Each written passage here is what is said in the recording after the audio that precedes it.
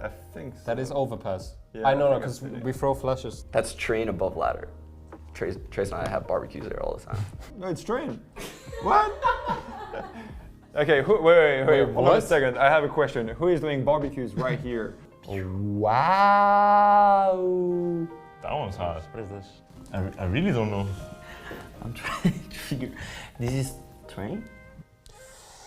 I know this. Wait, let's look at the walls, the roof. I know this. Much, Sean. Oh, I know where this is. This is overpass in the lower halls in blue.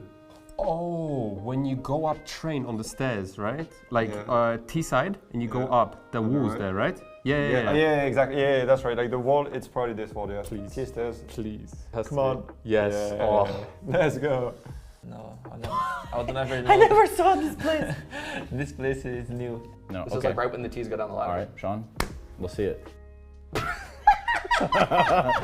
I was so You were confident. so believing was in so yourself right there. confident. And I get it, you know, I fell for the bait too. Okay. That went pretty good, I think. Bro.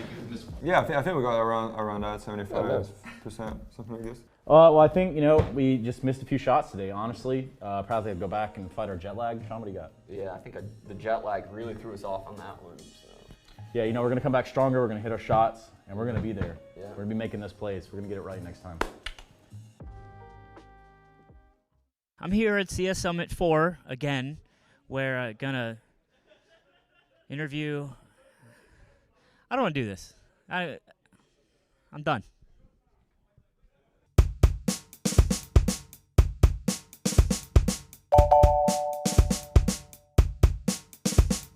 Hi, I'm Mamazoid, and I'm Freakazoid's mom. And who are you? I'm Launders. I'm not Freakazoid's mom. What do you do, Launders? I'm a commentator. I sit on the couch and I talk about the game. Nice. So are you not good enough to play the game? What's your favorite gun? I guess the Krieg. Can you tell me what the Krieg is? It's a scoped weapon on the T side. How many do you have to win big time to get that Krieg? Not really. It's like normal economy that you could buy it with. Is it just above the knife? My name's Loretta, and who are you? What's up, Loretta? My name is Fiflauren. Fiflauren? Fiflauren, yeah. I'm a black belt in Taekwondo. Are those Gucci slides? These are the Gucci slides. Ryan's mom didn't know about them, so I was introducing her to them. She says they have a funny name, which they do. They're called slides, but it's like, I guess, the cool thing. Yeah, they're cool. I like them. Gucci. So, Robin, have you eaten today? I haven't. Oh, would you like me to make you something to eat? Yes, please. How you doing, Ryan? Hey, Mom. Do you have a girlfriend, Ryan? It's not out there, but yes. Right now. How long have you been seeing her? Since January, actually. Yeah. Is it serious? Pretty serious. There's something I need to tell you off camera, but yeah. I just got chills. So have you ever said any mama jokes online?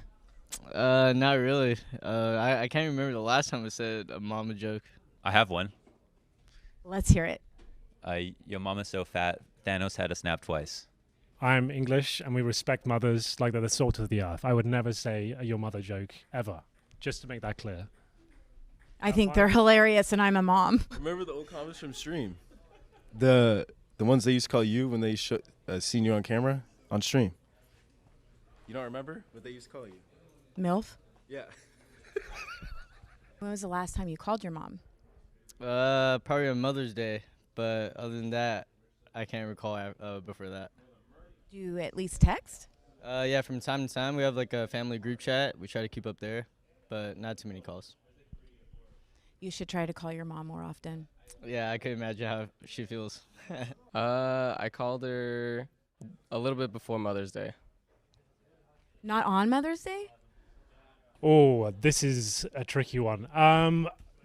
Maybe 3 days ago, I would say. She doesn't hear from me that often. I'm not a very good son. Does Ryan call you very often? Actually, 3 days, that's the best answer so far. When are you going to come visit? Do you know my son, Freakazoid? Yeah, I've casted his games. And I've watched his Twitch stream, and I've seen his YouTube videos. Nice. Do you like him? Yeah, he's a fun guy. Yeah. Nice. Do you think you're better than Freakazoid at the game? Well, to be honest, he's looking pretty big lately. Like, he's been definitely hitting the gym hard, so I'm not going to answer that question on air. I'll leave it to the fans. I think that's a great answer. You think you're better than Ryan? Maybe. Wow, brave boy. Ryan, do you remember when you guys were younger? Yes. And we had to put your computers in the hallway to keep an eye on you? Yes, I do. Yeah. Do you remember why we had to do that? Yes. What's your favorite map? Mirage. Do you ever hallucinate?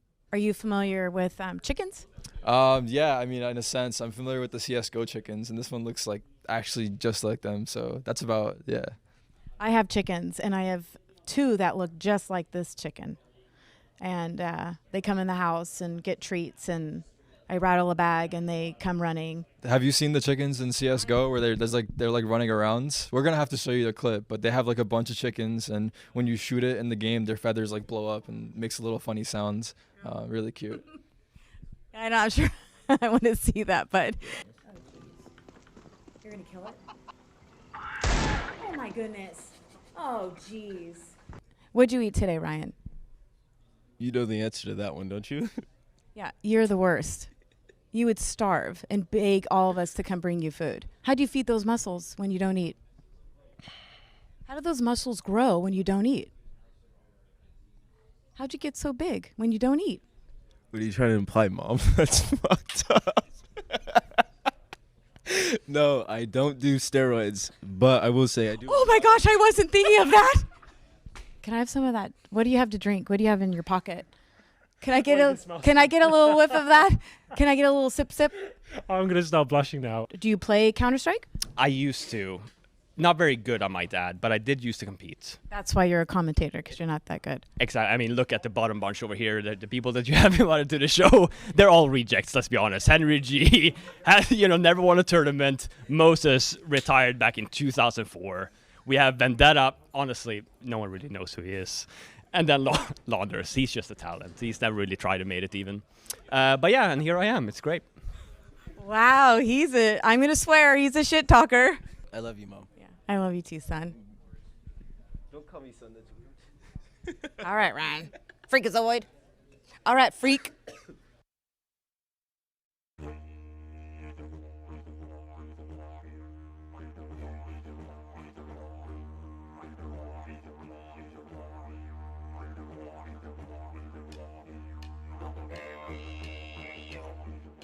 Hey guys, BTS have asked us to explain some Australian phrases, and we've got Yod here that has no idea what we're about to explain to him, but we're just gonna have some fun with it. Punch a Dory. Dory. That's a smoke. Cigarette Yeah, thing. it's a cigarette, yeah. That's right. Golden gay club. What the? Well, it has to have something with gays in there. Surely. It's actually a really tasty ice cream.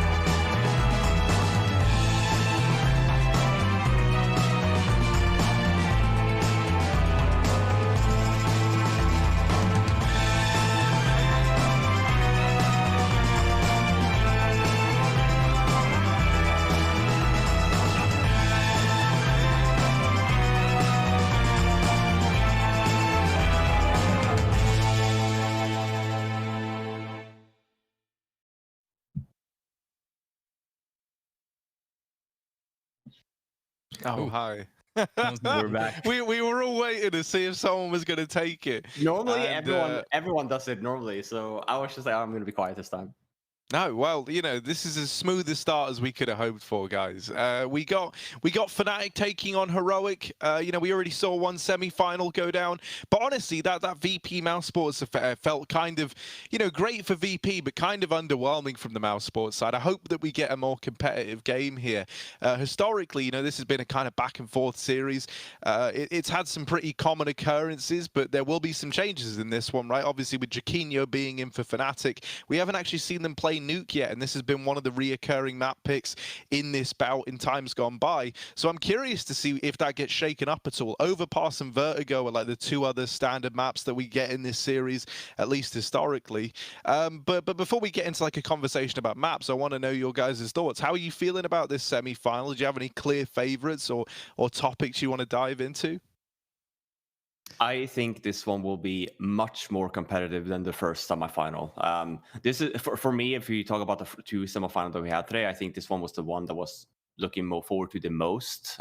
It's been fun to kind of see the progression from Fnatic, obviously with the new addition of Jaquinho, but also Heroic as well, just continuing the trend of playing really well right before the break, obviously, and coming back into January here and already in the semifinal for BTS. So yeah, I'm surprised about the scoreline for mousesports VP. I didn't get a chance to watch it myself, but I think to everyone's point here, I think VP just has a really, really cool approach right now as to how they, you know, want to take map control on the T side, and just very flexible with the slow pace as well. And we know, you know, CTs like to take a lot of map control and map information back. And just VP does a really good job now, probably one of the better teams currently in the scene to kind of handle that. And I think for this series, Fnatic Heroic, I think we'll see more of a brawl. You know, we talk about Heroic always going in units, hitting bomb sites, and the trade game is on.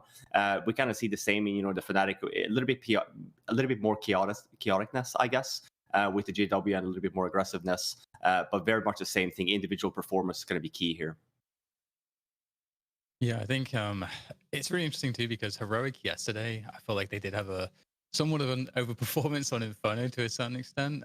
But other than that, I think if we just look at that, where that level has been, and I think for me, Fnatic played a little below what I would have expected in their matchup yesterday as well. So I feel like it kind of evens out to a very, very close matchup here. I think Fnatic will find much more comfort playing Heroic than Cloud9, which was I think more of an unknown quantity for them ultimately. And we have the Betway odds. I feel like this kind of makes sense. How do you guys feel about this? Yeah, you know, I think Heroic coming into this as favourites does make sense, right? Fnatic, I think we're still trying to judge exactly where this team sits at with Jaquinho. Something else I mentioned were these reoccurring maps. How in almost, well, actually I say almost, in every single series we had either Overpass, Vertigo, or Nuke appearing. We actually have none of those three in the game right now. Instead, it's Mirage, Inferno, and Train. I think this sets us up for a pretty exciting best of three, and one that I can imagine, I can definitely see go in the distance here. You know, with that Inferno second map, it's one that Heroic have been a little shakier on, right, and a good map for Fnatic, but as mentioned, they did overperform on it the other day, so that one's a bit up in the air. I hope this destines us to go three. I don't know how you're feeling about it, Robin. Do you have any thoughts on the map, Vito? Is that swaying you any which way? Yeah, I think Fnatic was in the, you know, I think Heroic had the upper hand in the veto initially, just being forced, you know, for Fnatic of vetoing Nuke, being forced to play Mirage. It's a map that they played, I think, just once so far this event, and Heroic obviously very good on it. I would be cautious here. You know, I think Hugo mentioned it yesterday. I think I was going to throw out Dan on their bus, because I kept on saying Dan said everything yesterday, but it was Hugo. But yeah, we talked about Heroic obviously not being a very good, Inferno team, but I think the worrisome part that I have for Fnatic is obviously the whole thing of them being a new team. And we saw as well, we got a chance to talk to JW a little bit on the interview, and we talked a little bit about the different spots and stuff like that. You know, how do we fit in Jaquinho in this? Obviously, Flusha is a very unique player. How can we make it work? And we did see some swaps, and I wonder if they're going to have a hard time here versus this Heroic T side on all three of these maps. I think at least it's going to be competitive. I think both of these maps, I think Mirage might be a little bit toss-up. Definitely have Heroic favor there, but I think for that, you know, Inferno there as well, we have the potential of going three. That's always, you know, the start. We'll see if Heroic continues the trend they had yesterday on Inferno, because they were looking very good on it. Yeah, I think I share like all the same sentiments. Ultimately, I think three maps is very likely with this series. It's interesting because I do kind of edge Fnatic on Train, But yeah, we'll see. Heroic have been kind of up and down, so it's kind of hard to predict. They are a really good team, so you never know on the day. And obviously, any great team, if they're going to win a tournament, they have to be peaking towards the end of the tournament. So you want to be seeing the best form out of these teams, obviously on finals day. So I'd imagine that we would probably start to see that from some of these teams. And I think with Fnatic, I feel like for me that they're a team that have a lot to show that we haven't seen just yet. Whereas a lot of the other teams we've seen, I think some of their peak here and there, glimpses. So it should be pretty exciting. Yeah, I mean, one of the cool things about this heroic squad is it feels like any game, someone can step up, right? Like we've had very, very different, like, kind of frag leaders, right, or whatever you want to refer to them as, at the end of a series here for heroic. We've had games where Tesses has been at the top. We've had ones where it's been Stown, one of the more usual suspects, and then we've had like big games from Cadian as well. Over on the Fnatic side, it's been more kind of consistent in that Crims is often delivering us very, very good series. Obviously, looking to see how Jaquinho fits in here on like an individual level. I think that heroic have shown more consistency with being able to produce that top fragger, whereas it feels like for Fnatic you can sometimes put some pressure on Crims to have to be that man. But he is currently sitting as one of the top rated players at this event, so at least he's kind of showing he's got the tenure and ability to keep that up. I do kind of agree with what you were saying though, Dan. I feel like from Fnatic we still have yet to see them hitting that peak at all, and it feels like with other teams we've already got ideas of like, all right, this is what they're planning to bring. I think especially as well, considering that you've got Virtus.pro waiting for you in the grand final in just a little bit, we really need to see like these two teams looking geared up today, because like with how VP approached that Mouse game, man, there was no room for mousesports. Like they were never even really in it, as sad as that is to say. And they think they had a weak day today, but I think on top of that, VP made it very, very hard for them. I saw even Mytha put a tweet out saying like, yeah, they play a very boring style, but it's one that counters us like completely, and how they just weren't feeling it, and it was very, very tricky to play against, and that was kind of the vibe you got from watching it. So I think if you're not bringing your A game now, it might be a little too late in that grand final. So I do think we need to see the peak of competition from both of these squads. I was going to say the same. Fact, that I just noticed is that Fnatic have not beaten Heroic in a best of 3 since 2019. So obviously that sounds pretty insane. They've only played in 2020 like 3 times against each other. But obviously that the record is not good for Fnatic in this matchup in particular. They're definitely coming in the underdogs in that sense. And I would imagine that having a player like Jaquinho and just mixing things up, mixing up the old guard, which JW said wasn't working for them, is going to be hopefully their ticket to success here for their sake. But here we go. We're going to be into the semi-final here. Map 1 Mirage is about to kick off between Fnatic and Heroic, and I cannot wait for this one. That's what I was going to note as well. Just the fact that Heroic does seem to have the upper hand on Fnatic. It was actually something I think Cadian noted yesterday in the interview that we've talked to him as well, that they do feel comfortable in the potential matchup that they have. Yeah, I think for both of these teams, honestly, when we talk about VP, I think both these two teams have the tendency of wanting to push on CT side and take map control, and I think that's really the answer that VP has found, right? To Mither's point from mousesports there of they play a boring style of Counter-Strike. That's very much what NaVi used to do, right? And it was boring in some sense, but you still have to figure it out, even if it's boring. Whatever wins rounds. Yeah, definitely. And I think at this point, we've got Fnatic opening things up with an early advantage with some aggression in mid. Really like this, peeling off the players before they get to those bomb sites. And Jaquinho able to defend against Storm, who was trying to, in the midst of the mid aggression, trying to find position on the site, hoping that he'd get, at worst a 1v1, which he did. But unfortunately for him, go too well. And so now we're kind of on plan C as far as Heroic are concerned. Mid didn't work. That'll be a push did not work. And now it's back to A in a 2 versus 4. It's a scary prospect here for Heroic. Can you set up? They actually are going to get a free site, so it looks like the plant at least is guaranteed. Yeah, no nades either on Fnatic. I was just going to say, I feel like Jaquinho, obviously first big event for him, he's actually been doing pretty well, all things considered. Obviously, there's a lot that goes into playing in the top level. And it's very stressful in the start as well, right? You obviously want to make sure you don't make any mistakes. But yeah, Fnatic is allowing Heroic a potential into this round. It's a 2-on-4 situation. Bomb goes down now on this A bomb site. Tess is trying to take some long distance duels with that Glock. Both in CT spawn here now. I think Fnatic both have vision on both of them, so should be a relatively easy round than it is. Fnatic, first pistol round on the board here.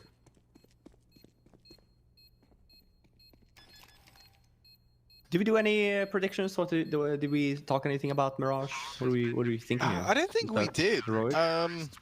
I'm leaning in favor of the heroic side in this one, as much as it pains me to say. You know, I want to believe that this is like, you know, with Chiquinho added in, this is a chance for Fnatic to bounce back. But I don't know, man. History's on heroic side.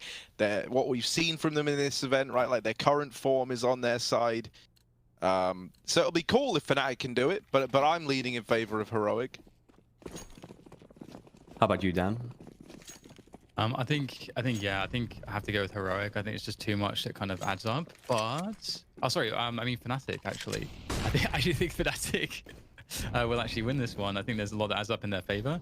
I think this is going to be the one that kind of breaks the pattern in the stats. Like with these two teams, they've got a lot to say for themselves there, and they are. This is the map where I think, you know, heroic really want to be able to, you know, start the series off strong. I think across all of these maps, I really like Fnatic, and especially on train, I like Fnatic a bit more than heroic.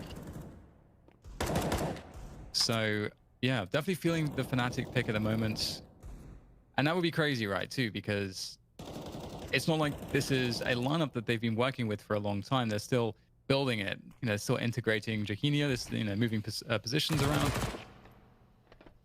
One thing to note as well is that yesterday, and I think some previous days as well, we haven't really seen that peak form out of JW. And I think one thing that's interesting for me to note about that is JW is one of those players that's had his peak form at some of the biggest events and biggest lands in the world, which to me kind of signals that, you know, it can be hard to replicate that sometimes in an online format unless you're kind of very deep in a tournament, and the pressure really, you can start to really feel that pressure. That's something that really helps players like JW really perform. So I would hope and expect that we'll see a much better look from him than we have in some of the previous days, where it's not to say that he's not making good decisions, but it's just that there's that extra performance, that extra level individually that he can bring, that he can start to play with, I think, when the pressure's really on. Playstyles like that as well also just benefits from playing offline, right? Because if you have even a team like FURIA, right, they also benefit from offline with the playstyle because it's noisy, right? When you play from home, it's quiet. You hear a lot of footsteps, right? You hear a lot of sound cues from being at home. The only thing you really have to separate that is, you know, the voice comms. But at events, there's just so much more that goes into that, and it's a little bit more noisy, you know, added extra white noise and whatnot. So makes it harder as well to kind of hear, you know, players, especially JW likes to run around a lot. And online era, you have a little bit more people kind of just holding, right? They're kind of expecting it. Nerves are not quite there as much. It's a nice nade here though. It's the first weapon round here for heroic. We noted that they did get the bomb down on pistol round, and normally we see the tendencies of Thieves actually buying on that round fully to kind of match up with the CT buy. Heroic opt for a good buy on third instead. It's a slow default. It's taking control of middle here. Oh, look at this apps aggression from Chiquinho. This isn't going to be easy, right? But there's definitely fights here he can look to win with this SMG. They should double swing it, so the trade should come in at the very, very least, and it's better than that. They actually get a freebie. Admittedly, one man is low, and there he is finished off by Golden, but there's still more where that came from. Golden back at the site, trying to buy time for his teammates to rotate round. He does have support in the market, but he's dropped on the entry by Niko. This man in the market being Crims on the rotate around from 8. A little bit late to help Golden out too much. Now waiting for Brolin over in the apartments to get activated.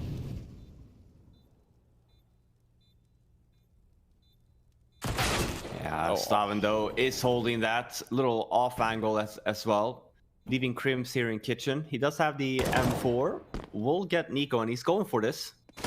Still a possibility. Actually now getting a second on Staven as well. Now he's low, and it's actually a bad plan. So Tessus is forced to peek. Not going to happen, though, for Fnatic. It's the first round of the board from Heroic. It was competitive nonetheless, though. Just saving Tessus there. And Fnatic still did a good job on their economy, so we should be seeing a buy. love that. We talk about Jaquinho here. You know, I love the fact that he even has the confidence here to go aggressive. Maybe it's a call from Golden. Maybe he's just active himself and wanted to take some space. But having the SMG there, I think it was nicely done on the call. Doesn't get the kill though.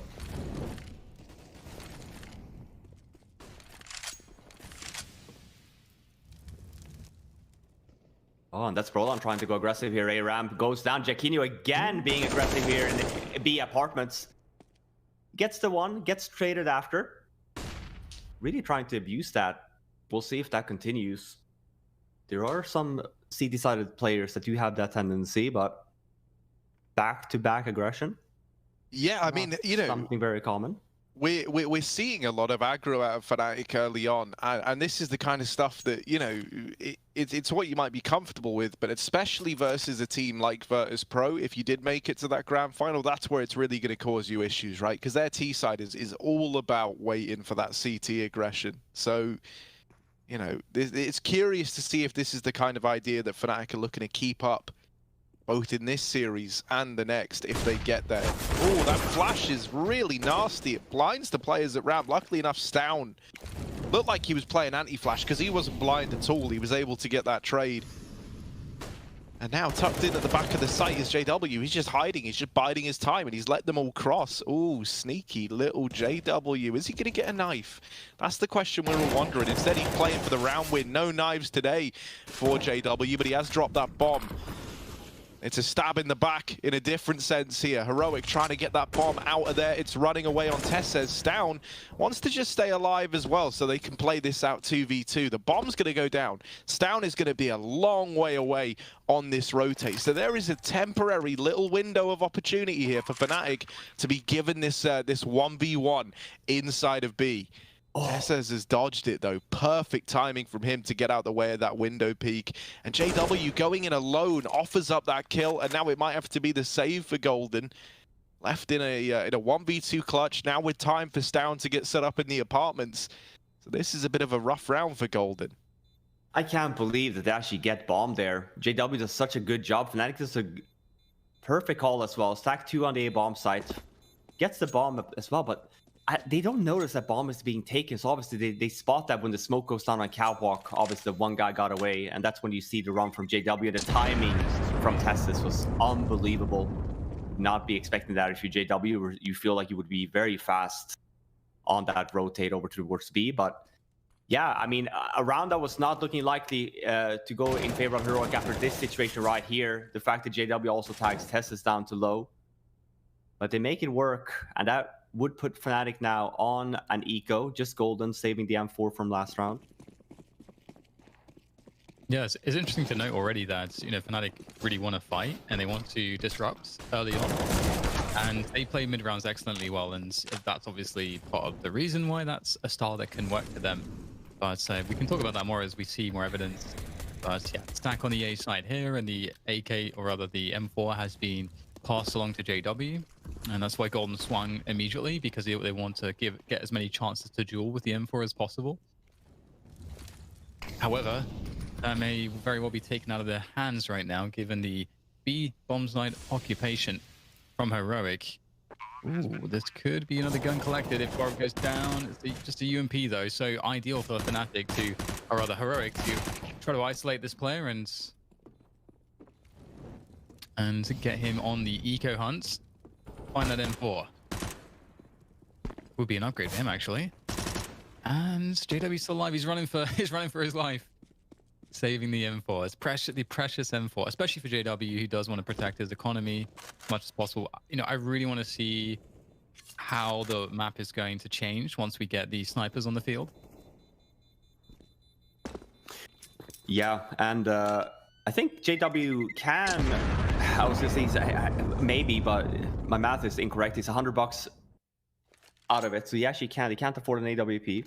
Jaquinho can though, but opts to not drop JW that potential. He would be forced with just having M4 without an armor. So won't be seeing an AWP here for Fnatic this round. We have noted though, Jaquinho has been playing a lot of AUG. We saw it yesterday as well on Overpass. And he has it again now. And I could, you know, B apps is actually a really good spot for an AUG player. So We'll see if he's going to continue to be active over there.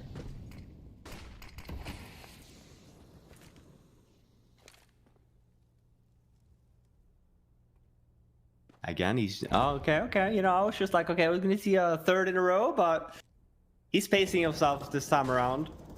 It is a bit of a Fnatic gamble here towards that B-bomb site. We spot 3 Fnatic members here. Golden is there. Crims is also there, as well as Jaquinho. So putting a little bit less emphasis on this A-bomb site. And as we note on minimap, that's exactly where Heroic is heading. So we should be seeing a bit of a retake situation here now coming in from Fnatic. Do have smokes and flashbangs, but that's about it. They actually take a little bit more of an aggressive angle, and the rotate does come in on time. Yeah, and I think Heroic maybe lost their timing here a little bit. We'll see if this is just going to still be a fake or if it's actually going to be a proper execute. Warp is still over there at B, so... Big position from Roland, always right in there, able to get just the one before being traded, but maybe that's enough. Maybe that's going to slow down Heroic so much more that they'll abort, and in fact, that's exactly what happens. They are going to abort. They've got 30 seconds, which means that it's all up to Borup's lurk here in the B apartments. I don't know that Jaquinho spotted him here. And he did it. Oh, he definitely didn't, but he gets the kill anyway. That's going to tell them absolutely everything if they didn't already figure it out. And this is going to be a tough one. niko going down as well. Doesn't even get that frag in mid. Now it's just a measly 2 players remaining for Heroic, trying to take this bomb site with no time to do it. And Katie's just going to have to fall back and save the AWP. All off the back of, as you say, Robin, you know, Heroic kind of missed their window. Fnatic, you know, Brolan, he got that 1 kill that he needed to get, and the counter utility was ready to go as well, so that's all they needed. Yeah, and a nice flick there on Jaquinho as well, obviously. If he goes down, bomb site is lost. We see the same situation here. And it comes to the hand of the AUG again. And yeah, even niko here obviously missing that shot onto Golden. That was looking dicey. I think if Heroic had hit their timing on the A execute there, we saw as well for Fnatic, they didn't have that much utility. They had smokes and 1 flash each. But to retake a Mirage A bomb site is really difficult. It's around on the board at least. No AWP picked up. Cadian does have one now. And it's another mid take. Yeah, slow and steady on the approach, but Tesses is pretty deep down here at the short side. That molly denies the peak from Golden. And so for the time being, these two are locked in a standoff without ever having seen each other. They're just worried about this short aggression. Heroic in the meantime, in through the apartments with a couple, but also looping back through T-spawn. So this is looking like it could be an A fake into a B. I mean, really, you could do either at this point, right? You've got all the map control you need to throw a fake in. And play very, very reactively based on what you hear, what picks you get, what info trickles down. The bait. Yeah, they got this little bait and switch set up. It's pretty nasty as well, especially with Cadian spotting a player jumping. Because at this point, you're now thinking, well, if they're jumping for info, there won't be a second player here, right? They're playing this one short setup, one doing the jump peak. Doesn't matter. This is what I'm on about with having the map control to play reactively. No. And Borup's going to land the flick anyway, so that little setup's dodged. Now they go back into this A site. Crims is the only man here, but he might be the perfect man for the job. There's the first. Oh, Crims through the boxes, is in with a double, and now it's just on to Borup all alone. They're on the bomb, and 1 tap is all it takes now, down to the 1v1. Smoke onto the molly. Long rotate in for Jaquinho, now out through CT, and he's going to drop a smoke on that bomb as well, but not on the defuse yet. Borup so damn low, just 12 HP. 1 shot is all that's needed from Jaquinho here. But without a fight getting given over, he's got to get on the bomb. There's the spray, and Borup locks it in. The 1v2 goes in favor of Heroic. That smoke as well, Borup places. He wants it down to the stairs, but he throws it because the molly's about to expand. Makes it actually in an area where he's actually double smoked off, but he waits, and Jaquinho obviously just holding the angle. I think it's actually to the benefit here of Borup. And we see here as well the defuse timer just down to the wire. In the hands as well of a nice round from Crims. They didn't spot him, he was by ticket. Gets both of the guys at the bomb site, leaving Borup by himself. Fast mid take again here, just by Cadian by his lonesome, but it's going to be probably a fast expo play here from Heroic.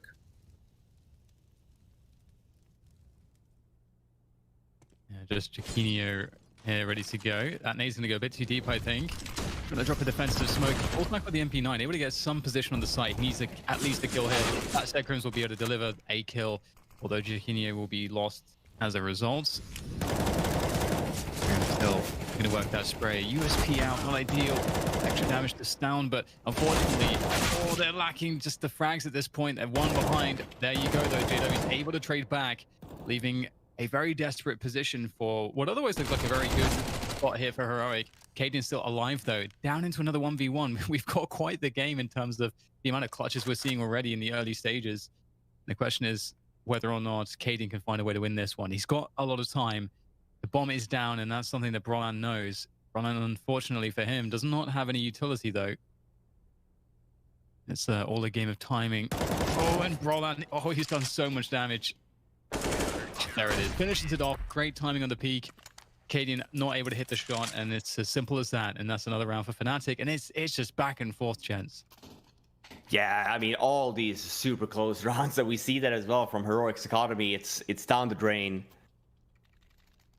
And yeah, exactly what we thought, right? We were expecting a bit of a more brawl of a game, expecting it to be a little bit closer as well compared to the first semifinal we had, VP versus mousesports.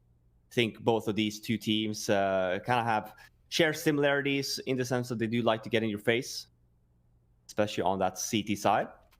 We are seeing our first tactical timeout being called.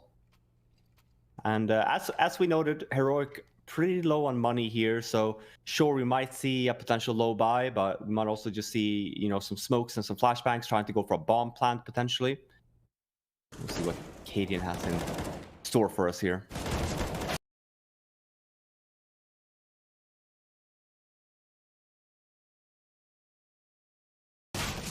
I kind of know, gents. I know that you have the grand final coming up later, but ahead of time, do you think either of these teams is able to get past VP? Who do you think has the best odds there? I think Heroic, but I'm not sure. I think both of these two teams will have a difficult time against them because of the fact that they are so aggressive, and VP just like to play it pretty calm. Yeah. So you could make the argument here of maybe there's a bit of an upset potentially if Fnatic ends up getting this win with the whole thing with the unknown.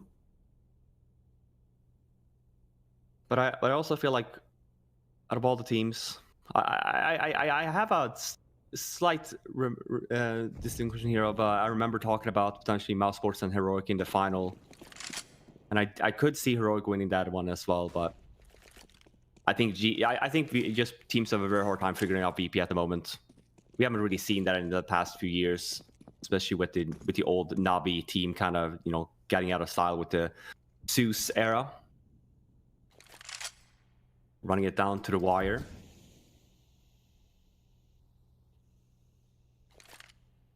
It's a very slow round here. Benefits Heroic a little bit, having Fnatic waste a little bit more utility. And they do have 2 AKs here and 3 deagles, so this is still a very dangerous round from Fnatic. And they just walk through it. No flashes, no nades thrown at all. Literally just walk through the smoke, and they already have full map control. It's a potential retake setup now. As I mentioned, the whole thing with the deagles, Borup with a nice 1D onto Brolan, and bombs going down. Oh, the trades as well, favoring Heroic. Bomb does need to get planted. It got denied just moments ago, so niko's got to get back on that. Trying to stick it now. There's the swing from Cat that Fnatic were hoping could be used to deny that bomb plant, or at least sniper man down in the process. Instead, it's left to Cribs in the clutch. Oh, it's close. 2 HP the difference. But niko just about gets that trade locked in. And Heroic get it done. Just with that AK, couple of deagles, they're able to find a round. Crims is so nuts. Like, he almost wins this with the transfer. It's also really funny that Jaquinho, like, when you look at that swing on Cat and the long-range duel, it's like you just remember that he's got an MP9. It just looks really funny. Yeah. But so what am I gonna do here? But yeah, that was a great attempt from Crims. Good to see that he's really awake today so far. And looks like Heroic is starting to build a lead. It's really starting to look quite difficult for Fnatic on the CT side in terms of their money, but they've opted to go for a force buy, given that they know that Heroic's economy is very low. due to the damage that's been done. So they're really banking on converting off of this force buy. I feel like if this doesn't succeed, then it could be very well be quite a landslide half in favor of Heroic. So they're really gambling a lot on this force buy, I feel like. And Heroic are just playing it very slow, looking to see if they can catch something. But Fnatic, one of the things Fnatic do so well though is they make you think that they need to push with rounds like this, but they're very content to play very passively. They're very content to play without info, and they're going to have a setup around a ramp. This could be the ideal way to deal with what Heroic is doing. You stop them at the ramp, that's everything. Yeah, and it's a good setup as well. They had Heroic gone up for mid here. We just have seen Fnatic push down the ramp here instead. But here we go, Rollo with the first one. They're back up, so information to Dan's point was not there from Fnatic. Otherwise, I think we would have seen all 3 members from Fnatic kind of help out Brolan there. But it is a trade, and it forces Heroic to fall back. 30 seconds left, and as we note, man of the hour, Jaquinho here is on a great spot over at the B-bomb site. See, they're actually going for Cat. That's so smart from Heroic. Knowing as well they don't have B-apps control, and it's just so many angles to kind of clear. Running through Cat like this instead, you can get a much safer plant while still kind of ignoring the B-app offense. Oh, but Tessus does a really good job on the clear there. I was looking very dangerous there for a second. Yeah. And you feel like it's really tempting for Jaquinho as well to almost try to like get out of that spot, kind of knowing that there's so many push up for catwalk, but he has the presence of mind to not go for that play and instead make sure that he just waits. And still, that shot came in so fast from Tessus. Really scary round here.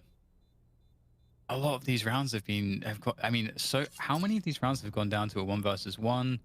Either just like actually like a 1 versus 1 at the end, or just like a situation where like a 1 fight will decide who wins the round. Not like so many of them. Yeah, I mean, it comes down to, I feel like just because the fact that they do share similar playstyles in the sense that they do like to fight and be in your face. So you do see all these kind of scrappy, very close rounds with 1 versus 2s, 3 versus 4s. We've noted as well, Fnatic, there's been 2 rounds they've been really close on winning on that A-bomb site. The first round, obviously, JW being the ninja on the site gets the bomb planner, and then Heroic goes to B and plants, wins that round. We have 1 round with Crimson as well, getting 2 guys on the site. Bomb goes down, but 1-on-2 situation they lose. So yeah, it's been very close. Would argue that Heroic has definitely found the upper advantage here in those close rounds. Benefit to them, obviously, being on the T side. Fnatic has done another good read here. Obviously, 2 guys now in connector instead of A ramp. Bit more aggressive position. Smokes fades though, so Heroic's a little bit smarter waiting for it. Brolan just gets the 1.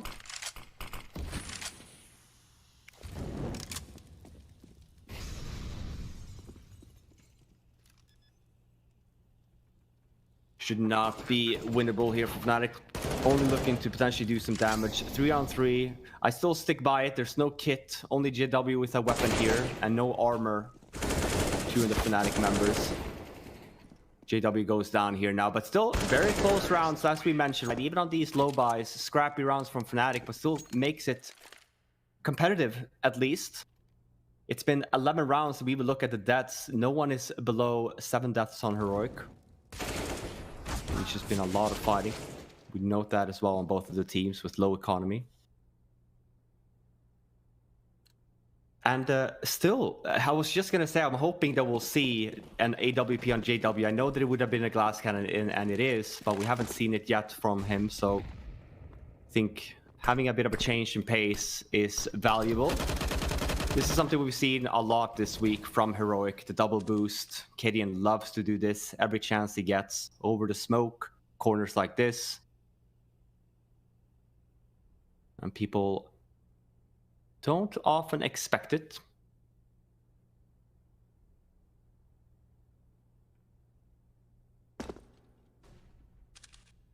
Yeah, I love these little boosts that Heroic do. As you say, right, it's become kind of infamous. They do them a lot, like around any corner where you might have one of these AWP on AWP fights.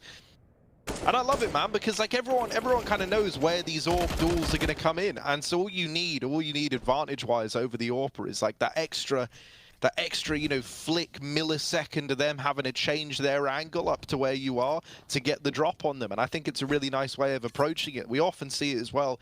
I think one of the more common ones is like Inferno, right? Challenging that CT area. They love boosting on the wall at top banana, just around the corner to take the fight to CT. And that's another very, very common AWPing angle. Just about offsetting the crosshair, even for an extra half a second, can make all the difference. Here's the B play. They're running it down. They're trying to get stuck in, but there are players here for Fnatic, even a lower flank as well. So Brolin, how long can he stay alive? How complicated can he make things? Not Brolin, it's Golden, man. How can I recognize that charming face? Does he get one and then get traded? That's the question. This is what he used to predict. Doesn't manage that. Instead, he's dropped out of the round. So bomb now getting planted. JW scoped up over here in the market. Robin, you wanted to see this all damn first half, and he gets the tag off with it. But if they want to keep this AWP out, it will just have to be the save for JW. Yeah, it's so unfortunate here for Fnatic. I actually think Jack India does a really good job. He's in B apps again, gets 2 kills to his name. That he has a defensive position first, obviously. You could argue maybe Brolin is a bit upset. I think Stalin that walks out and gets Brolin on catwalk before Jackino gets the trade, but he pushes into B apps, gets one more, and then it's actually Golden that has the position here. Really good spot behind bench, but he actually misses the first shot onto Borup and obviously then gets spotted. Man, it's a really tough game for Fnatic. I think that they've been really unlucky here this half so far. We've had 2 rounds that we could argue that maybe they should have won, and this round here as well with Golden just being very unlucky not getting the kill on Borup. I think that would have turned around that round around as well. But Heroic again and again, these close rounds, just so dominant. Yeah, let's get a refill there, refreshment. And just maybe that's why the tactical was for. Yeah, calling the tank timeout to get refill. Yeah, man. Listen, you can do that. He had a fridge right behind him, he can do that as well when he's dead. So maybe he felt that he's not going to be talking anything this tactical, leave it to Cadian. That's some real MM vibes, isn't it? Taking the time out, like pouring a drink or getting food. Yeah. They're like the classic reasons, man. I just did the same. I've noticed that more and more people are doing that, obviously. A pandemic and all. Don't want to go down to the kitchen, any one of us. I also got a fridge in my room now. It's just straight laziness, but... Nice. Yeah, it's definitely a shame in terms of like how few AWPs we've seen. It really is quite a telling story for Fnatic, like how hard the game's been and just how difficult their economy's been. And they've opted to go for, that there was that force buy at like I forget how many rounds ago it was now. But yeah, just economy's been really, really lacking. It's always hard on the CT side. Ooh, a little bit labored there for Borup, able to escape though. Drops the smoke too. Howell's going to connect the position, and his teammates to have the B site. Could be an AK to be collected if they're able to find connector control a little bit later into the round, unless Borup disposes of that AK.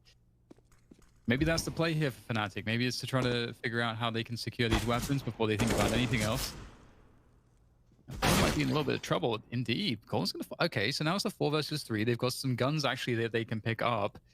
It starts to become doable. The bomb's only now just going down. There is the smoke and a Molotov now remaining on Heroic. So there might be some openings here if Fnatic are able to find a shot, but it doesn't feel like this is a favorable situation here for JW. And in fact, he will get absolutely railed there by Ston, and Fnatic will walk back with 2 AKs. So actually not a bad result at all things considered. Yeah, best case, right? Saving that, and Jakinru didn't take damage either, so he should be getting himself a cheaper head armor as well if he wants. I don't think that we're going to be seeing any Heroic members though buying SMGs or anything like that, so might just be able to save himself the $350 altogether. And man, yeah, it was such a brawl in the beginning. It was 4-4, but just because, again, we talk about the economy as well, being on the CP side, it's just so detrimental to have it in your favor. Nice shot from Braun there onto niko. But it's just so difficult, and especially when you're losing these very close rounds, even if you get the one round in your favor, all of a sudden you lose the other one, and then you're back on a scrappy buy. Again, we see JW with the AWP. Love to see that. Will have himself at least a smoke and armor this time around, so... And an aggressive round this time. Oh no, and he misses! Very unfortunate. He should have spotted both of them though, but we want to pay attention to Borp here a little bit if he has his usual shenanigans. He's up in connector already though, and JW, like I said, I think that he should have been spotted, but I say that and he walks through the smoke. Cheeky. Cheeky indeed. And this could really catch Fnatic off guard here. Bar of the time might not be great though. Bar must be hearing that, and it's just looking like they're getting surrounded at this point, and they're going to go down. Unfortunately for Fnatic, they're getting kind of owned on this A side at the moment, and JW's trying to find an escape path. It's the great escape for JW. And he will not be able to escape. Tessus has absolutely no mercy. Finds the headshots, and I think, you know, Fnatic are a team that can really play a great T side on any map. This is starting to become a little bit difficult, though. Yes. They do have that extra money because of the 2 saved AKs, so there is a world where maybe Jaquinho could maybe drop an AWP to JW, but it's feels like 5 rounds is now. I mean, do we think 5 rounds will be enough for Fnatic yet? Because that's the best case now in this first half. Well, so the big problem in that mousesports VP game earlier was exactly that, right? That this first half would always be so dominant for VP that then all it takes is like, you know, the pistol round to not go your way, and then you lose like one of the rifles, and suddenly it feels like it's GG. So this isn't a lot of room to work with. I think it's even more worrying when you put it in the context that this was 4-3 to Fnatic when they last got, you know, their most recent round. So it's 7 in a row for Heroic, and within those 4 rounds for Fnatic, well, one of them was the pistol, one was the anti-eco. You know, in rifle rounds, they've won 2 in this half so far. So that is a pretty dismal kind of situation to find yourself in. Once again, they've got a man down early on. This is a nice response though, right? The all-out aggression over here in middle. Finally, Fnatic take back some control. They get mid, they get the bomb, and now they're set up in a 3-on-2. So maybe looking to do good on that promise of a 5-10 half. Actually, that's a good note here as well, this last round, because this is normally something we tend to see a little bit more from Fnatic, a little bit more aggression, and we haven't really seen it. Could maybe argue because of the low economy and whatnot, but I think this is really what I was expecting, at least from Fnatic. Just very much a little bit more in your face. Don't let the T's get so much map control for free. And at least this time around, it pays off for them, hopefully. 3-on-2 situation now, and they have bomb control up in mid. Staven making his way through B catwalk here. We'll see if timing here is on Crim's side or Staven's side. AWP, there is probably nothing. Oh my god, okay. Well, niko goes down as well, so just leaving Staven here. 1-on-3 situation, gets to the first, but not gonna happen. It's 5-10 in favor of Heroic. Fnatic being on that CT side, not getting economy out in their way at all. We'll see if they can do a potential comeback here, or if this is gonna be the first map win for Heroic after the break.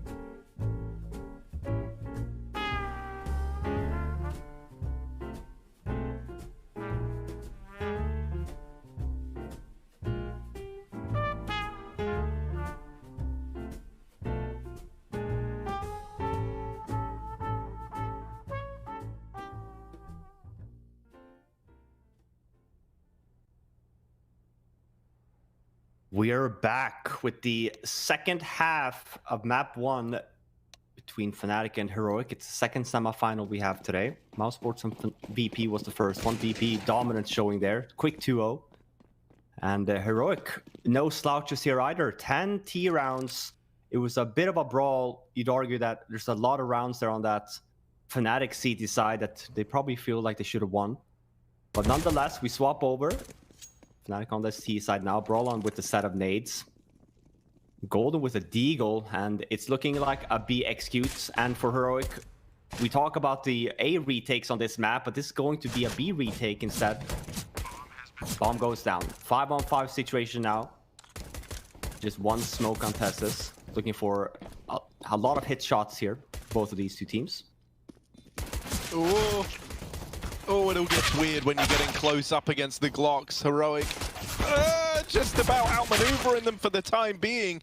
It's left to Katie and 2 in the apartments. Oh, now just 1 left in the apartments. It's Golden up there. The kit retrieved and the smoke as well. Smoke onto the bomb. Golden in with the peek. Oh, he's going for the knife. Oh, no. Oh, no, Golden. Heroic get the round, they get the defuse, the knife, the thing that Fnatic can always rely on. It betrays them in the 1v1. It's one of those games. It's one of those games. Fnatic just not getting anything going for them. Oh my god, he's so quick on this too. Gets the first, but then kind of, yeah, I don't know. You live by the blade, you die by the blade. That's just how it goes for Fnatic, we're afraid. 5-11 now. That's heartbreaking. They're going to invest. They're going to buy. You know, good reason to. You get all the kills. You have extra money on Golden as well. But man, that's rough. Yeah, this is like one of those games. I mean, props to Fnatic if they manage to come back from this map. Been nothing but an uphill battle for them. And they do buy here though, obviously. They get the bomb down. And normally these rounds are a little bit favored on the T side, but makes it a 3-on-3. Bomb's not down yet, but it's just about to. Good positioning here as well, and a good bomb plant. Normally as well. If this was Flusha in Brawlan's position, he would be going up in mid here now. We see instead the swap. This used to be Flusha, very notorious for that, but it's Brawlan now instead. Going up in mid, and now I'd argue that this is a very difficult retake situation from Heroic. But we'll see. Here we go. Flash in. No nades left now. Brawlan obviously just pacing himself, waiting. Gets the first onto niko. He's going for a fake defuse. And yeah, good round here from Fnatic. Sure. Brawlan dies somewhere. I'm not quite sure where. He drops in mid or something. But makes it a 1-on-1, and we keep it in the same trend and fashion that we saw in the first half with very close rounds. Yeah. Did he try to do the window jump from shore? I think so, maybe. And he died. And missed it. No. Falls to his death. He's thinking like, what's the worst that can happen? Oh, hang on a sec. That's the worst that can happen. He did. It's yeah, I all see good. it there. Or I don't know. Did he? That looks so weird. All right. So Brolin in with the mystery death. Still, Fnatic stealing that round away, and that's what's important here for them. If they wanted to get back into this game, that is a real, you know, that's like a stride in the right direction. Now you got to pick up some speed. You got to do the rest of it because it's a marathon, not a sprint, to catch this game up. Yeah, it's kind of, this is kind of the best case scenario almost. Like, you never want to lose a pistol, but if you're going to lose a pistol, just like winning after it. And also JW got that money from, also Golden got that extra money from the knife as well. So there are definitely some positive things that have happened, and they're set up well to take take momentum in this game. So I think for a competitive map, which I think we want to see, we need to see Fnatic obviously having a pretty clean round here, not leaving it down to 15 seconds before they've killed anyone or taken position. You know, winning the rounds and, you know, winning that first gun round. And then we're off to the races in terms of a really competitive map. And I feel like a lot of the previous things can be forgiven at that point. But they've got to get there first. And it's harder than it sounds, especially given that there's Deagles, there's an MP9, there's a couple of smokes remaining as well for Heroic. And I was talking about Fnatic waiting for too long. And they have waited a very long time right now. And Heroic don't care. They just haven't really moved. So this is looking scary once again. Yeah, we saw this again from Fnatic yesterday versus Cloud9. Just taking their sweet time on this T side. 20 seconds left, and I feel like, sure, they might be winning these rounds, but they're not giving themselves a lot of cushion in case there is a mistake. 15 seconds now, bomb's about to go down. Should not be a heroic round. It's not looking very likely here. But this is, I'd argue here that this is definitely like a change for Fnatic for me of having a little bit more rounds where we kind of go very late round. I guess if teams are expecting Fnatic to be notorious on the aggressive side, then maybe they found themselves a potential kind of stopgap here of what if the aggressive doesn't work, we need something to rely on or fall back on. Maybe this is what Fnatic is trying to practice on right now.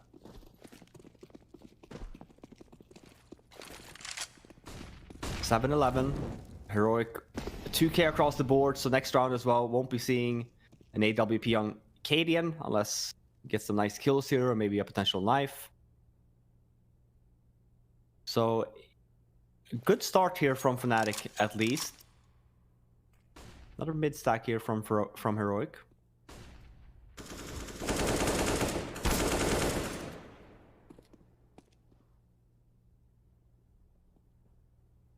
All right, it's looking like a good, stable couple rounds so far. Starting to build up that money. This is obviously the round that builds the most money here. We need to make sure they don't lose any players. Do have a great push towards this B site now. I know where one of the two remaining players is. Can probably assume that one of them's on B, or the last one's on B. See if they check this. Cadian, he really wants to try to catch someone off guard, and that's exactly what he's going to do. Making it hurt. This is mission accomplished for Cadian. Oh, an extra kill. That is nuts. That's a little bit too much damage, I think, but it's not game breaking or anything. But it's definitely more than Fnatic wanted. Yeah, we said he needed some kills, and he got 2 kills, so he actually can afford himself an op now, just because of that. Oh, wouldn't have really? been able That's to. crazy. Yeah, he wouldn't have been able to if he just got the 1 kill. Getting the 2, and he does get the glass cannon. So yeah, we thank Cadian. Thanks Fnatic for that. That was an A bomb plant, and Cadian getting the 2 kills there. Nets him the op. We'll see if that's going to be detrimental to this round or not. He is over at that catwalk area. Oh, golden. That looked sick, actually. I think that was maybe potentially both of them flashed as well. So maybe a little bit lucky there, but JW almost shot Cadian's head off.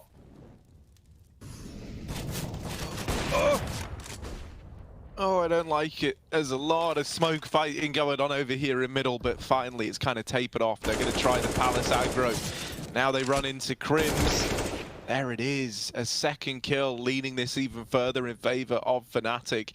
Just one man left towards this A bomb site. We're looking at Stown to have to give us something spectacular if Heroic do want to hold on, if they do want to even attempt this, because right now it's looking like a save, and they're just kind of saying to Stown, yeah, if they come B, we got 2 here. If they go A, try get as many as you can, and then we'll see if we want to go for it.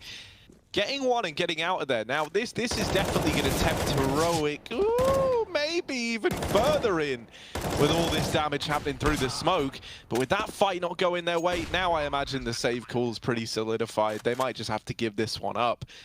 So now Fnatic are more than back into this. 11-9 at the end of this round. Yeah. It's taken a lot of effort to get here, right? But they are carving this path, and this second half for Heroic has not really yielded too much just yet. Yeah, and as we talked about as well, for Fnatic, you could argue that maybe this would have been a lot more dominant had Fnatic not had these scrappy rounds on that CT side, but this is a really good round for him. Quick mid take as well. Heroic, again, we talk about how active they like to be on that CT side, and that's exactly that. We smoke some people in mid, we get an expo flash. Golden, I believe, gets Tess's fully flashed, but he might have also been in more of an anti-flash position. First, a big round though from Fnatic on this side. We talk about weapon round versus weapon round. Very important round for Fnatic there to win. We do have 2 saved weapons though, and one of them is the AWP on Cadian. Forts himself a half armor for this round.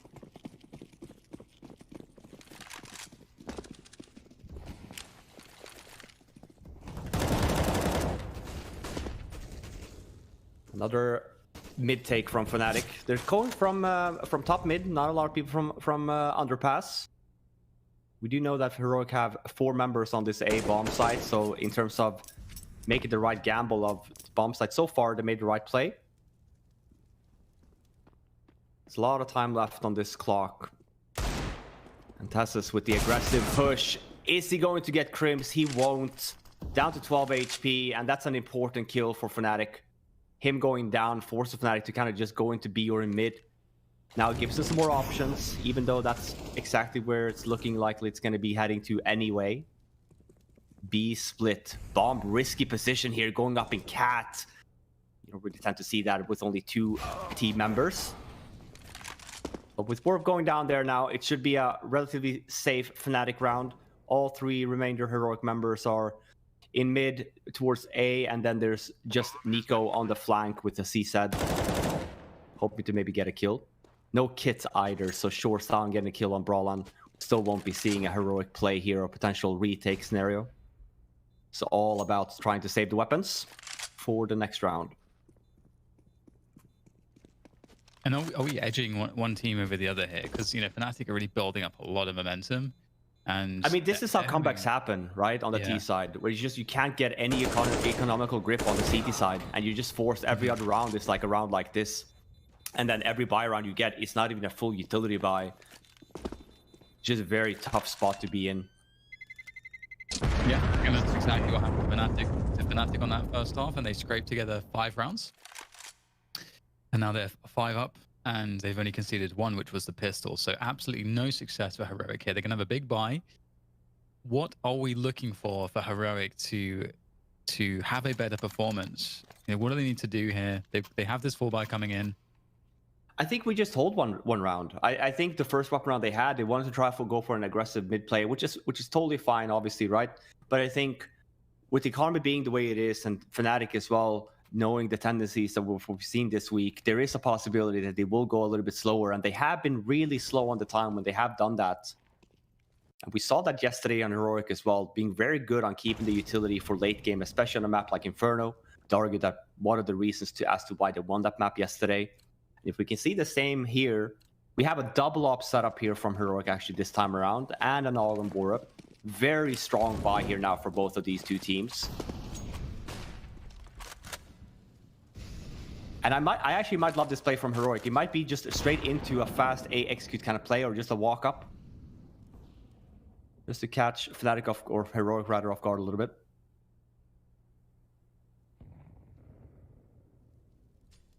Yeah, it's going to be a bit of a timing play here. Brawlan's about to land that smoke over towards that connector area. And here we go, just the one flashbang over. Niko in a good spot, but Brawlan shoots his head off. Full on Brawl on this bomb site now.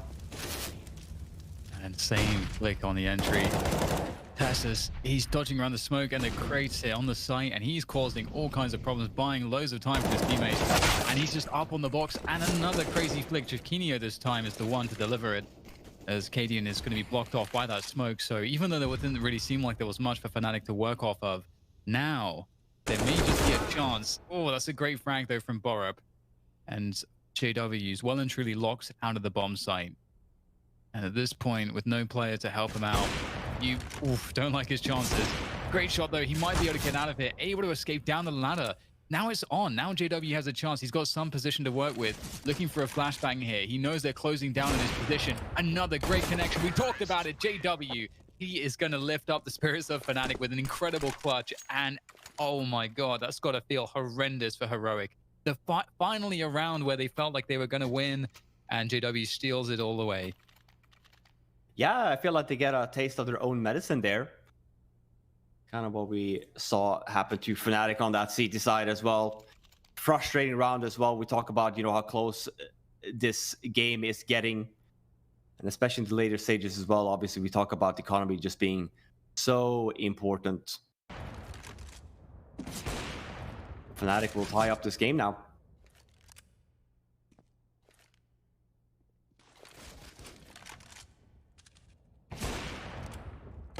Oh man, it's a bit of an interp there. You know, you'd argue maybe that wouldn't have happened at an offline event. You know, even in my opinion, there was a pass the ball, but it happens. We talked about it too, you know, like JW stepping things up here in a more pressured scenario, and he's really doing just that. He's delivering some excellent moments here for Fnatic. 11-11. That's the round. That is the round that ties up the game. Double AWP here for Heroic. And Tess is aggressive in mid here as well.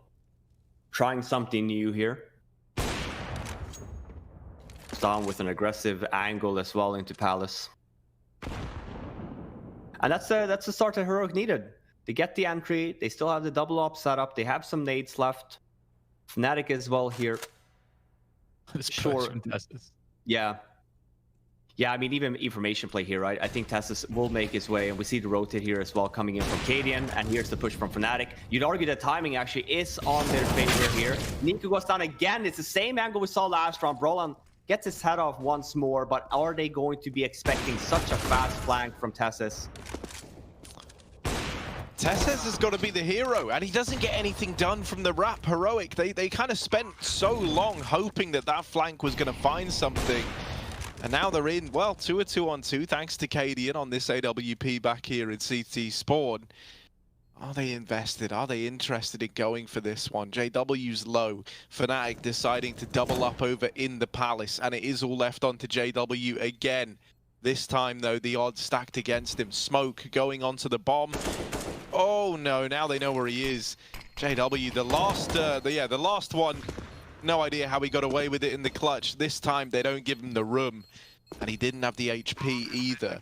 So Heroic, they do actually recover that, right? Considering that when the bomb goes down, that's a 2v3.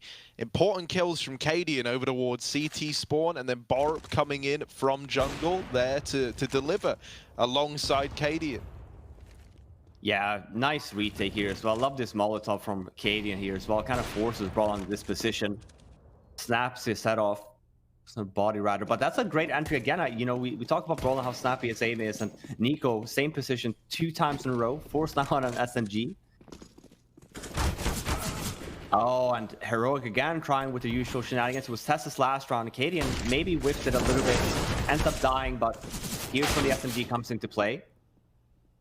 Very aggressive here early on. It's only been 25 seconds of this round, and we have 3 members dead on this map so far.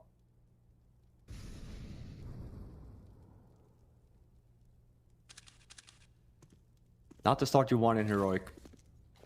Talk about the economy for CT side. They get the 1 round, but they have to string rounds together. Them losing this one, it's not going to be great.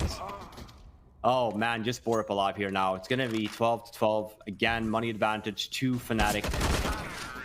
And just because they've kept 4 alive here as well, you argue as well, yeah, sure, Fnatic, even in the sense of for Heroic of getting a win, you're not going to be putting Fnatic in a position where they're going to be forced on this like low scrappy buy. It's going to be another strong buy, even if they were to lose the 1 round.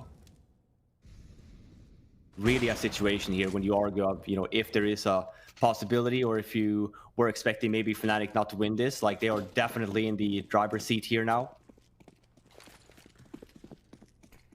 Yeah, it's crazy because, you know, you see that first half, oh man, Fnatic having such a hard time, and you look at this one, and Heroic aren't getting even remotely close to some of the successes Fnatic were finding on their troubled half, but they were still able to win clutches and put this, you know, put it down into those clutch moments. But here it's been, I mean, there's been a couple big moments, but still, Fnatic looking very confident. And we talked about it earlier. They're a team that's very good at dealing with very difficult games and where they're not getting very much. Staying focused, and once again they're up against this.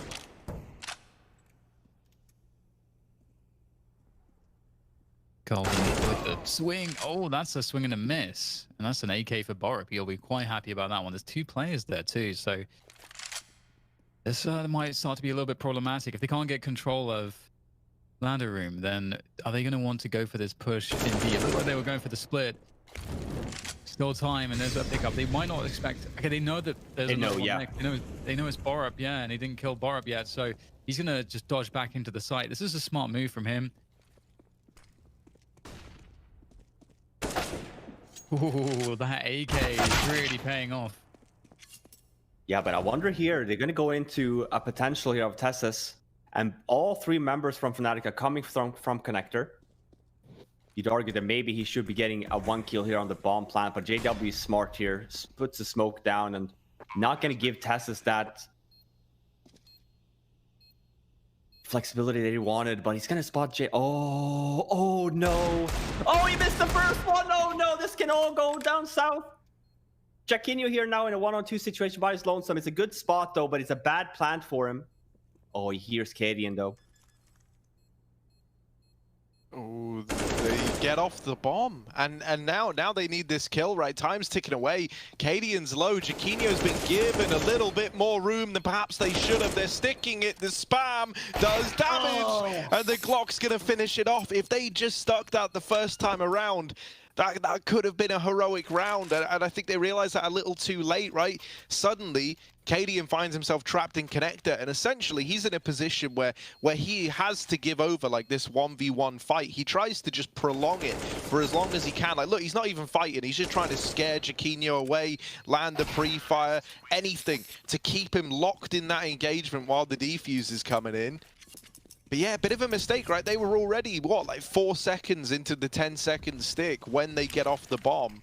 At first, it looked like maybe the idea was to pincer Jackinho, take the fight, and then they realized the guy in the site just doesn't have that angle, just doesn't have that ability. And so that clutch comes up in favor of Fnatic. It's a damn good try from Heroic, right? Especially that lone Deeg play, delayed, passing around the smoke, lining up the double. You thought that was going to be enough, but it just wasn't.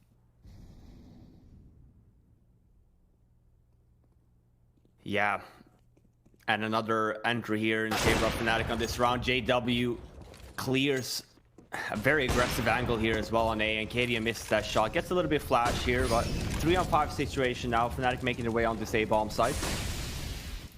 Smoke goes down as well here. Man, what a turnaround here from Fnatic. We talked about it. Yeah.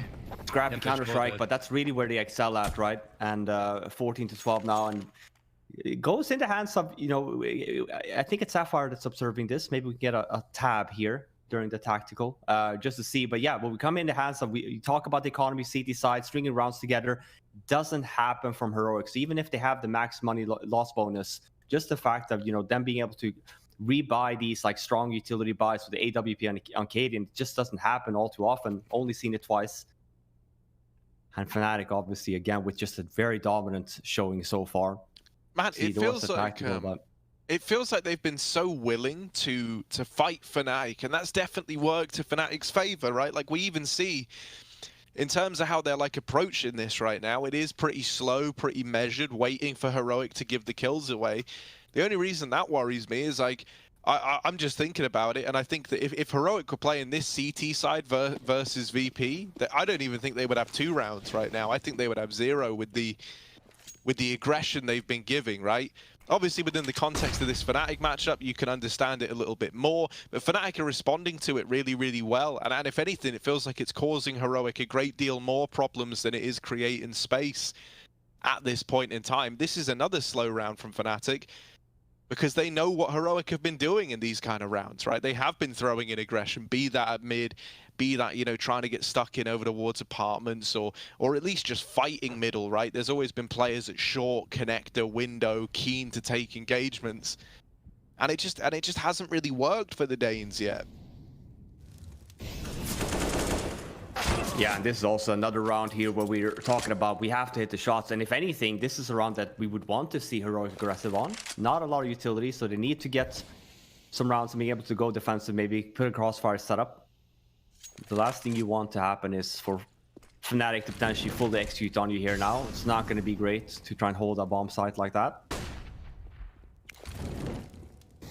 And JW here is just up by his lonesome on Cat, and Jackinho causing a lot of noise here as well in the apartments. Gets both of them. Man, I'm super impressed by Jackinho this week. I think, you know, it's a lot to ask for as well, being new on the team, and these are a lot of big names on the Fnatic roster also. Having a chance to go and play for the guys. JW talked about it yesterday as well. He feels like they're one of the teams that does a really good job with developing their players, as we have seen on Brawlan. Looking to replicate that with Jackinho. Matt point here now from Fnatic.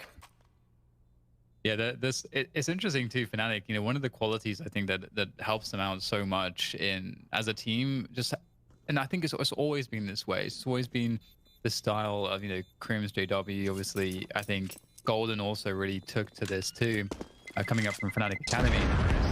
But just this ability to be always comfortable in a mid round. There's a lot of teams that don't. They kind of think about the game in a more structured approach first.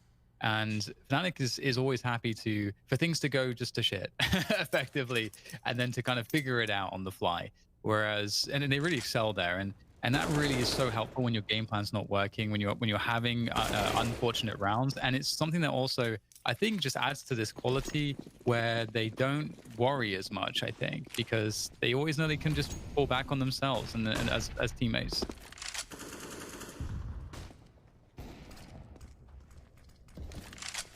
Looking to close things out here on Mirage. Some B-Amps presence. Of course, Crims on the lurk there in the Palace position, as he has been. In the early stages of their default, he's very often going to be there. And Heroic, they're feeling an A-ramp aggression, perhaps an A-set piece. They got a two-man setup there.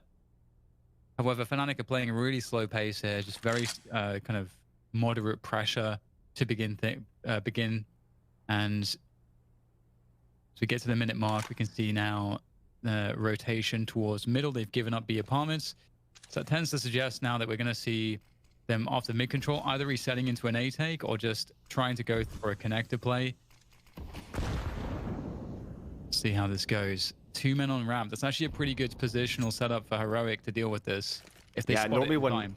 I was going to say, normally what happens here as well, you tend to just take B ramp control when you have positions like this. This is a really good setup here from Heroic. We'll see if Fnatic clears all these angles. But Cadian misses the shot. That was super important. But Tessus with almost a three-man spray down. Golden down to 17 HP. It's a 2-on-2 situation now. Stalin very quick on this rotate now. Buy ticket. We have both Heroic members coming from here as well. Borup as well. Leaving JW now in a good spot. Oh no, he missed the window jump. He wanted to try and get up to short to play that post plant, but instead he's gonna have to do it from connector.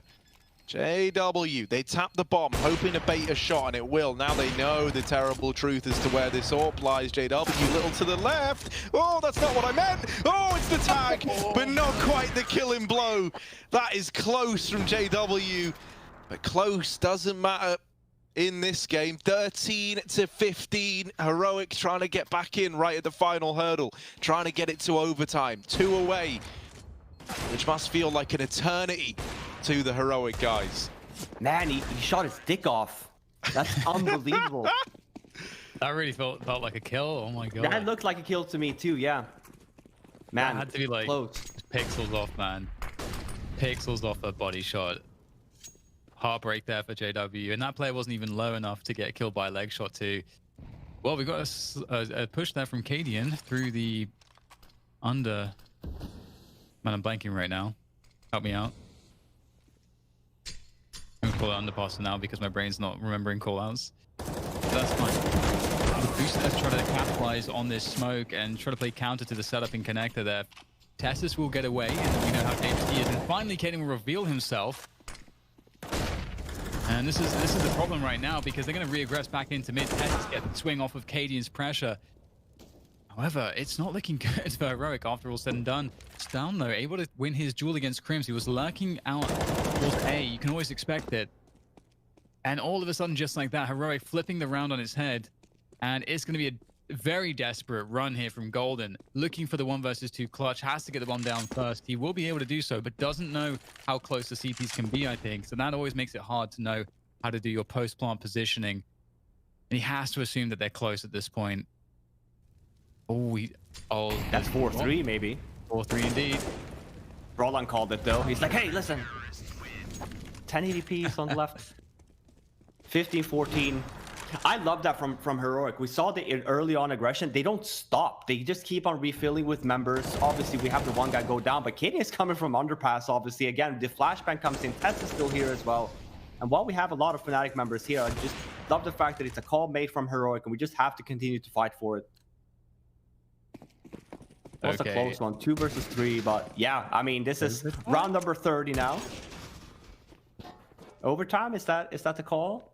Is it happening? I don't know, man, but it's definitely possible. Just one more round for Heroic. They're starting to like you can feel the confidence from them, especially in the last couple of rounds. Some of the fights they've been taking and winning is a very good sign for them and their prospects here. But they definitely are not winning the utility game. We can see right now there's a huge disparity on that. And Fnatic have been playing a way slower pace in these recent rounds. Oh, that's a bold swing. Now not ready at all for that one. And that's huge pressure. That's going to draw rotation. And JW picks in mid as well at the same time. Okay. Overtime looking less likely now, but we'll see if Heroic can cobble something together. Oh, it's going to be rough, though. Tessas has been good at these big, heroic moments over towards the A-bomb site. We're going to need another out of him, but it's only one presenting itself. So Cadian and Bor, pressure is on. 2 versus 4. Not a retake yet, but that bomb is getting planted, and here it is. They've got to get back into this site somehow, some way. Little bit of utility split between the two of them. This smoke and molly combo could come in real handy, so it's important Cadian doesn't die. Oh, but there it is. Speak of the devil, and he shall appear. And there it is at the end of the game. Jaquinho to close this one out 1-0 in favor of Fnatic. 16-14 on the map pick of Heroic as well. And that's on the back of a game that at one point was 11-5 to the Danes. Fnatic, they turn it around somehow, some way. They remain resilient. They pull it together in that second half. And now it's them in pole position, moving into their map pick. Yeah, and it's a map as well that we know that Heroic has been struggling on. We know it's a comfort pick for Fnatic. They'd like to play this a lot. And I can't believe the comeback there. And I mean, really impressive. Shout out to Jaquinho as well. I think he has a great series here. There's a lot of moments where he gets the 2 kill on the round and potentially gets away with the round win. Yeah, I mean, that was a great series. I think, you know, I'm expecting the same to kind of go into map number 2. Any closing thoughts here, Dan? Yeah, you highlighted Jaquinho, and likewise, I'm going to highlight one of the vets, JW. We talked about it. When the pressure's on, he can step up his individual play. He did that. He won some extremely important clutches. And with that said, I think it's time to go for a quick break, and then we can dive in some more.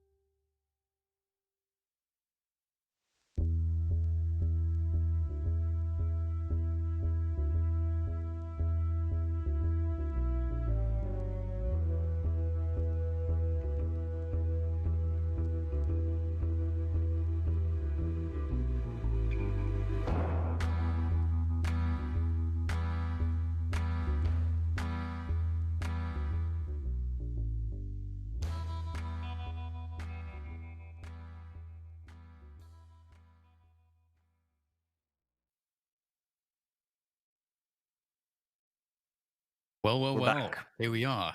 We are back.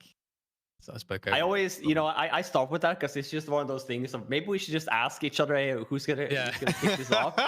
Because I'm like, it's either gonna be, we all just sit here like clueless people, or we all just starting to, I love the chaos, if I'm honest, for Flower, man. I love it. I love watching to see who tries to take it. Or what normally happens is like the golden 3 or 4 seconds of silence, and then everyone tries to do it at the same time. Everyone goes, yeah, all right, I'll do it. And then you get panic in some sense. I'll be like, oh man, no one's saying anything. Yeah, man. We all feel it. But this is like one of the fun challenges, right, of CS all moving online. Like the fact that we have you two being based out in NA, me all the way over here in Britland, and yeah, man, we're making it work. We're making it work. So making it work is exactly what Fnatic did there. They were able to turn that game around somehow. It was looking pretty dire in the first half for the Swedes. It didn't really look like they had a way in, but they remained strong in that second half of play. And then Heroic, their attempts to try bail themselves out with this CT aggression felt like it kind of spurred Fnatic on. It gave them a fair few chances that maybe they shouldn't have had. And then, you started to feel the momentum swinging the other way, helped out, obviously, by that ever so tricky CT side economy.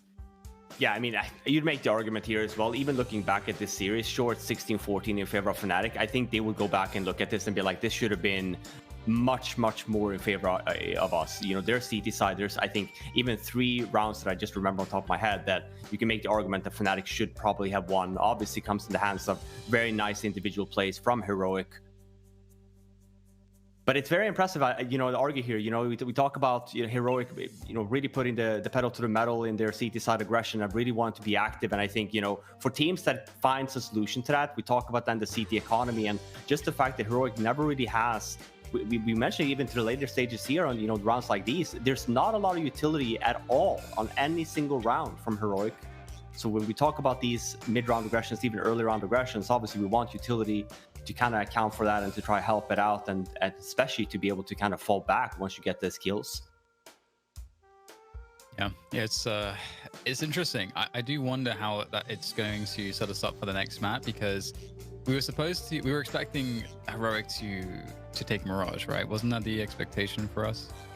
I think I think it was, right? Like, because the way I imagine this is that we all kind of figured it was going to be a 3-map series with it coming down to the wire. I thought Inferno was a pretty safe bet for Fnatic. So now things get pretty interesting. It's all about, can Heroic on the back foot pull it back on their opponent's map pick, which is certainly some high stakes, especially with grand finals on the line. To find out who's going to be joining VP in those grand finals, stick around because we'll be back after the break.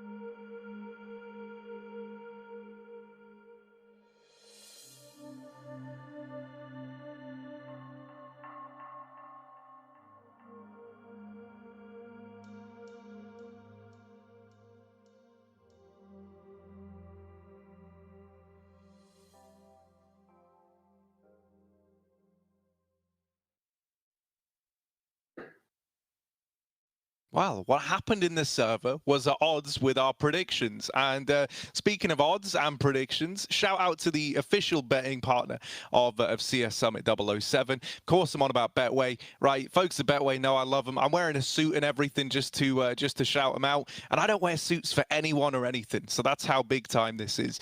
Yeah, really appreciate all the stuff they've been doing.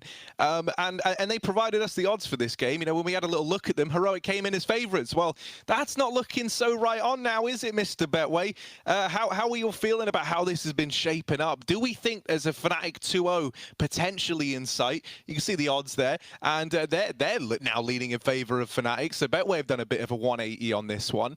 Are you guys agreeing with that? Do you think this 2-0's getting eyed up?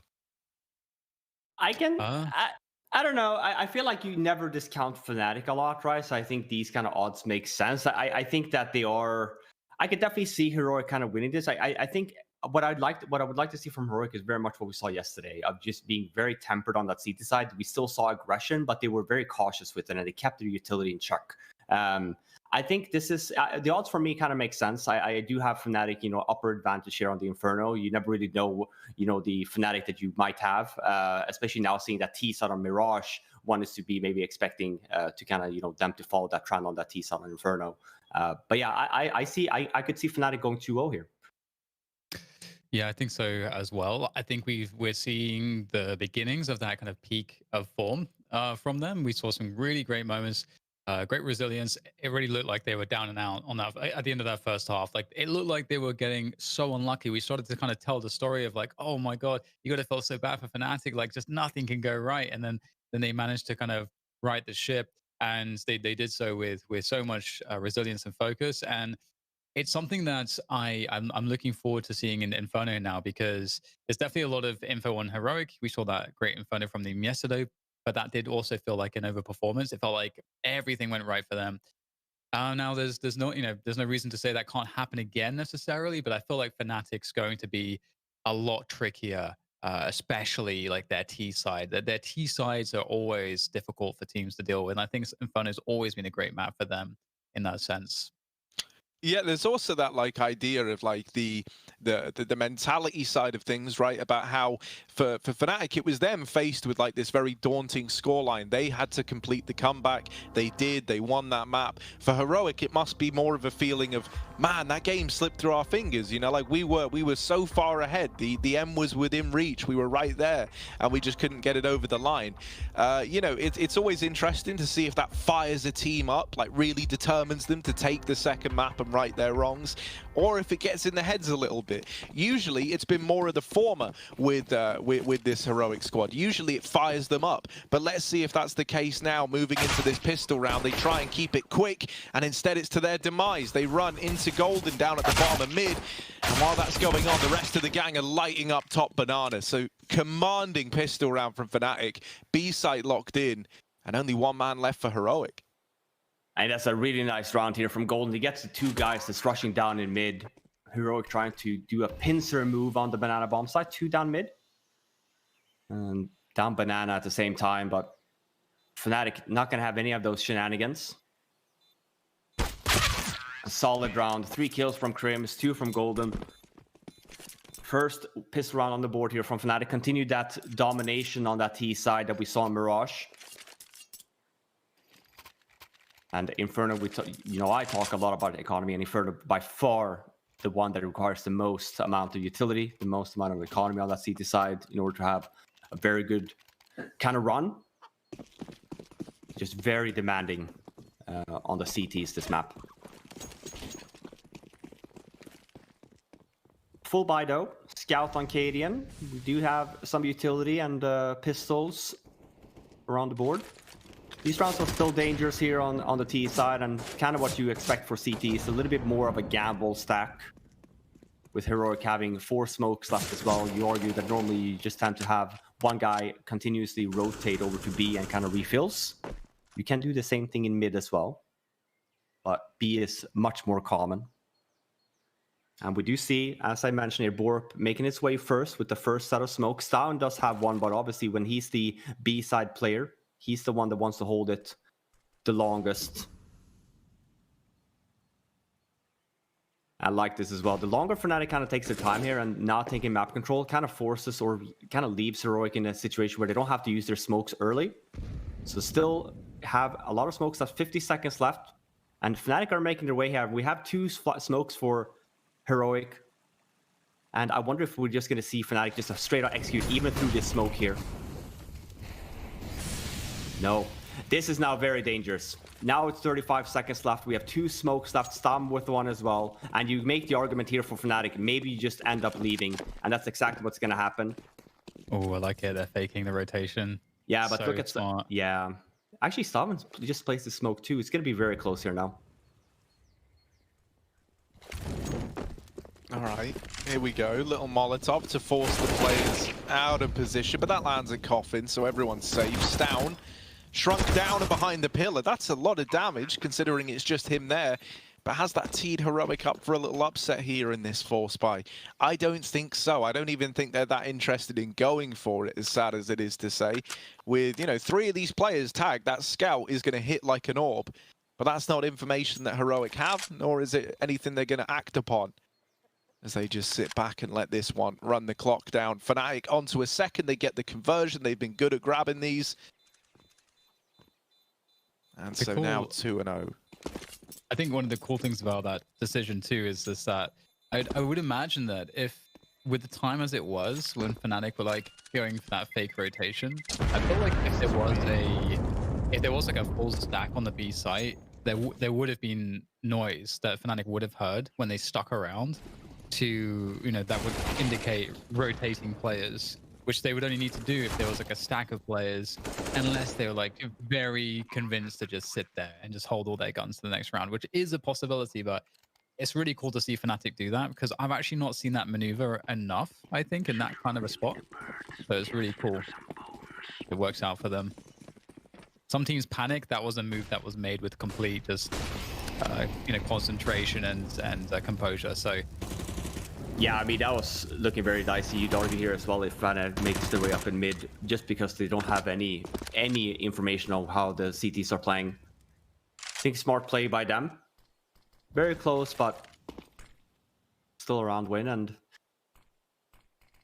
low buy here from Heroic, and they're gambling towards that A-bomb side now this time around. Just Cadian being 3rd in HP in CT spawn. Holding an angle, so it's looking like a solid first 3 rounds here from Fnatic, I'd argue.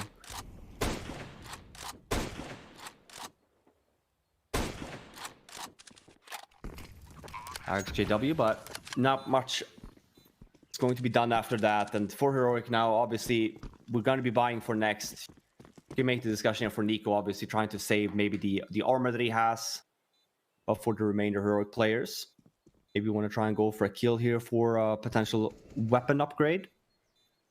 But this could also come back to bite you a little bit, because obviously we know that there's 2 SMGs on the Fnatic side, and there's a lot of money here to be collected. Just 2 SMG kills though.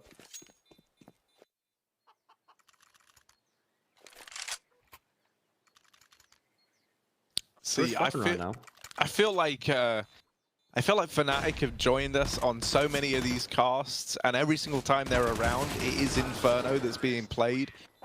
I feel like they're going to be very, very attuned to all the stuff they've been breaking down for us whenever they've appeared on the desk. You know, we're already seeing good examples of this banana utility, which Golden always talks about as being so important, right? And Fnatic have been winning this a great deal. Look at JW. Like, how do you account for this speed, this pace, this shoot-you-in-the-face attitude that he's got? He's already up top banana. It's been double mollied, man. They're not going to be ready for him to be so deep. Did he catch anyone from this position? That's the interesting thing. Because Fnatic right now, it sounds like they're trying to bait Heroic to take a banana peek. There's a smoke down at top banana. There were Molotovs there. JW runs through, and so they're trying to bait the peek, but Stown is somehow aware that that is the case, and he's ready for JW. That is impressive awareness from Stown, considering all the kind of pieces that Fnatic threw in into trying to sell the idea that, yeah, we're not top banana, take a peek, see for yourself. Well, they do, and they find JW. Super smart round as well from Fnatic. I mean, you're exactly right. They're waiting for that mid-round aggression to take back banana control. Good spot, but nicely done on the Tessus with the clear. Brawlan, though, shoots Cadian's head off. They're up in mid now. Nice flashbang as well on board. He's completely flashed. Roland gets a second kill here now. Here's the wrap. Pincer move here. Now niko and testing great decisions though. I'm not sure if Fnatic's going to be expecting 2 members from Heroic here.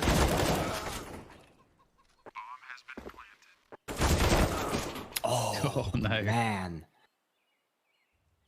The variance there, that sucks, doesn't it? If you're Heroic. Off to a pretty poor start here, unless Storm can do something nuts, but it's the A side of Inferno. There's not really a chance here for him. Trying to see if he can catch any stragglers though, perhaps. At least get some damage on the economies, pick up the AWP. And he's out of there.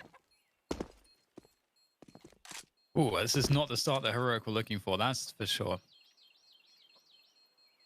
Yeah, even a great opening by Heroic. You'd argue that their whole round was actually really nicely done. They had 4-man setup as well over towards that A bomb site when Fnatic was hitting it.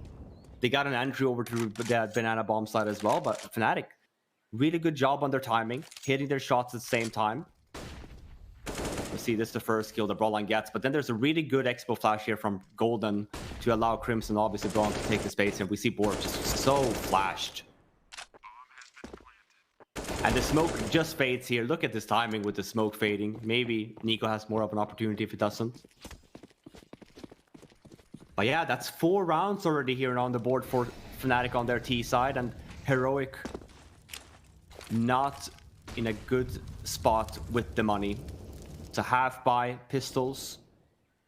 Cadian does have an AWP, looking too aggressive here on Banana. And that's really the hit squad. It's Cadian and Stavin with weapons, and they're both here in Banana area, so...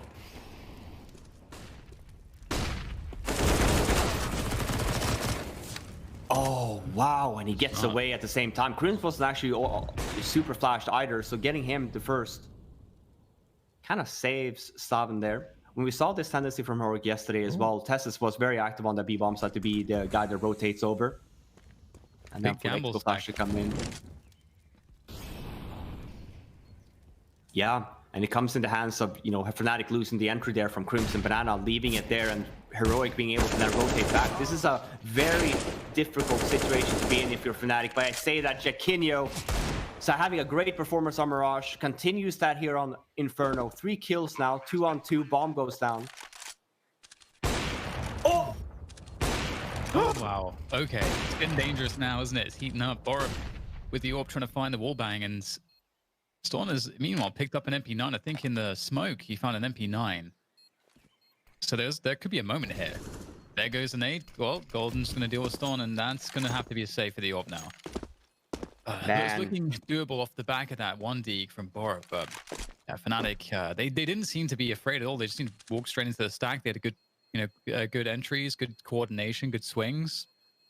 The lack of apps control, I suppose, was really the biggest issue for Heroic in that defense, and with that stack that they had. They had more apps control, and I think that it would have been harder for Fnatic to coordinate the swing from Porch and apps at the same time. And that's, I think, really where you can see this is the swing, right? Oh, of course, niko comes out to help on Porch, and then this angle's completely left open. Yeah, it's hard though. It's hard to know exactly how you're supposed to swing sometimes and what you're supposed to be looking at. Yeah, it's timing, right? They obviously spot a lot of people in lane there and want to help out and to go for a training game, and it's really just the one Fnatic member on in apps there, Jaquinho getting the 3 kill. Just timing, just very good there. Best weapon round so far this half. We have a double ops setup here now from Heroic. One on Stan, one on Cadian. They will be splitting. We have Cadian was trying to take a peek in apps, and Stan in this same old Heroic shenanigans, trying to take banana control. Oh, but again, the aggression from Fnatic. niko is here to kind of help out, but he's by his lonesome now. He does have apps control, but Fnatic have bomb site and arch. They still even have one lurking member in Crimson in the ramp area. What a start from Fnatic. This is what I was worried about. The whole thing with the CT side economy of not getting rounds together, and then you have a team like Fnatic that, especially in a start like this, just does a really good job on their T sides, being in your face, being flexible as well with the calls that they make. throwing in some really fast rounds into some really slow rounds, and then just taking map control.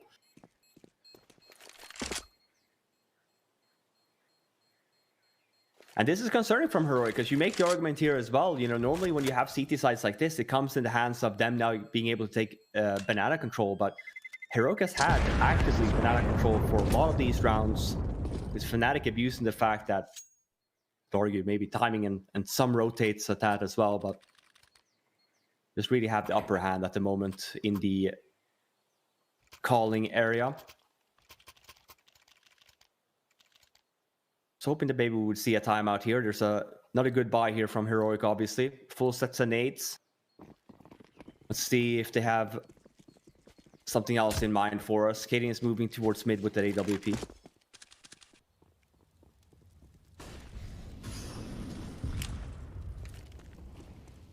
More banana presence there from Fnatic. Oh! JW will catch Borup. That's unfortunate. Speaking about timing, JW is master of time and space at this point.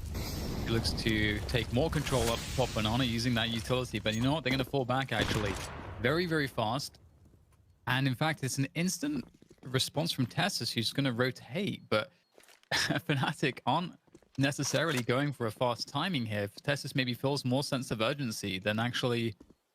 Oh, look, it's so interesting because it feels like Heroic are kind of in a place where, you know, they're down 4 versus 5, and sure, you know, that does feel a little bit desperate, but it feels like they're expecting Fnatic to be playing faster, a lot faster than they actually are. Yeah, but I think that's what, you know, I commented on it as well on Mirage, and I think this is really something new we've seen from Fnatic, because normally we do see, sure, they could slow down the pace a little bit, but not to this degree. And I think this is definitely something they're trying to add into their arsenal, a little bit slower pace.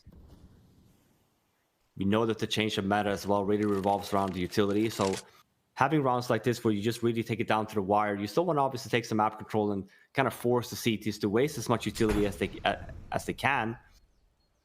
Especially rounds like this, a very common angle that Kaden just had there. But it's another arch wrap. Good positionings here though from Heroic. Gets JW, nice flick. That's the round. That's the bomb drop. That's it all said and done. Like, no matter what Jaquinho does here, the round is going in favor of Heroic. So, yeah, you know, you guys were saying how you trying to slow it down, trying to throw in a really slow round where you leave it down to the wire, but you have to, you know, you have to still hit the site with conviction. And honestly, the bomb shouldn't been alone over towards short, right? Because the moment that kill came in, I think it was on to JW. The round was done. Like, even if they'd killed everyone immediately after and they get the site control, the bomb was just dropped too far away to actually get it planted. So just a minor thing to note there. JW had to stay alive, and the moment he doesn't, well, then it comes up in favor of the Danes. Much needed rounds, and things will start off. Oh, I was going to say similarly with that early banana exchange. Thorn going very aggro though, able to find himself the frag on the Crims, and this is great. You know, Heroic off the back of that previous round when everybody hitting their shots. Now they get the man advantage, and the pace is a little bit quicker from Fnatic to respond to that, and that's a huge kill to get for Fnatic, evening up the numbers. Taking arch control. The pressure now on this A side is really enormous. The bomb is rotating through second mid. Fnatic have their eyes well and truly set on this A side, and Heroic is starting to rotate some assistance, but it's going to be tough to hold this. It's going to require more excellent shooting here, and you can't shoot if you can't see, it seems. Jaquinho takes down Niko. Tessus has to deliver a huge multi-kill hit. There's number one. Oh, he gets the second too. That buys time for Borup, who's on the rotation. Finds the angle, finds the swing, and the spray's good as well. Fnatic stopped dead in their tracks, thanks to Tessus. And now the hold from Heroic. It's perfect. Oh God. Oh my God, what is happening? Maybe JW is just more perfect. He's the perfect human. Looking to get that plant on. Is he really going to do it again to them? He did it on Mirage. He's trying it again here on Inferno. Oh my God. Oh, finds the timing. Yeah, I think he expects it, but probably doesn't expect it to be that quick. But damn, those two shots from JW keeps them in that round. such smart play as well. He obviously knows that there's one heroic member left as well, trying to bait him a little bit for the swing, and he gets exactly what he's looking for. 3 one-on-one duels. And yeah, I mean, Brawlon clears it, so does Golden, but it's 2 really quick, snappy kills from Teslas here.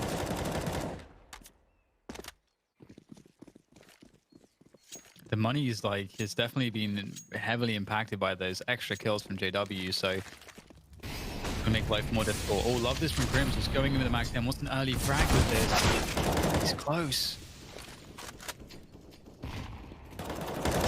I love this move just because it also forces Heroic to have to spend more utility, but they're making their own moves here with an apartment aggression. And trade it out though.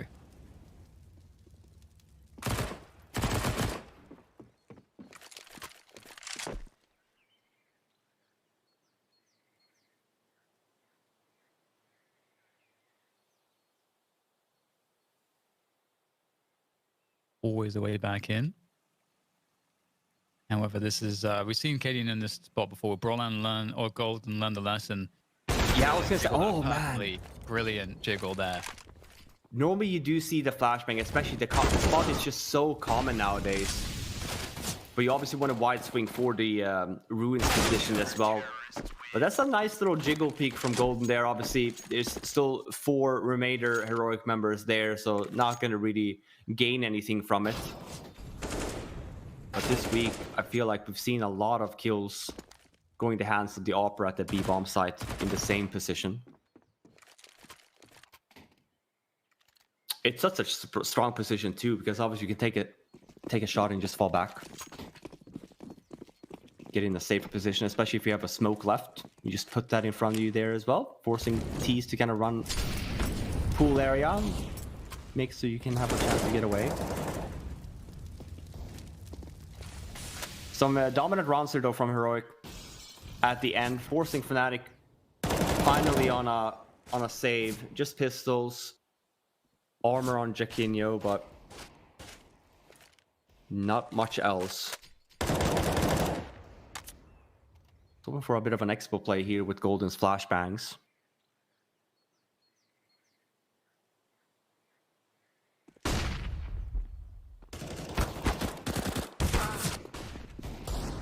Oh dear. Okay. That's an AWP.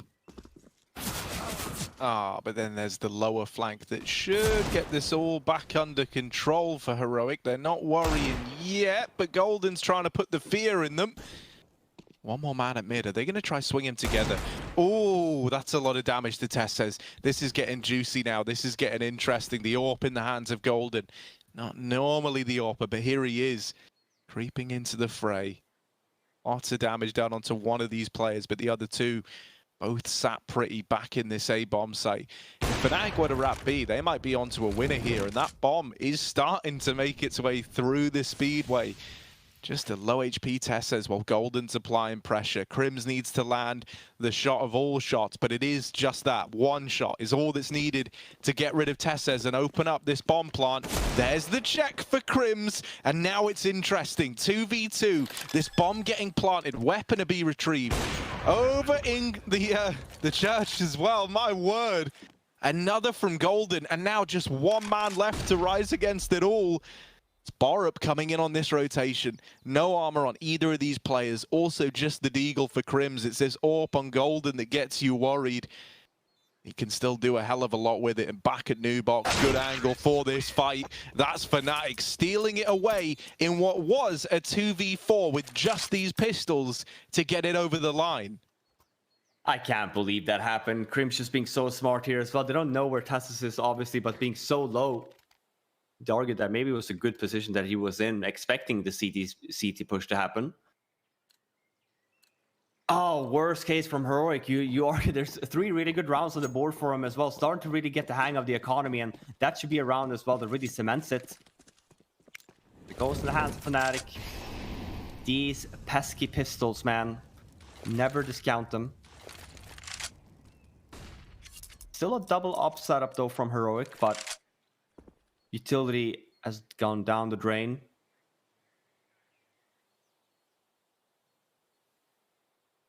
And it's a double up. Never mind. I was going to say it's a double up setup towards A, but I'm just a little bit blind here today.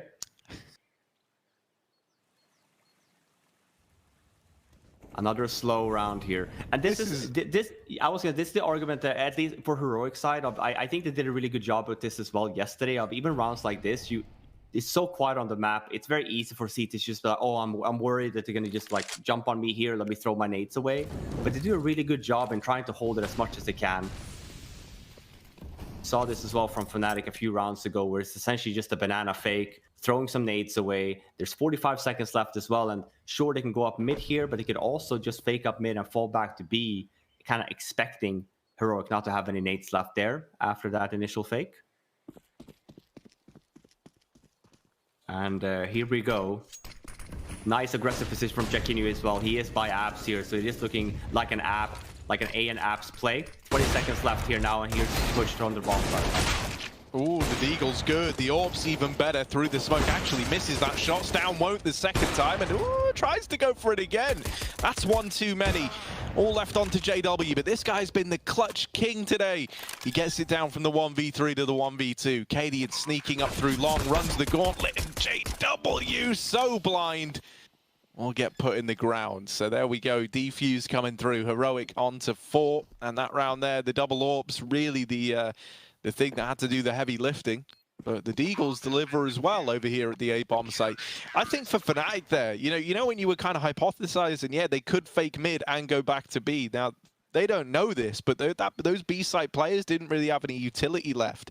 And they go towards A, the site that still has a smoke and a Molotov. Both get thrown out.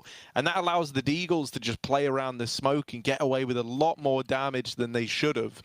You know, really, it should have come down to those orbs having a hold on. So Fnatic, little unfortunate. You know, if they had gone back into a B play, I think they would have been onto a winner there.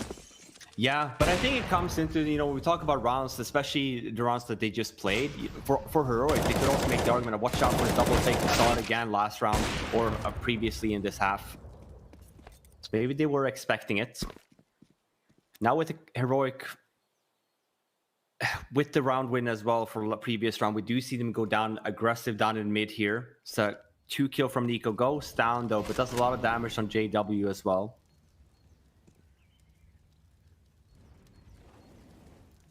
It is pretty fun to see how this map has developed. I can't believe we've gone from just only seeing B plays into now seeing it being left alone a lot. Kind of how we saw the transition on Vertigo as well. Oh, Borg falling asleep there a little bit. I was going to say, it's a great angle. Maybe he heard a nade there, so maybe he was just expecting kind of dodge at the same time, and it kind of got a little bit whimsy. They're back in CT spawn. Yeah. Especially this time around when you're expecting it as well and have a AWP on that banana bomb site. Very deep angle to cover.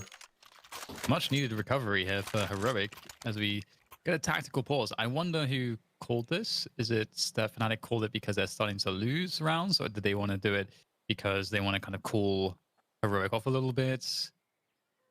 Okay, yeah, it was a Fnatic timeout. Thank you, production. All right, what do you think they're discussing here? Are we going to see a switch of approach? I think so. I think right now what we kind of see Fnatic, there's been a lot of focus, at least early on, you know, leaving kind of banana alone and taking some map control for A. We saw the one round early on from Fnatic where JW was very quick on the banana take, and we might see something similar. We also know that Fnatic does like to throw in, on occasion, just a run up mid or even an apps push early. But I think the conversation here, I think the approach is very much correct, right? I think, you know, you see the tendencies from Heroic as well. They're holding their nades and they're kind of waiting for the Thieves to make a move, and then they will have a reply to that. Good spot. We talk about Heroic with the double boost. We see it again here today. Cadian, nicely done on JW. No AWP on JW that time around. Money is a little bit low. But from going from a timeout called and getting entry'd like that 15 seconds in, so if you did have a game plan for that round, it's now been scrapped. And this is what I was talking about. Very typical Fnatic here. You kind of wait for the smoke, or even sometimes maybe even run through the smoke. Tess is kind of expecting it now. It's very quiet on this map.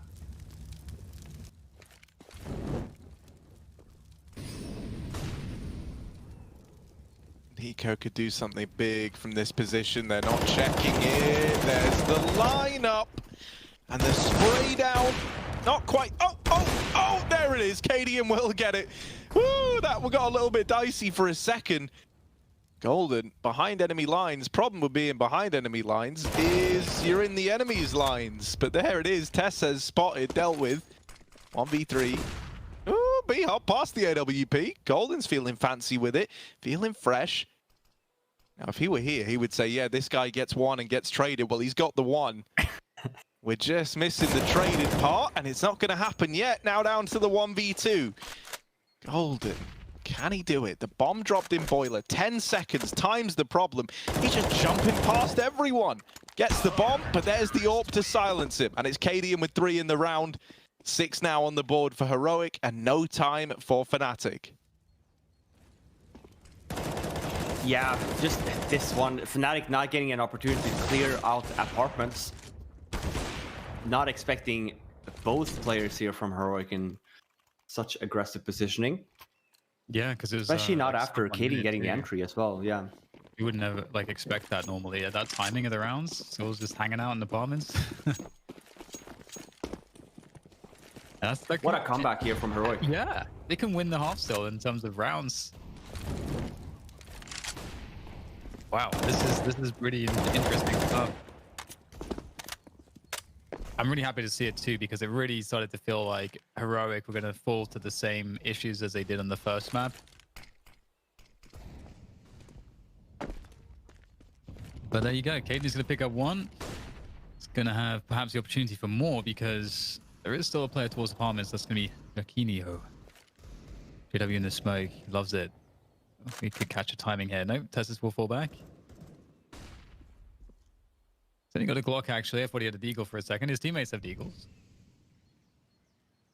He's not... Oh, here goes the peak. Oh, God, this flame is fantastic. But Tess is with the lawnmower. Gets all 3 of them. And the opportunity for damage now is quite limited. If just one more kill would be enormous. Let's see if he can find it here. Looking for that swing after the clear of hit there. And they got his number.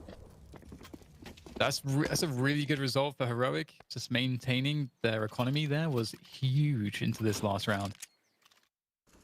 Yeah, absolutely. And obviously JW not buying. Wants to have the AWP for this round then. Might be the call. Nice spray down here from Tessus. We do see that AWP from JW. Trying to find a solution here from Katie, and he has been very active as of late. Let's see where they position each other. Quick CT smoke in mid. Might be a bit of a read here from Fnatic with that smoke. Haven't really seen that all too often. So might be a read of watch out for Boiler, but also at the same time watch out for that banana play that they've been doing with the 3 members. Expo flash from the bomb site. The word here from Jaquinho. So want to be a little bit cautious here, being by his lonesome. It's a lot of noise though that he's getting or making for the tease. There we go. We talked about it. He jumped up, gets the kill on Cadian. Niko does trade, but he was by himself here now. It's a potential wrap, and again we see Fnatic kind of going back to this A bomb site. Wonder this time around though if it might be a fake, but I think with Brawlan getting that kill on Tessus, you never really know what to expect from Fnatic. Even Bomb in JW is just standing in mid, kind of waiting for Golden's call there. The final decision of, hey, where are we actually going?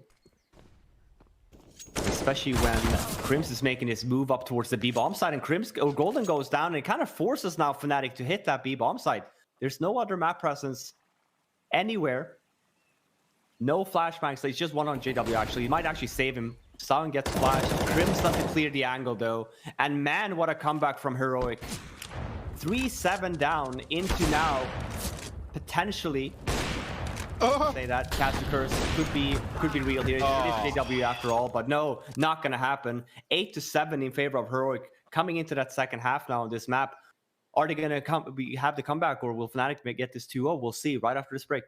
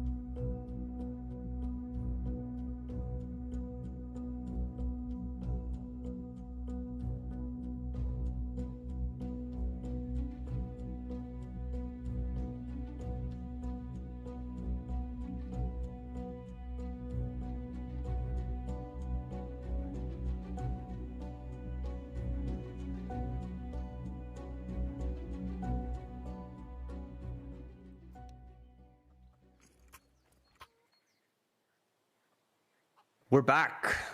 Second half of map number 2 between Heroic and Fnatic. Second semi-final here at CS Summit 7.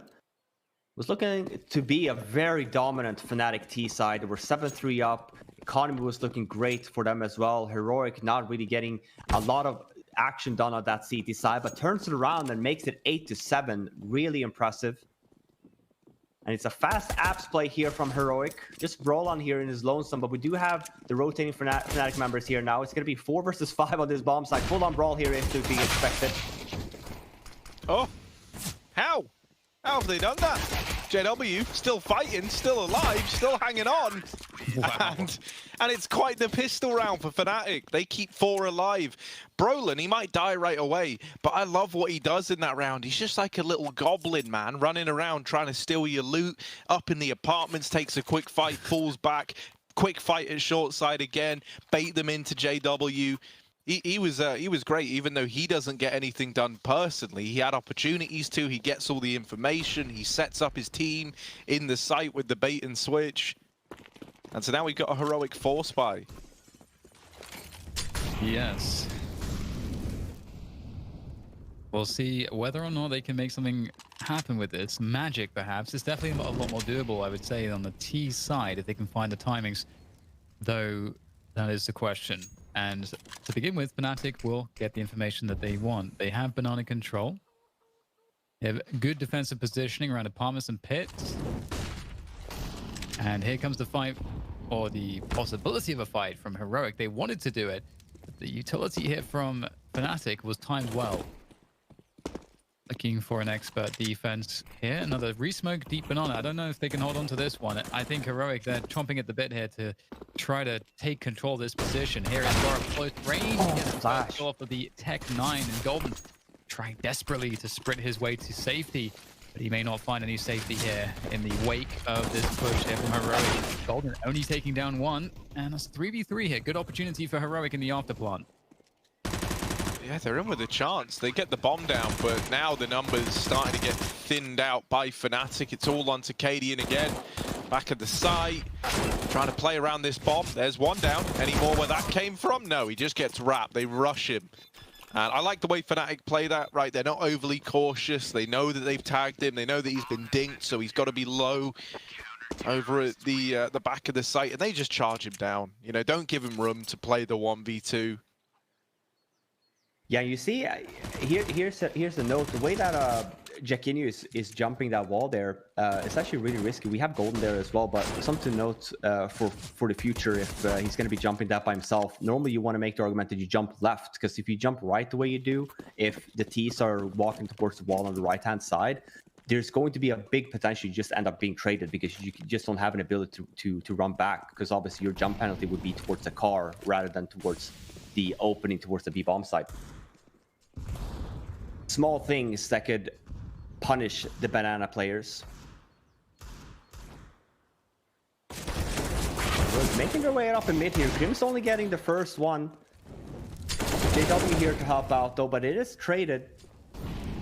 Leaving Brolan here by himself, and he also goes down. And it's not a lot of HP on these heroic members. And it's Fnatic though with the man disadvantage bomb about to go down all the way on the Vinny bomb or the bomb spot. At least a lot of some nades here from Fnatic. We have a molly, smoke, some flash, so it's still a possibility here. It's one of these awkward situations though where just the numbers are going to be enough, right? They're not thinking about this in, you know, with all the info we've got, so they don't know. It's like, yeah, 2 are really low. We can try isolate them and get back into it. They just see 2 versus 3, bomb already like, you know, half ticked as we'd be moving in. That just doesn't feel doable, and so they save. And now like the consequence of this kind of well, I don't want to single anyone out, right? But like Brolin going for that trade over towards short makes sense in the moment. And I think he's really anticipating that that's a fight he's going to win. But the fact that he falls, leaves these 2 B players on a very, very long rotate. I think the moment Brolin died, that was the end of the round, right? Great stuff from Stound. Like there's no accounting for this individual ability. But yeah, you know that Brolin's just ran through the molly. So he's tagged, he's low. And they're trying to capitalize. Sorry, Stound is. And yeah, Brolin goes for the swing to trade it, but ends up giving up the A bomb site. It's unfortunate, right? Because obviously Fnatic knows that they're wrapping Archway as well. So Brolan kind of makes a decision. I'm either going to fight Arch here or I'm going to fight Site. He doesn't have information on who or how many they have. So, you know, you can't really fault him for that. You know, you make the argument maybe, you know, it's a shame that he didn't get the kill, but I think the decision making there from Brolan was probably the best case. Just a really, really good round here from Heroic for last one. We do see though this round it's a bit of a banana fight, and Fnatic gets away with it, only losing 35 HP on Jackinho. Heroic loses 2 players, so good trade there. Take that any day of the week. Indeed. It's definitely not done just yet here for Heroic. Looking for an inch. But Fnatic giving them very little at this point. Really just settling into the most passive positions and just not moving an inch. They don't have to. 5 versus 3, you don't have to do anything too complicated. Just make sure you're good on the setups. The reaction's good so far. Some counter use on the people. There's Borup making his way to pull, but not for too long. And so it's a slow burn here for Heroic, but it's, you know, looks like their light's about to go out. Niko's got that molly backside. That's going to get extinguished, unfortunate. Oh, so difficult right now. Katie's going to have to go and try and save the AWP. Not a good look. Can he get out of that? There's an angle there. Barely avoids the 1 deke.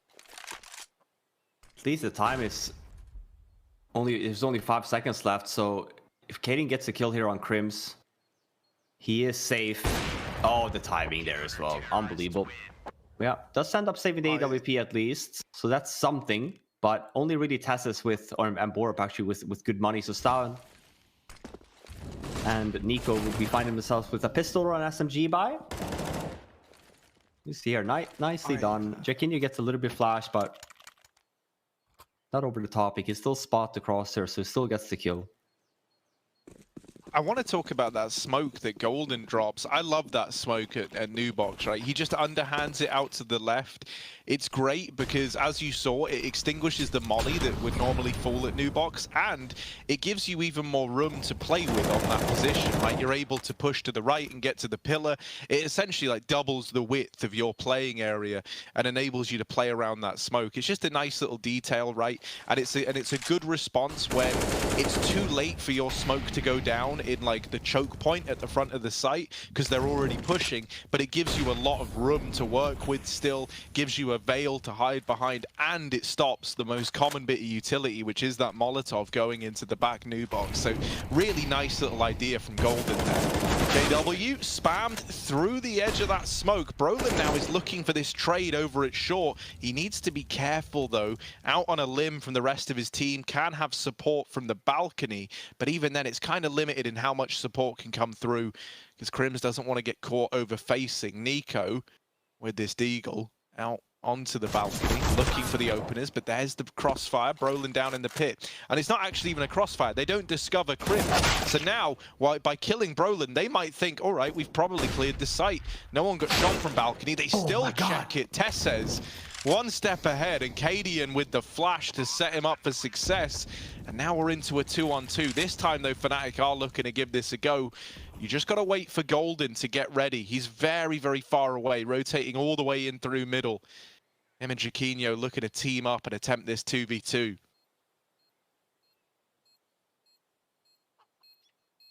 Positions though for Heroic, pretty good.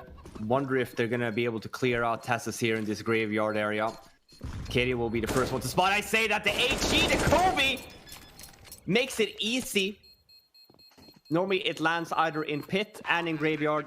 They make the right guess here, puts it in graveyard. Jaquinho here again, 3 kill to his name, and was looking to be potentially a heroic round here. Do a good job here. I mean, look at this, right? 2-on-4 situation. This flash spam from Cadian, the timing is just unbelievable. Opens up the bomb site, gets the bomb down, has the potential there now in a 2-on-2 situation. Talk about these dominant CT sites, and really the start that Fnatic has had here is kind of how you accomplish them.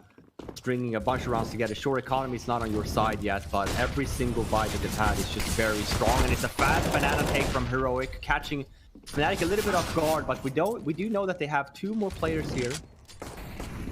So just the fact Jaquinho goes down, sure, they do get that man disadvantage, lose banana control.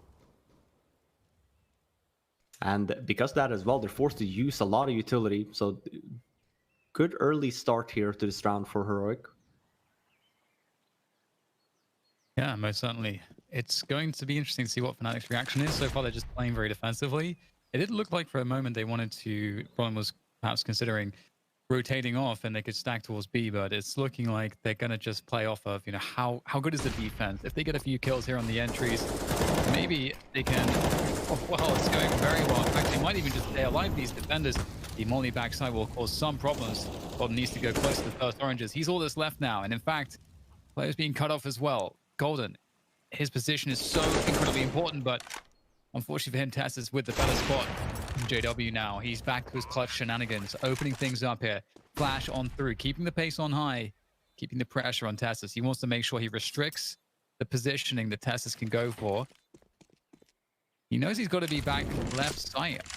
And there's that molly new box. And Tessus intelligently moves across the site to try to keep JW guessing, but it's not enough. Great flick from JW as he completes the clutch yet again.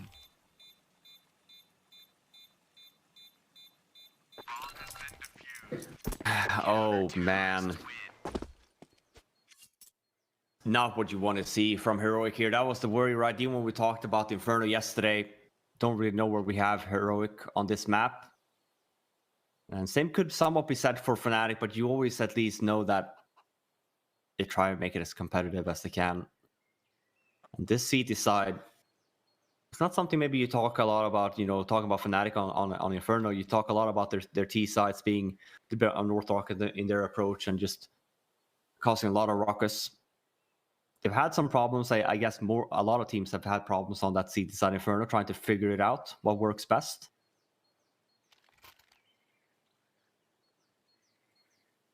Time was called. Guessing it's from Heroic, trying to figure this out now. They've tried some, you know, a few different things. They've tried to go for, you know, quick banana takes as well. Tried to go to slow it down a little bit more. Try to go for a bit of a mid presence also. Fnatic feel like have found a solution to most of it, and also have been winning these close-knit rounds as well at the same time. Oh, JW had a good spawn. Misses it though. It's, I think, through the legs.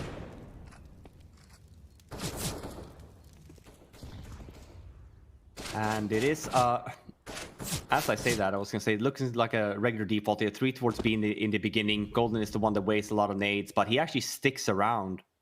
So still 3 members here from Fnatic, and not a lot of nades here from Heroic. Let's note that. They're kind of forced to make a decision here soon and kind of just run with it.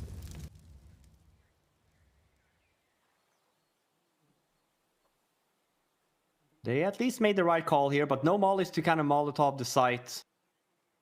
And that position that Jaquinho has could be very dangerous here for Heroic if they don't clear it off. Smokes down, and we should just be seeing the extra flash here now. And now we see the Heroic go sign for hitting the bomb site. Jaquinho in a good spot, as I noted. No Molotovs on Heroic side, so the one flashbang is just not going to be enough to kind of clear him from this angle. 3 kills to his name. What a nice hold from Fnatic. How on earth has he gotten the bomb down? Oh, and the follow-up shot to JW now. Doesn't quite kill him, but he has brought him down low. Cadian, this would be one for the ages. This is a clutch that should never happen, and it's not going to. JW worms him out. Yeah, you might have hit him for 99, but that extra 1 point is all JW needs. 13 on the board for Fnatic. And I've got to say, Jaquinho having a very, very good game right now. Like, time and time again on these B plays, he's been good for multi-kills. He's been holding it down. You know, this is quite the performance from the new guy in Fnatic. All in the effort to try and get his first grand final with the team.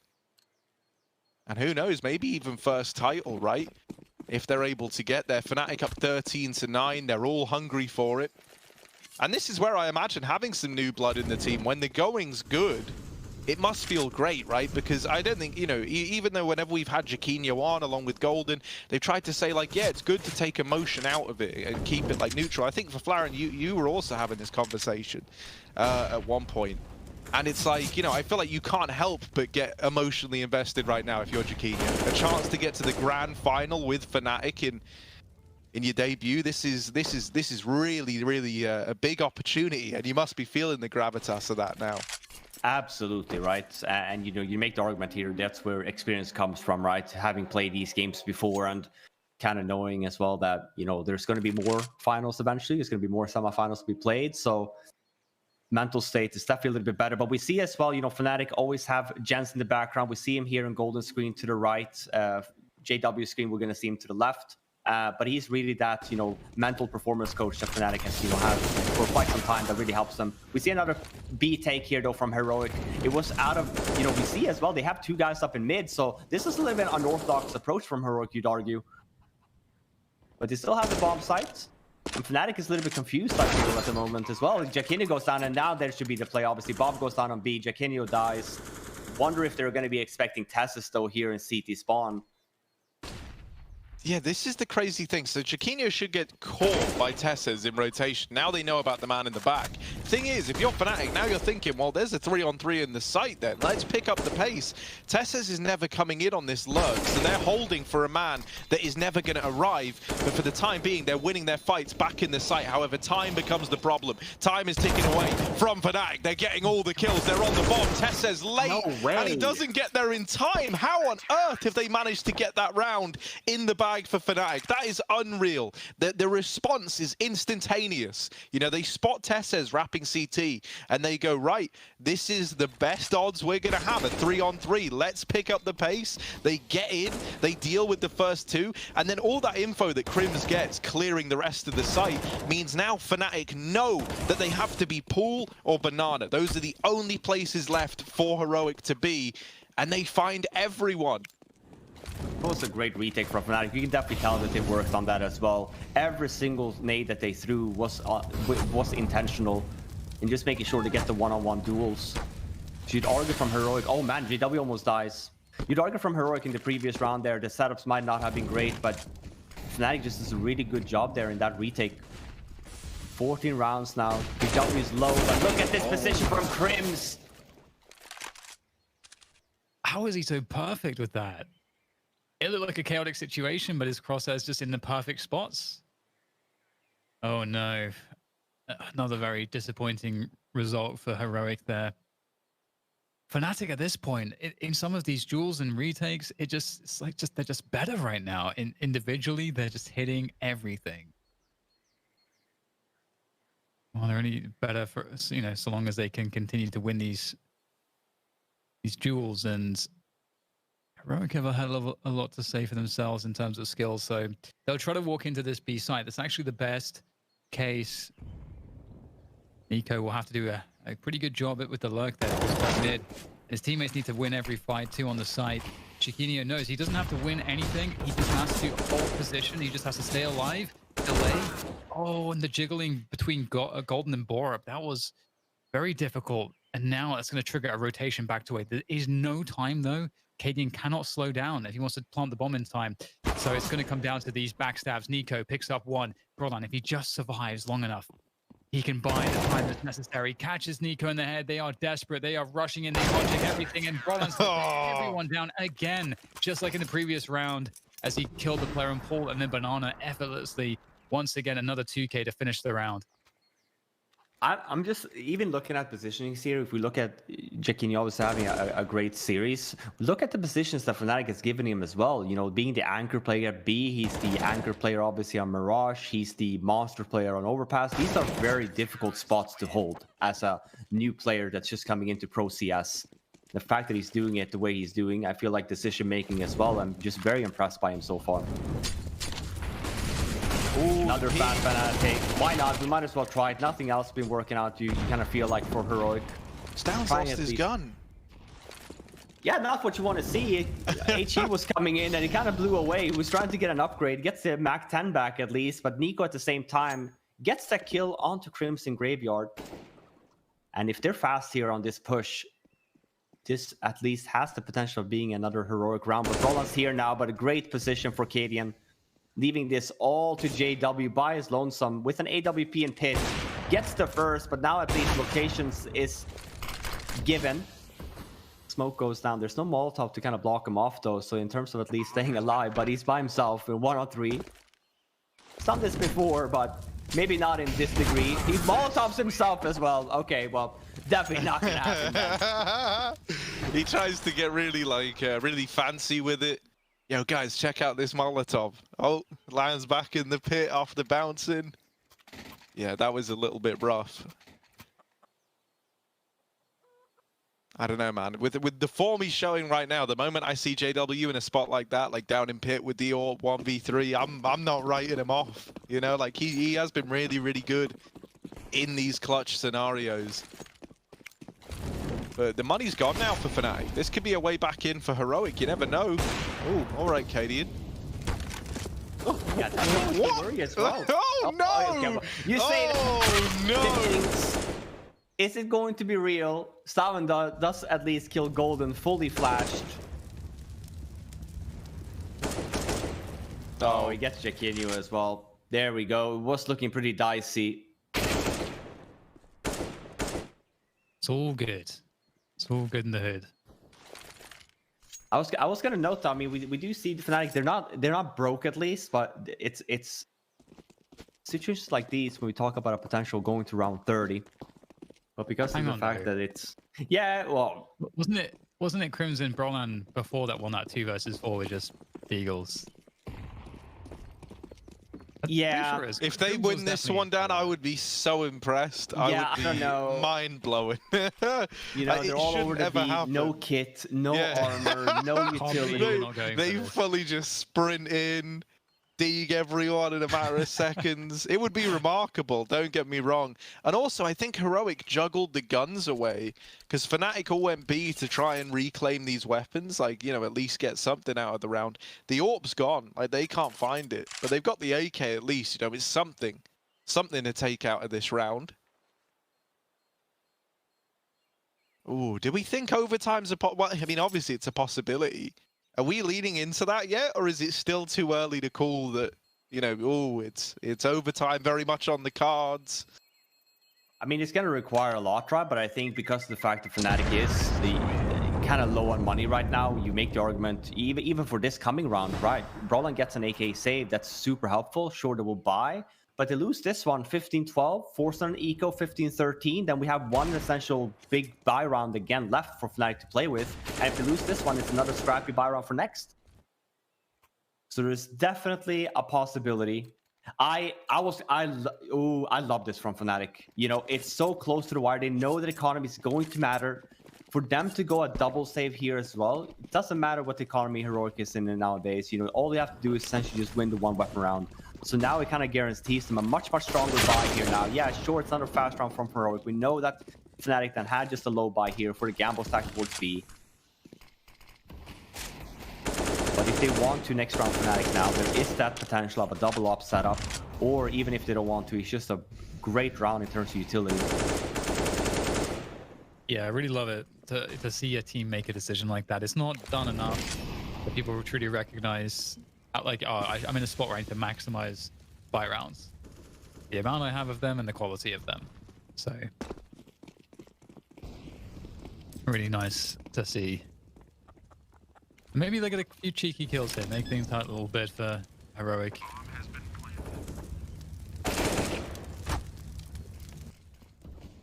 Oh, still in construction. You might be able to make something of this. Are they going to check for this? Yes, they will. Oh, that's a dangerous prospect. He's not got any help, but Tess is holding that off angle. It's really difficult. Is he going to make sure he doesn't push this? Brian will die because of the bomb. All right, they'll go for it. 4 players staying alive. I think that's fine for them. Okay, now we're into the real round. This is where shit gets real. Yeah. Most important round here so far this map. And it's going to be an exciting one at that. We have seen here as of late, Heroic obviously being in the back foot, have been going a little bit more aggressive, taking initial map presence. Fnatic starting with 2 members towards that B-bomb site. And Heroic wanted to take it. It is that solo up on JW though. Brolin with the AUG. Normally we have seen Jaquinho pick that up quite a bit, but opting for M4 just to get utility. And this apartment setup here, 3 members here from Fnatic. We saw this as well yesterday.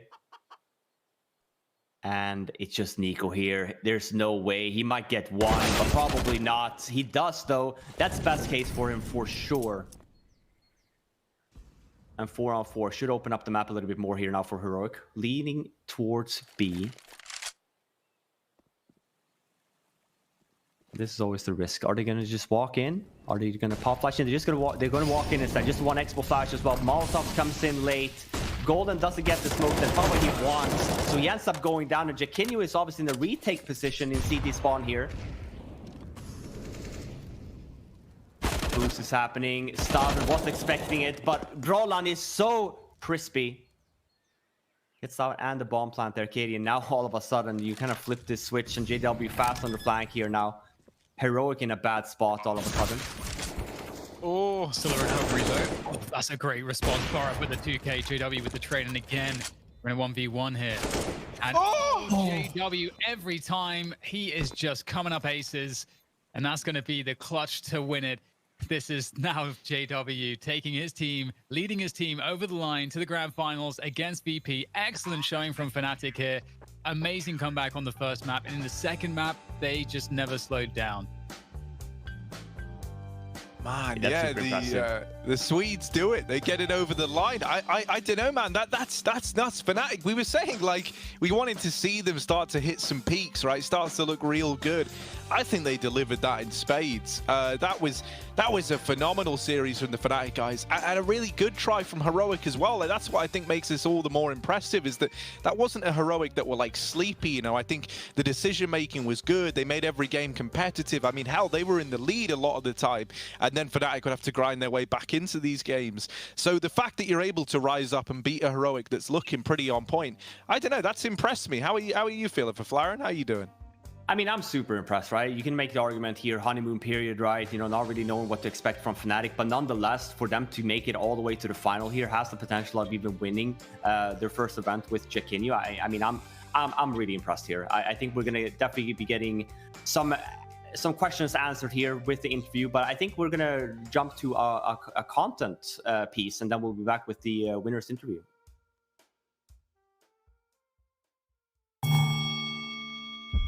It's not about the stats. And it's not about the scoreboard. It's not about fame or glory. There are no fans. There's no roar in the crowd. It's about drive. It's about determination. It's about sending a message. I hold my angles. I do not peek. I do not push, and I will force buy. You're up against 5 opponents. I'm up against 9. So get good. Because at the end of the day, I'm a master.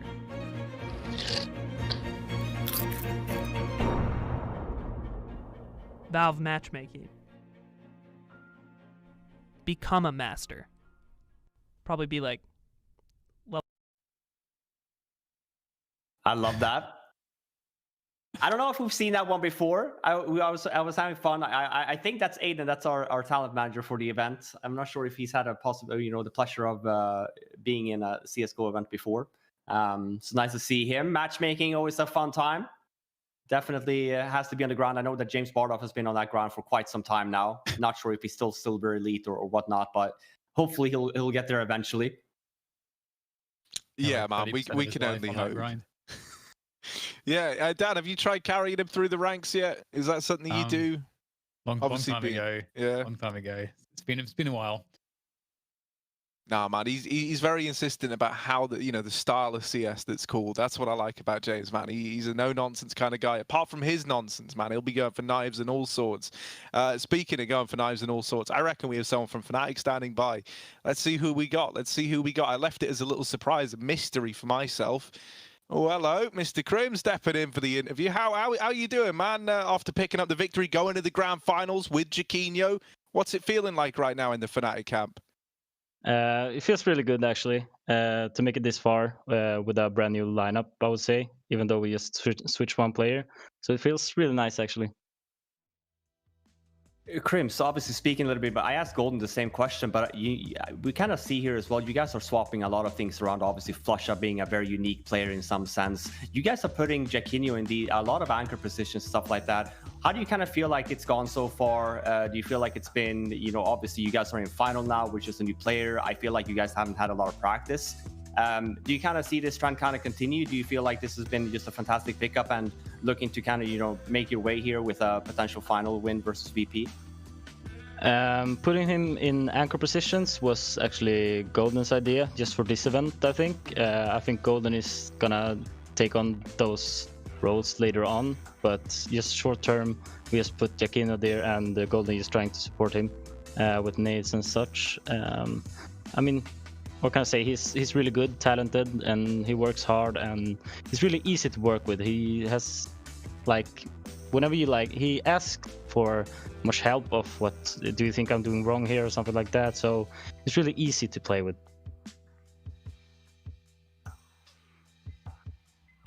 What with that said, going up against VP and I mean in this game against Heroic, although it looked like you guys had some trouble, it didn't really seem like it was too much trouble. Like you guys managed to bounce back really effectively on that first map. You had a really good approach on your T sites, and T sites have always been something that you guys have been pretty comfortable with. Going against VP, of course, it feels like they have quite a difficult style to be up against. We saw that mousesports struggled against them. How are you feeling about VP right now, now going into the finals against them? Ooh, I think they're playing really good Counter-Strike. I mean, I have looked on a couple matches. The problem is that when teams face them, they don't like disturb their defaults. They don't like go aggressive, like doing stupid things against them. So VP gets all the ground on the map, like to work with and do whatever they want. So that's gonna be a key factor when playing against them. Just make it their default terrible. Awesome. Something else I was wondering, Crims, is with the departure of Flusher, right? Obviously, from like the OG like golden era of the Fnatic days, it would be just you and JW left standing, right? What are your thoughts on like the kind of departure of some of the old guard, as it were, and like the talents that are getting a rise up as a result? I love it this way. I mean, of course, I miss Flusher, but something had to change.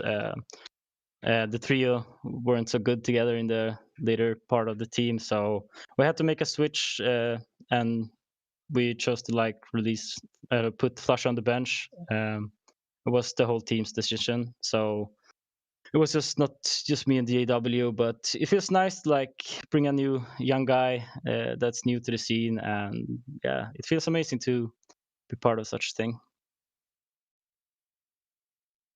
So we spoke about that as well with Golden yesterday, about the development players and stuff like that. How would you say, when you mentioned the whole thing with Jaquinho asking a lot of questions, if he's doing something wrong, doing something right, Golden was very open with that, or actually was JW of saying he believes that Fnatic is one of the better teams in developing talent. Would you agree with that? Would you say that maybe, you guys spend a lot of time with even Jaquinho, maybe outside of the server, outside of practice, so, showing them the ropes? Or why do you think that maybe JW kind of said that about you guys? What makes you guys so special? Because I agree. I mean, look at Brolan, right? Look at the production he's done. He's an incredible player, and I think you guys have spent a lot of time with that guy and really polished him up to be a really, really good, strong player. I don't have the exact answer for that one.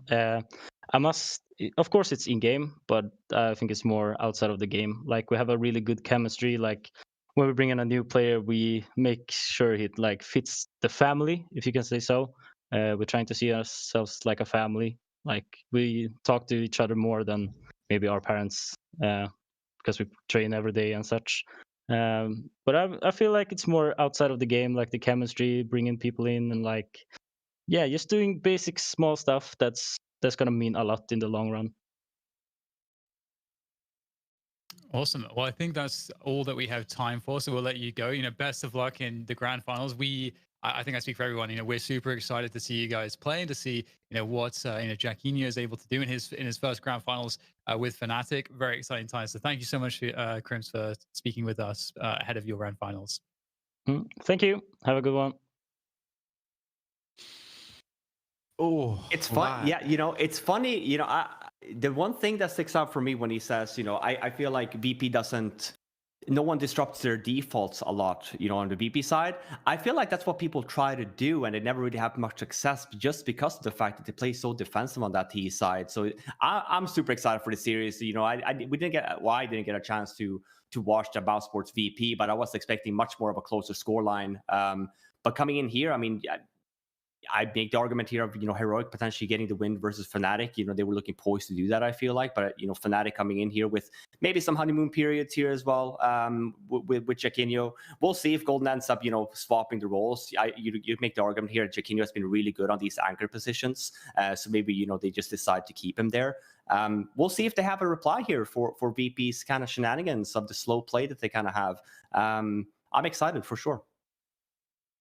Yeah, I think it was very telling that instead of saying something like, we'll just have to play our game, and these kinds of more generic responses, he was making a sort of objective statement of they play really good CS right now.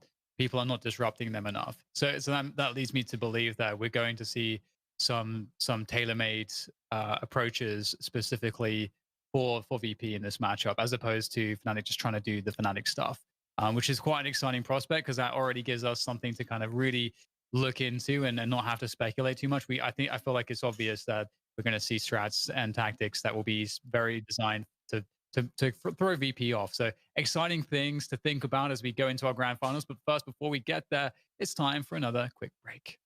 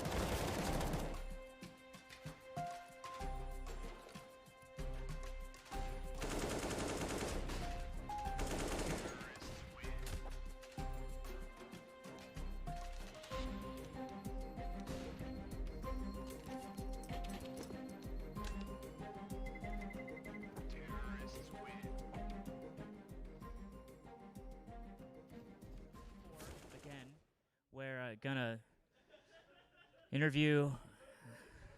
I don't want to do this. I'm done.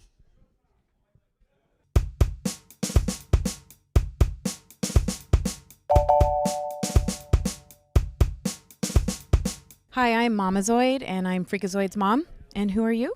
I'm Launders. I'm not Freakazoid's mom. What do you do, Launders? I'm a commentator. I sit on the couch and I talk about the game. Nice. So are you not good enough to play the game? What's your favorite gun? I guess the Krieg. Can you tell me what the Krieg is? It's a scoped weapon on the T side. How many do you have to win big time to get that Krieg? Not really. It's like normal economy that you could buy it with. Is it just above the knife? My name's Loretta, and who are you? What's up, Loretta? My name is Fiflauren. Fiflauren? Fiflauren, yeah. I'm a black belt in Taekwondo. Are those Gucci slides? These are the Gucci slides. Ryan's mom didn't know about them, so I was introducing her to them. She says they have a funny name, which they do. They're called slides, but it's like, I guess, the cool thing. Yeah, they're cool. I like them. Gucci. So, Robin, have you eaten today? I haven't. Oh, would you like me to make you something to eat?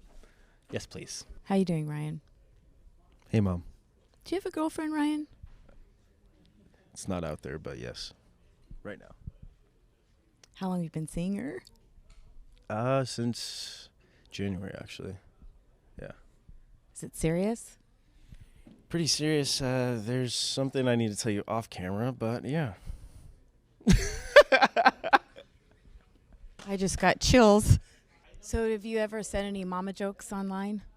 Not really. I can't remember the last time I said a mama joke. I have one. Let's hear it. Your mama's so fat, Thanos had to snap twice. I'm English, and we respect mothers like they're the salt of the earth. I would never say a your mother joke, ever. Just to make that clear. I think they're hilarious, and I'm a mom. Remember the old comments from stream? The ones they used to call you when they seen you on camera on stream. You don't remember what they used to call you? MILF? Yeah. When was the last time you called your mom? Probably on Mother's Day, but other than that, I can't recall before that. Do you at least text? Yeah, from time to time we have like a family group chat. We try to keep up there, but not too many calls. You should try to call your mom more often. Yeah, I could imagine how she feels. I called her a little bit before Mother's Day. Not on Mother's Day? Oh, this is a tricky one. Maybe 3 days ago, I would say. She doesn't hear from me that often. I'm not a very good son. Does Ryan call you very often? Actually, 3 days, that's the best answer so far. When are you going to come visit? Do you know my son, Freakazoid? Yeah, I've casted his games. And I've watched his Twitch stream, and I've seen his YouTube videos. Nice. Do you like him? Yeah, he's a fun guy. Yeah. Nice. Do you think you're better than Freakazoid at the game? Well, to be honest, he's looking pretty big lately. Like, he's been definitely hitting the gym hard, so I'm not going to answer that question on air. I'll leave it to the fans. I think that's a great answer. You think you're better than Ryan? Maybe. Wow, brave boy. Ryan, do you remember when you guys were younger? Yes. And we had to put your computers in the hallway to keep an eye on you? Yes, I do. Yeah. Do you remember why we had to do that? Yes. What's your favorite map? Mirage. Do you ever hallucinate? Are you familiar with chickens? Yeah, I mean, in a sense, I'm familiar with the CSGO chickens, and this one looks like actually just like them, so that's about, yeah. I have chickens, and I have 2 that look just like this chicken. And they come in the house and get treats, and I rattle a bag, and they come running. Have you seen the chickens in CSGO where they're like running around? We're going to have to show you the clip, but they have like a bunch of chickens, and when you shoot it in the game, their feathers like blow up and makes little funny sounds. Really cute. I'm not sure I want to see that, but... You're going to kill it? Oh, my goodness. Oh, jeez. What'd you eat today, Ryan? You know the answer to that one, don't you? Yeah, you're the worst. you would starve and beg all of us to come bring you food. How do you feed those muscles when you don't eat? How do those muscles grow when you don't eat? How'd you get so big when you don't eat? What are you trying to imply, Mom? That's fucked up. No, I don't do steroids, but I will say I do. Oh my gosh, I wasn't thinking of that. Can I have some of that? What do you have to drink? What do you have in your pocket? Can I get a little whiff of that? Can I get a little sip? I'm gonna start blushing now. Do you play Counter-Strike? I used to. Not very good, I might add, but I did used to compete. That's why you're a commentator, because you're not that good. Exactly. I mean, look at the bottom bunch over here. The people that you have invited to the show, they're all rejects, let's be honest. Henry G has, never won a tournament. Moses retired back in 2004. We have Vendetta. Honestly, no one really knows who he is. And then Launders, he's just a talent. He's never really tried to make it even. But yeah, and here I am. It's great. Wow, I'm going to swear, he's a shit talker. I love you, Mom. Yeah, I love you too, son. Don't call me son. That's weird. All right, Ryan. Freakazoid. All right, freak.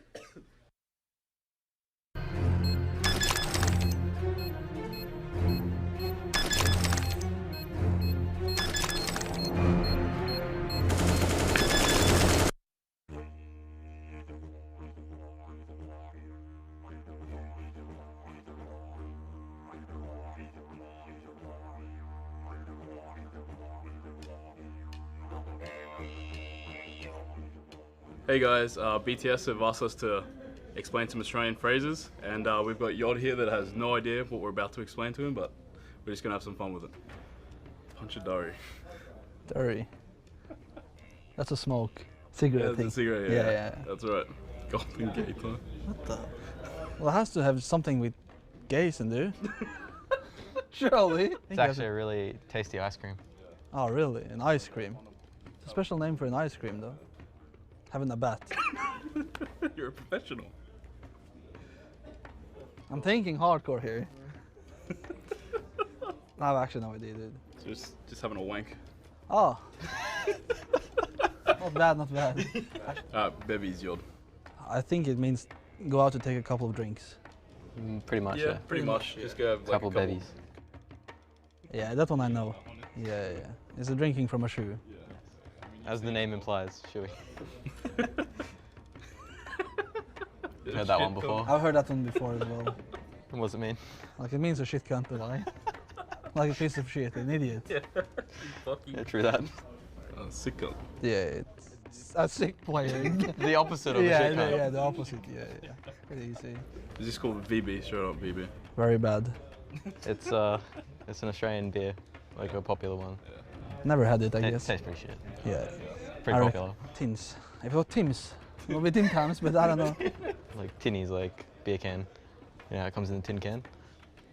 You ever had beer in a tin can? Loose unit. Yeah, I'd say you're probably the definition of a loose unit. Yeah, what do you think it is? I think it's a gambler. No, a motherfucker doesn't care about anything. Yeah.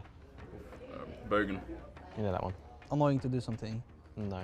Ah, yeah. Like another version for saying like a redneck in America. Yeah. Ripped cones. No, I would say like banging chicks. I have no idea, dude. I don't even know what cones means. It's just smoking weed. Just smoking weed, yeah. Nangs. Nuggets. Surely that one is close. Yeah, grab some nangs. I think you guys could say that. It's a party drug. Yeah, it's a drug. Pretty much just like gas. It's not nuggets. This is Sean. Is it Sean? Yeah. A Gucci man? Pretty much a Kiwi, like a New Zealand person. Because they have so much sheep over there, we give them shit and then they fuck sheep. Yeah. So we call them sheep shackers. Yeah. Okay, makes sense. The Great Emu War. The fuck is that? It's the battle we lost versus the emus. Which is don't birds. even know about You guys were not very good fighters. We are Vikings, you know, from the north. I don't even know about this. They're pretty big birds. I'll show you what an emu is. 1932. Yeah, but you don't lose a war to that one. Well, there's a lot of them. That's ridiculous. What a bunch of noobs. Yeah, what the fuck? We're peaceful, we don't want to hurt the birds.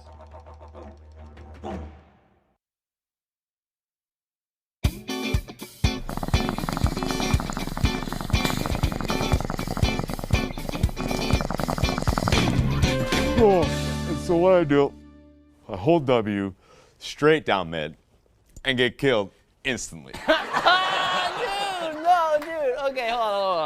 So this one time, it's like round 29, something like that, and my team's all hollering at me like, hold up, dude, hold up, like, hold your position. I'm like, no, guys, I got this.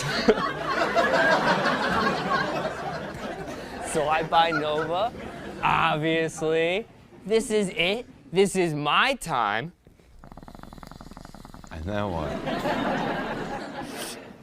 I run down mid, press W, and die instantly.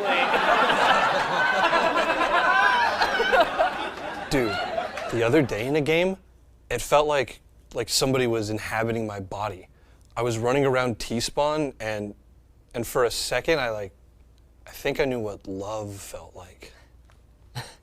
Whoa. Far out. What's up, guys? Hey! They killed me. Bomb's sitting A side, I'm over there B side, you know how I do. And they come over, chicken. Every round, chicken, chicken. You're crazy, man. I'm out, guys. Later, dude. I like that, dude.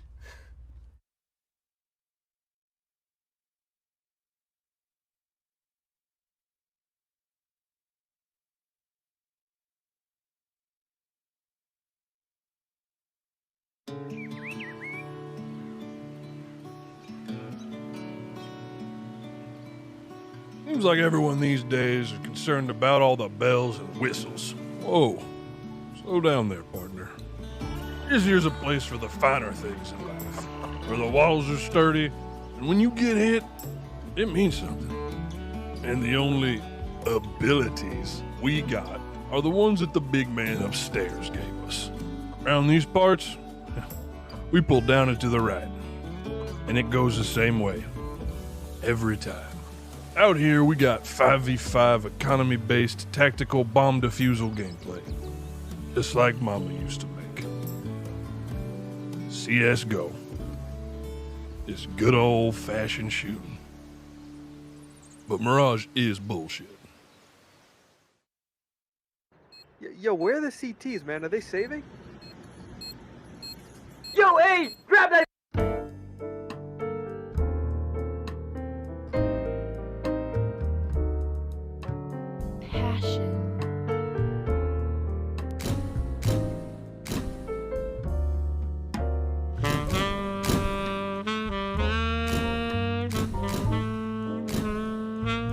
Power.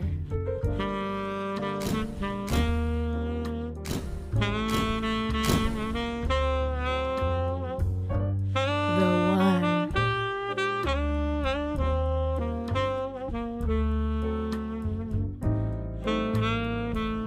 Dosia. The fragrance by X-God.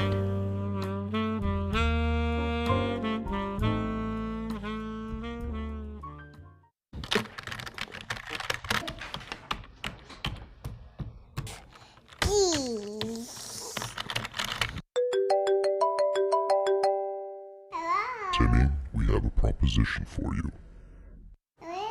$5,000 to lose. Stop. Hang up the phone, Timmy. Timmy, what the man on the phone wants you to do is something called match fixing. Don't do what he says. What's match fixing? Match fixing damages the competitive integrity of the game and can be fatal to the ecosystem. And if you get caught, you can face severe consequences. Bold. You could be permanently banned from majors. That means you have to work shitty tier 3 events as a caster. What's a major? A major is a special tournament that happens a few times a year and it's got a $1 million prize pool. Cool. Pool. They even have these special cases that you can unlock special items from. Whoa, whoa, Timmy. You always win something, so it's definitely not gambling. Blue, red, blue, red, blue.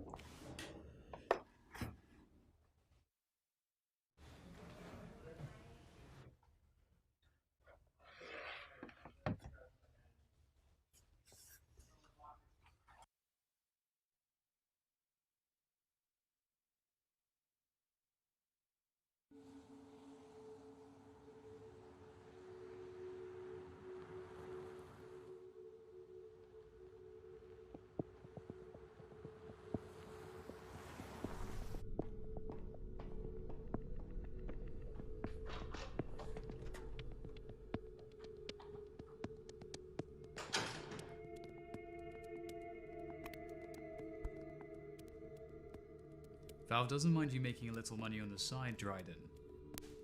They'd just prefer it if it wasn't throwing games.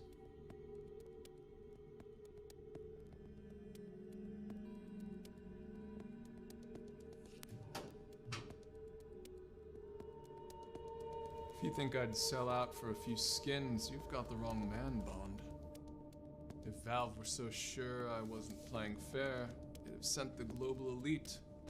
Benefit to being section chief. I'd know if anyone were promoted to global elite status, wouldn't I?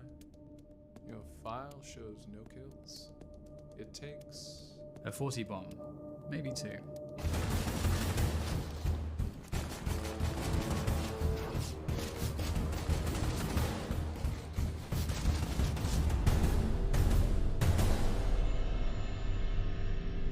Shame. We barely got to queue with each other. I know where you keep your gun. I suppose that's something. True. How did he die? Your teammates? Not well.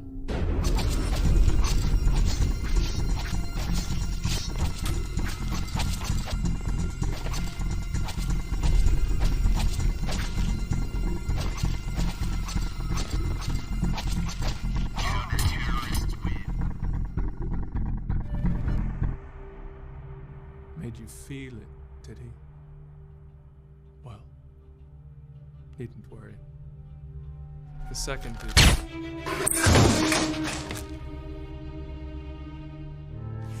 Yes. Considerably.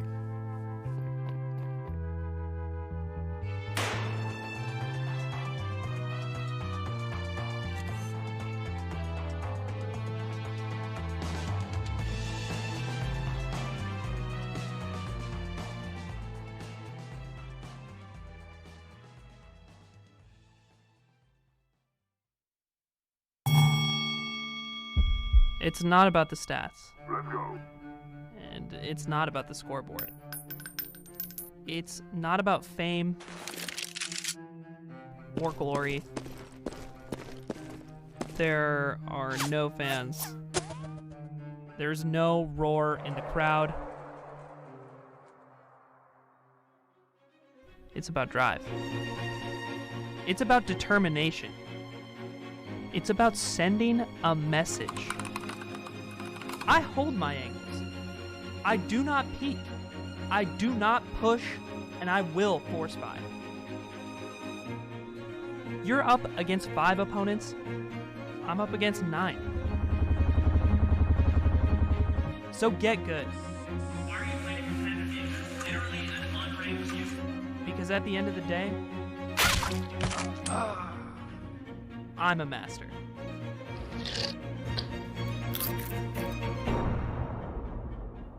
Valve matchmaking.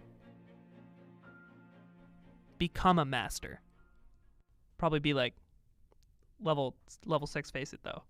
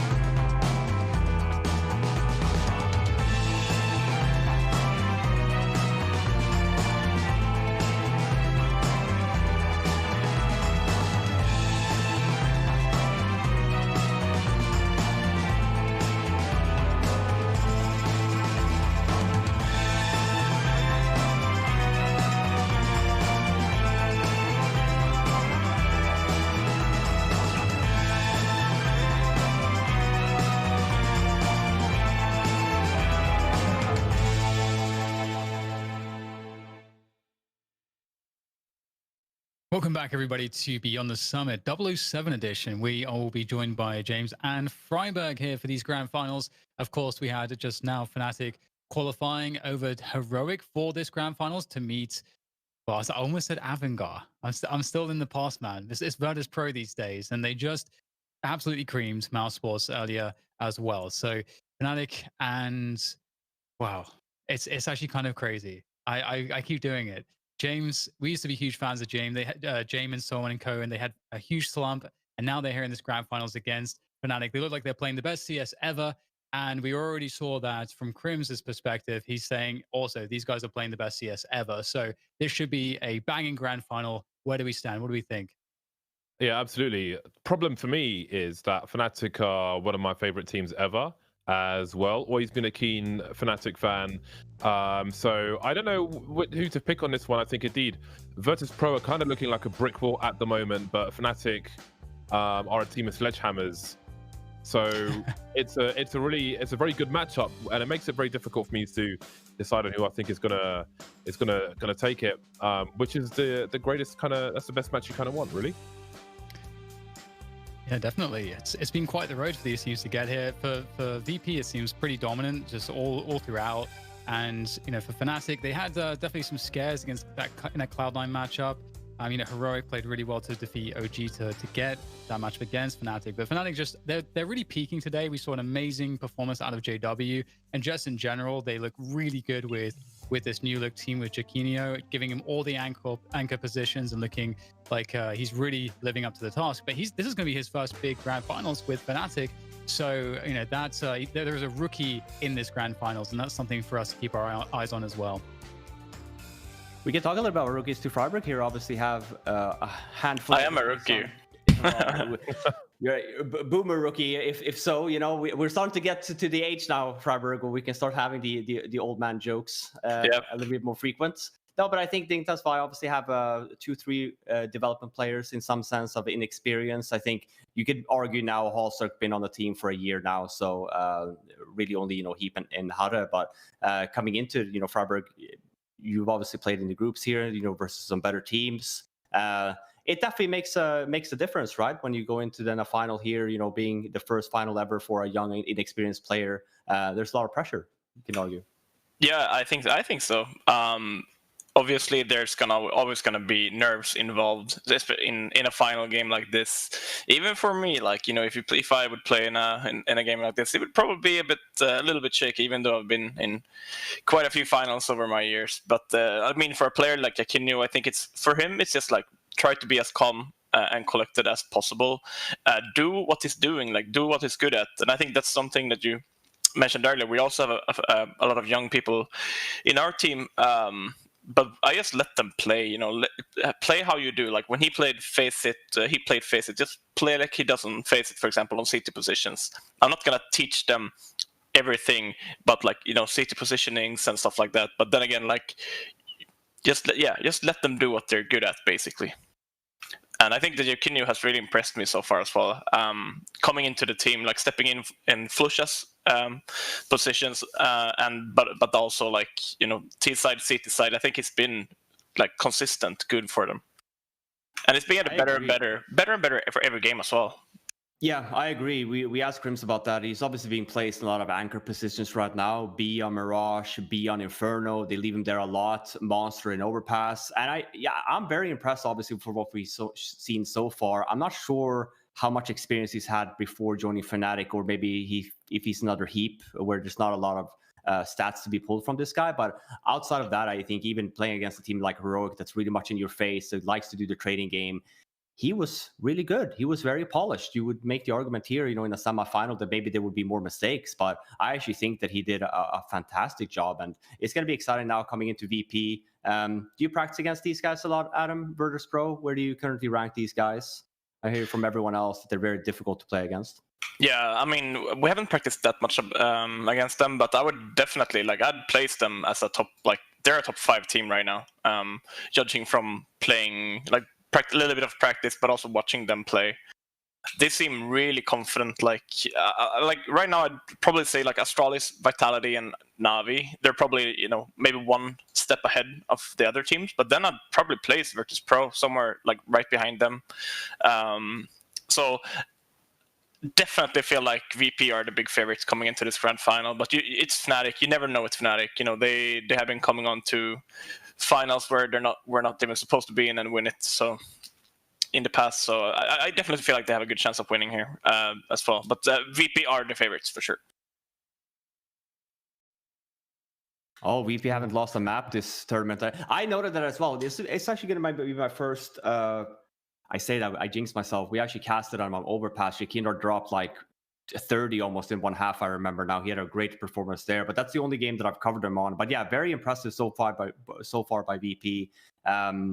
Not dropping a map. What is that makes them so good, Freiburg? Do you have like I've been talking a lot about their approach to the game, especially T side. I think that a lot of CTs nowadays just go for a lot of map control of swinging some and going for some information plays. But I think VP is one of the teams that's just doing a really good job in kind of countering that at the moment. Yeah, exactly. I think they are really good at punishing CTs that try to go for aggressive picks. But I feel like the X factor for VP is probably going to be Jakindar. I think that he's been playing out of his mind the last couple of. I mean, especially in this year so far. Every game I tune in, I see him play. It's like 30 bombing or entering sites. He's been really good. So I feel like. But then again, like they have aggressiveness in Jakindar, but they also have the calmness and the passiveness in Jame. So like if someone would push somewhere where Jakindar is not playing, they might just run into Sanji or Jame playing passively, holding with an op or holding a tough angle to push into. So I mean, shooting hard, but also like I watched a few of their demos by learning the way that they mid-round call, because I feel like they do their defaults, they fight for map control, but they also have really good like mid or late round decision making, how they're not splitting up too much, they're going as a group, making something super simple, guns up and go together, trade. I think they're playing great CS right now.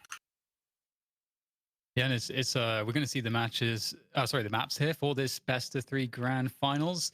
And Virtus.pro looks like in the Betway odds, they are definitely going to be edged to be a pretty good favorite here. And I think that makes a lot of sense given everything that we know and that you guys have been talking about, the fact they haven't lost a map and so on.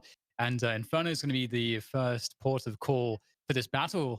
And it feels like that's a great spot for Fnatic, actually. Even though it's a pick of VP, we know that it's a really steady map for Fnatic. They just had a really good game against Heroic. They kind of blew Heroic out of the water on that one. And so it feels like it's gonna be the best place for the underdogs to start. I would argue here as well that the veto, even for Fnatic is pretty good here. To your point here, Dan, obviously Inferno is a map that Fnatic likes to pick into. We see Mirage, we just saw them play Heroic on that as well, and obviously Vertigo as well is a map that they'd like to play. So sure, VP coming in here obviously as clear favorites, but you can make the argument here of this is actually at least a really nice kind of series that we have in the hands of us here for Fnatic as well. There's definitely a potential that this has the means of going all 3 maps, or even a 2-0 for Fnatic if we're getting there, depending on the day and age. But I just don't think so. I didn't get a chance to see that VP mousesports game, but that looked extremely dominant, and as we've seen throughout this whole event so far by VP. So definitely have the workout cut out for them if you're Fnatic. Last time they played each other, it was VP who picked Overpass. Now tables have turned and Fnatic picked it. Then again, Fnatic did beat them on Vertigo back in the days. This was in November, I think, in Flashpoint, or December it was actually, Flashpoint. But I think interesting maps for sure. I feel like, Fnatic are really good on Inferno. Like, they've always been a good Inferno team. They did lose Flusha, who I would rate as one of the best Inferno players for sure. But I think Yakinyo has also been super stable on the map. So it's going to be, I hope this final goes to all 3 maps. If Fnatic can get a good result here coming into Inferno, we're probably going to see all 3 maps, I think. I would love to see all 3 maps. I think that'll be quite exciting. I'm going to put all my tunnel points on Fnatic for the first one. Fnatic and Inferno, how can you not, is my question. We've seen a lot of fun stuff from them on the CT side of Inferno already. Some signature stuff, and indeed they'll start on the CT side here. We are in the car with Prius, the man himself. Big fan of Japanese vehicles. See how we can do on the 1s and 2s here on Inferno. Crimps noted, actually, we're down in mid here on the piss round for Fnatic. 3 members, actually all 4. Just the one person here is Golden up in Banana. full-on brawl. Kind of see the same round that we saw from Heroic on their pistol round last series. Maybe Fnatic liked it so much that they want to replicate it. Yes, it's looking pretty good right now for VP. Trying to push the back to the bomb though. So even though they have numbers advantage, Jiquinho has a slight edge, able to smoke off that bomb as well. That's actually a huge move, and there's two ways for VP to do this. They could just wait the smoke out, and honestly, there's no reason not to do it. They've got plenty of time to do that, and they can just hold. And that's the way to decrease the variance as much as possible and make sure that they can coordinate together to trade this kill. That's all they have to do. And so it's just a stalemate. Whilst the smoke is up, it's finally gone. Quick 1v1 for Jiquinho, but he needs to get the 1v1 and get the kill, and he's not going to be able to do so. Buster takes him down, and VP pick up the pistol. It was very calm and composed by VP, you know, not rushing through a smoke or pushing through a Molotov, and just yet again just chilling Banana. They know that they're pushing down mid, but I think it was Kikert just hiding, or Buster perhaps, or Kikert just hiding down bottom Banana, just waiting for the timing to push and kill them. But cool to see some early aggression from Fnatic. I think VP should be the aggressive team in this matchup, but Fnatic is just throwing back at them. Yeah, something that Crims talked about in the interview we just had with him too. He said that he feels like teams don't do a really good job in disturbing VP's defaults. So looking like Fnatic has at least a game plan coming into it. Might be seeing a little bit more aggression from them, maybe more than what we're used to. And we kind of saw that on the pistol already. Very quick down in mid. It is a buy here though from Fnatic. Scout on JW. These rounds are always dangerous. I think it's even more like I would rather lose the pistol round and win the force buy. Like if Fnatic managed to win this round without VP getting a plant, they have a huge advantage, because then VP, they need to like double eco to get a good buy. Kindar's fishing top mid at present. Crims is the closest, and he's behind the smoke, and almost he will go down to the spray through the smoke, in fact. So that is some nice awareness from VP. 43 seconds on the clock. You can see Kikert's keeping them honest towards top Banana. We see a rotation from JW now, and I think that's really good. Like, this is a round that you can gamble on. You probably need to gamble to be able to win it. And they are like 2.5 now towards the B side, so Fnatic are still in this. Yeah, see, that'll be very dangerous up close from Jiquinho. So far, so good as far as he is concerned. Isolated from his teammate back in that side, Golden actually, thanks to the smoke and the fire. And they will eventually be eliminated. JW and Brand have lost position now. I think a lot of people will just opt for the save here, but JW's offered some angles from the ruin, so we'll see what he chooses to do. Falling back will actually be problematic with no smoke up.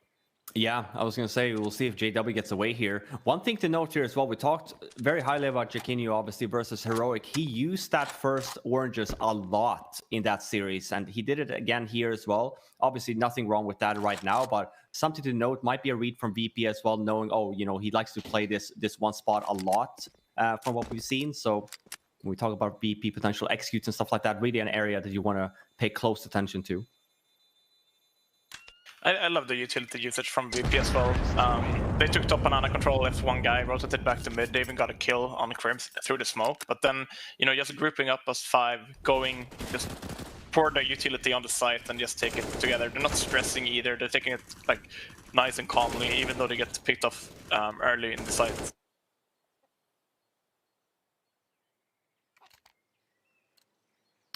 Okay, so Fnatic still looking to disturb VP more, but VP been really good on these rounds where they're just working against the eco so far. Not really too many leaks. It is kind of a scary prospect, this idea that if you allow VP to just do their thing, they're just going to crush you. Like, you have to throw stuff in, yet they're so good at actually dealing with that at the same time. So having that rounded of a T side is going to be a really interesting test that we'll see Fnatic, you know, meeting in this grand finals. And I feel like Fnatic are a very awesome team. Like, I feel like on paper, to me, they match up well to be a team that can do stuff like that and survive in the chaos. And this is actually, you know, 1 kill, and there's an opportunity for more. And many kills that Fnatic could get this round is important. If they would manage to get a lot of kills and then win the next buy round, they might force VP down to like an eco or maybe maximum one more buy. Close, it was Roland holding that A bomb site. Deagle armor he had, almost got the kill on Buster. I would have wished that Fnatic would have done a more of a gamble stack than what they actually did here. Like they only have USBs, they had a 5.7 and a P250, but like stack somewhere as 4. Try to like push one guy perhaps, grab a gun, get some more exits perhaps. Like you don't need to play to win rounds like these. Yesterday we saw a 4-man stack on short on the roof. I forget what team it was, but I quite enjoyed that. Usually it's the Astralis, as people call it, in the pool towards B, but it's always good to find a new way to try and catch people off guard. Well, 3-0 for Virtus.pro. Another buy round comes in for Fnatic. We'll see what it looks like. JW's got 53.50 in the bank. I'm sure you'd like to have a little more than that. Let's see what he is going to pull out of the bag. I think the banana is going to be a vital part in Fnatic's success here on CT. Jakindar has been just crushing it on banana lately, so we're going to see how aggressive Fnatic decides to be. There are 4 people on the B-bomb site in the first round, so I think I have my answer to it. JW was $50 shy of Kevlar with the AWP. And the lack of Kevlar compromises where you can stand, obviously, especially on Inferno, obviously, with all the grenades that are thrown at the beginning of the round. He will be on short for the time being. Fnatic rotating into a traditional mid-round setup, if you will. 3-2. Nice nade here. Maybe taking their time with banana. Kinder and Buster are quite tagged, though. Not so bad for Buster with the AK, but Yakindar's got a UMP and 6 HP, so we're asking a lot of him. And Sanji's taking big nade damage as well. This is starting to add up. However, it will be opening kills on the B bomb site. And that's a big rotation for Fnatic. Only 2 of the 3 players of Kevlar, so this is an awkward spot for them when things were looking good, at least as far as grenades were concerned. And it's like the small things, right? The VP does really well. We even see that banana take right there. Not only does he just throw the 1 flashbang, but it comes 1 more right after in a pop scenario, putting Jakinio in a bad spot. Obviously, dodges the first one, but puts Sanji in a really good spot to kind of go for that. Not Sanji, sorry. Kika to kind of go for that entry. And then Jamie obviously there to kind of support it at the same time. I feel this is really the stuff that VP does really well. Yeah, and like the mid-round call, like once again the mid-round call here, they're spreading out on the map in the start of the round. They're not realizing, okay, Fnatic, they're fighting for banana. They took some really high utility damage, but then again, they're working a bit towards the A site, but then grouping up as 5, keeping it super simple. Like you said, 2 flashbangs, 2 kills, B-bomb site, the one that's been run.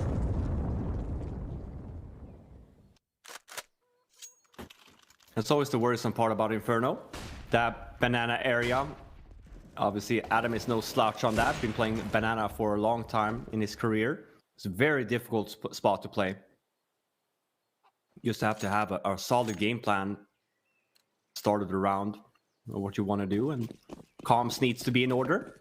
You accidentally throw away that 1 extra smoke or the 1 extra flashbang, and you could be in danger.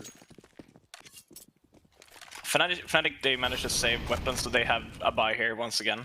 They're probably going to need to win 2 rounds, or 2 or 3 rounds here on CT to break the economy from VP. So this could be going out of hand if they don't win a round soon here. Well, it's a good start early on. They'll get some damage onto Yakindar. They have that early banana control, but at the same time, you know, VP are looking to just retake that straight away, while Sanji does apps by himself, and Sanji obviously very good, very good at apps control, and lots of pressure top banana. Now I like that the bomb is kind of lagging behind. There is the possibility that Fnatic might go for a retake setup top banana, so they want to make sure that the bomb doesn't get caught. And it looks like they just want to keep pressuring towards B, but at the same time, like again, they don't have to commit. Fnatic understand the slow pace that's a VP play, and they're trying not to bite, but JW will rotate now, and you can see, look how the timing works out perfectly for VP. That moment of doubt is when VP is about to strike top mid. Oh, here's the snap though from Crims, gets it, Here's bomb as well, and JW is going to be very quick there to rotate, but there's still time left on the clock here, and we see the rotate coming over. Again, Fnatic making the right call here. It's going to be fighting against 3 Fnatic members on this B-bomb side. Crims is already down in mid as well, looking very likely here now for the first Fnatic round on the board. 8 seconds to get this bomb planted, and there's still a Fnatic player on the side. Just off golden appearing, and that's GG. Thank you, Virtus.pro. They may steal some weapons away as well. Sanji gets dropped, and James will make it a little more expensive and save the AWP, but he can't save the round. Fnatic are on the board. It's a really small thing, but just an information play by Crims. That play that he did, he only got 1 kill top mid, but he got so much information for his team. JW, he was a bit hesitant in city spawn whether he was about to rotate or not, but Crims told him they're going B, they're going back to B, and then there were 3 guys on the B site, and Golden, you know, just playing the clock, making sure they don't get the bomb plant. And nice round by Fnatic, like not playing passive only though if there are only 2 on the A site. Got a tech pause. And while we have one, we can look at the money quickly of Fnatic. Those saved weapons will be quite important. Brolan is still a little short with 33.50 in the bank, but there's more than enough money for Virtus.pro, so the pressure will be high. Fnatic will be back in the pits unless they can get that consecutive round. So we'll see if they're able to do that. Is there like a feeling of relief, Freiberg, when you get your first round on the board? Let's say your opponents had a good start and they're getting some momentum. Even now, there's like big pressure for Fnatic, but is there like a psychological barrier broken, at least for you, just getting off the 0? I think so for sure. Depending on, like, obviously you could have been 1 guy surviving, and losing this round would put Fnatic right back on the eco, but it doesn't matter. Like, you're on the board now. What you did that round worked, so, you know, try to talk about what you did and how can you, like, do the next round. Always talk what's happening across the map and try to gather as much information as possible and change if you need to the way you play. I like that pop flash for the boiler peek through apartments. On this occasion, it was a team flash, but it looks like a very dangerous idea from Virtus.pro. See how that plays out in the future rounds. Fnatic playing super passive across the map here. They have 2 guys on the B side, 2 guys on the A side, and they have 1 guy, Crims, just rotating here between the sides. So we're gonna see if he's gonna rotate over towards... Yeah, he's gonna rotate over towards A now. They got top banana control, but VP are still here fighting for this. But they are. Not a lot of utility left either. It's just JW with a lot, and he's over towards A. At least have 1 smoke left on Golden onto the B-bomb side, and it's a bit of a half-assed fake, I'd argue. Kiku's just going to be walking in here. Spots Jackinho. Same, let's note, same, roughly around the same area by the first set of oranges, but we know then that VP is making their way up in mid here. It's not going to be enough time for them to kind of fall back, so we are definitely ending up on the A-bomb side. Oh! The increase, but then you still have Brolan and Crims here at the same time. 17 seconds left now, 1 versus 3. I guess the 1 guy that you want in this position might be Kindar. He's had a fantastic performance so far this event. This is asking for a lot though, and it still hasn't, you know, gone back to bomb, and it's not gonna happen. Yeah, the bomb were on the balcony there. 3 guys alive, yeah. Can you ever figure out where the bomb is? Like when it's you don't know if it's above or below you. I feel like I'll never remember which way that bloody thing on the radar is pointing. It's like a T upside down. Why isn't it an arrow for up or down? Oh, that's a good question. Valve, please fix. You know what? I'm gonna email them. You should. I'm gonna do it right now. Well, Fnatic are doing a really good job so far. Like, kind of doing the pressure that they have to, but really not overextending. And it just feels like they've found a good medium at the moment. But of course, VP will have a lot of different things to throw at them still. Oh, the grenade, goodbye, Yakindar. Resmoked on the half wall, and now Fnatic in the 5 versus 4. A lot of damage dealt. They don't have to really risk holding on to forward position. Like, having position gives you information, but if you already have the advantages in numbers, the information doesn't become as important. So it's cool to see that they opted to go for a less risky approach, and that means that they're basically putting the ball in VP's court and saying, you guys got to make a choice to commit somewhere. instead of committing with their bodies, Banana, they're making so much damage only using their utility. They're keeping top Banana for like in the start of the round and just chugging down nades on them. And this has been the like third round where Yakindar, now he's dead. The other 2 rounds he were really low on HP, and he's a key player as well for VP. So VP perhaps should just try to bait some nades, Banana. Like, don't pressure it as much as they've done so far, because they've been eating a lot of damage. Again, the clock starting to run low. Crossfire for Fnatic with Crims and Brolan. And JW's on the way as well. He can throw some flashes towards short. Bomb's been dropped once more. Where is the cavalry? Don't hear any horses. Not going towards the site, just plodding away instead with Jamin Kikert, who will live to fight another day, as is standard. Par for the course, as they say. The graphite AWP, don't see that very often these days. It's a cool looking skin though. Not too shabby, is it? Easy win with something on the scope. Always bet on Black Freiburg. Will. I would have loved to see VP gone 3 apps instead of going 2-2 there.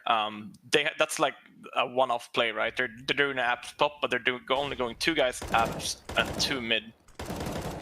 So I would have loved to see, I think it was Kicker who had the flash, just James go with him, try to lock an angle from inside apps. You could watch towards small pit or long with your up. But now they got like not good enough trade frags with only 2 people there and too many angles to check. Yeah, and it's easier to kind of do that as well on timing, because we see there the apps guys are obviously out before short guys comes in. So if you do it 3-1 instead, you just really go for apps timing instead. But this is probably not the best case that you want for VP, especially lose that round. 5 remainder Fnatic players alive there. And when we talk about potentially having a strong CT side, it's in the rounds for being able to string rounds together, being able to buy back-to-back with a strong set of utility, and potentially even sometimes an up setup, a double up setup. As a commentator, I quite enjoy rounds such as this, although preferably with like less AKs, more just to focus on the AWP, because I think it's quite interesting, especially on the CT side, how it's like you have a great opportunity in that weapon to potentially win the round, and you need like your teammates from pistols, but you need them alive to, like, if you're on the T side, I think, to take position. So you need one guy to swing. There's like so many things that can be at play. It's really fun to have that journey of discovery. Like if somebody jumps or wide peaks to make space for you to shoot, and then trying to stay alive or storm or cause problems like they might do right now to try and just take focus away on the bomb site while the AWP can stay alive. Bomb's been dropped. AK's trying to clean up. It'll be Sandy with the Deagle instead to do that. We have JW by the ruins already. Hard to figure out where the bomb's being planted by sound when it's on the other side of the smoke and the fountain. But here is the cavalry for Fnatic at the very least. Jay Malone 1 versus 3. We know he's capable. Needs to find the right timing though. It's a nice angle from Crims, but a better flick from Jame. Repositioning now, trying to isolate fights and avoid the trade fragger. He's got down from a flick from Jame, and it's 1v1 now. Brolan has a kit. Does he commit to the defuse here? He's got a smoke as well. It's going to be huge, but he picks first. And there is the clutch from Jame. 1 versus 3. Never count him out. The AWP are not much more, but here we are. I mean, again, he gets the one-on-one duels that he just so wants. Hits the bomb side. I would argue the Fnatic did a really good job here. But you leave Jamie in a position that he's going to take advantage of. Gets what he wants. And just the one-on-one with Roland there, you can't really fault him anything. It's a great position for Jamie to be in. Another tech is called. Good old team speak. There has been some routing issues as of late. Maybe it's because more and more people are home. Working from home, chilling. Yeah. Dan, tell us about the routing thing in Quake.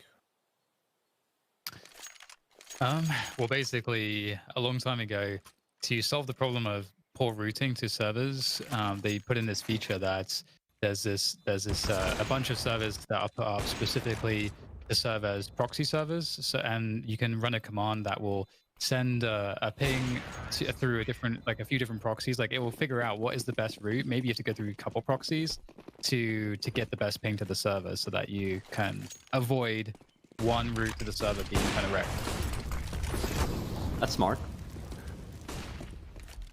Yeah. Do you guys It doesn't really remember cost anything to do that? It's just like, yeah. Fifi and Freiburg? Do you guys remember years ago when we were mostly playing online and everybody was getting DDoSed and Pit was the stand-in for like Ninja's Pajamas, but also like 12 other teams? Back in the Face It days, like in yeah, the there is school some office. recollection of that. I was talking about that a few days ago. You know, with the new coaching, with the major changes and stuff like that, allowing for a sixth, and it was so funny back in the day. Obviously, we had just so many stand-ins. Kerrigan was the stand-in for NIP at one point, right? We had a lot of big names, and Simple has been stand-in for some teams before as well. You know, very much relating to the same. It wasn't fun to play at that point. It was a lot of long games for different reasons. It wasn't fun commentating at 3 o'clock in the morning, NACS, while that's happening for half an hour. JW's got a big task ahead of him because VP are trying to charge this bomb site with the few rifles they have. So far, so good, but it can change quickly. Fnatic almost in a diamond formation around the ruins and the bomb site. Chiquinho's about to pop out now. He's got 2. Bomb has been planted though, so more has to be done by Fnatic. 4 versus 2 make it 1, but it's Jame. It's Jame again. He is the last man standing for Virtus.pro, but this time there's a better smoke, a flashbang as well. And this one might be too much to ask, looking for potential flank, but there is none. And indeed, Jame will head out as Fnatic moves to 4. I almost like that Chiquinho waited for the bomb to actually get planted almost before swinging, because they hadn't cleared backside. Obviously, it's quite crazy. But you can see that there's I think it was Sanji who had his attention backside, but because no one peeks off of the sound cube, the bomb getting planted, he turns around and starts doing the next job. So it kind of worked out that Chiquinho, just to secure the double for sure, waits a little bit of extra time. And it's a spot, to your point as well, Dan. Like, it's a spot we don't really have. I don't think we've seen him in that spot even versus Heroic. So one of the things, as I mentioned, we don't want to kind of see him on the first oranges every single round. That is very normal for an inexperienced player, obviously finding a spot that works and just keep on going back at it. So it's nice to see the flexibility. Again, we mentioned as well that he is the anchor player for B. He's being left by his lonesome again by the Spools area. So, well, responsibility being placed in his hands, on his shoulders. Yeah, finding success early as well to get his confidence going is going to be crucial, and that's so far happening too. So that's a good prospect as well. Golden doesn't have a weapon, does he? He's rocking the. It might be a bug. Yeah, it might be a bug. We had that before, but obviously it might be just like you're right. He might be a fully saving as well. Wanted to drop an AWP maybe for next for JW, but I think it's a UI bug. Like, it makes. Seems on the X-ray he's got a USP though, as well. So maybe someone stole the gun. He thought he had one. You know, runs out of spawn. It's not there. I have run out of spawn more than once and was like, where's my gun? And then gone back and it's been too late to buy. So that could be the case here. Extra flash in though. Fnatic are doing a really good job playing passive on the B side Inferno here. We see a lot of teams really wanting to fight all the way down Banana, but Fnatic, they're just doing ship damage and letting them come to the site, and they're playing by triple here a lot. We've seen Golden play there, but now Kinyo, he's changing up his positions, Robin. Do you like it? I do love it, and you're right here as well, Adam. Like, this is one of the things I talked about Heroic as well on the CT side. They do a really good job in not wasting utility on Banana anymore, and they just use that. And even the tendency from Fnatic here, I know that Golden is very smart with where he plays his utility once he does save it, and they come into the bomb site. He always makes sure that he just, again, right, only has to fight on the one angle. Then with the crossfire setup being there is at the same time, and you can kind of tell that he had definitely showed Chiquinho maybe a few things, or maybe Chiquinho just has the experience being the B player as well. But I get a sense for that he also is very good on where to place the nades, and it's really an approach that we kind of see more and more nowadays. With, to Adam's point, a lot of teams have obviously liked to take Banana control a lot, and I think more and more teams are kind of figuring out of, if you have a round like that and it doesn't work out, there's just no utility left, and it should be for special rounds a lot more, and we need to figure out other ways kind of to hold bomb sites rather than just going aggressive all the time. Yeah, I see Jaquinho picked up a secondary op here now for Fnatic, and it's going to be really interesting to see if he's actually going to be peeking down Banana, because I don't think Fnatic has been pushing Banana once. They've only been doing utility down Banana, throwing a lot of good HGs and Molotovs on VP. So maybe this could also be a pace-changing round here if we would go aggressive with the op.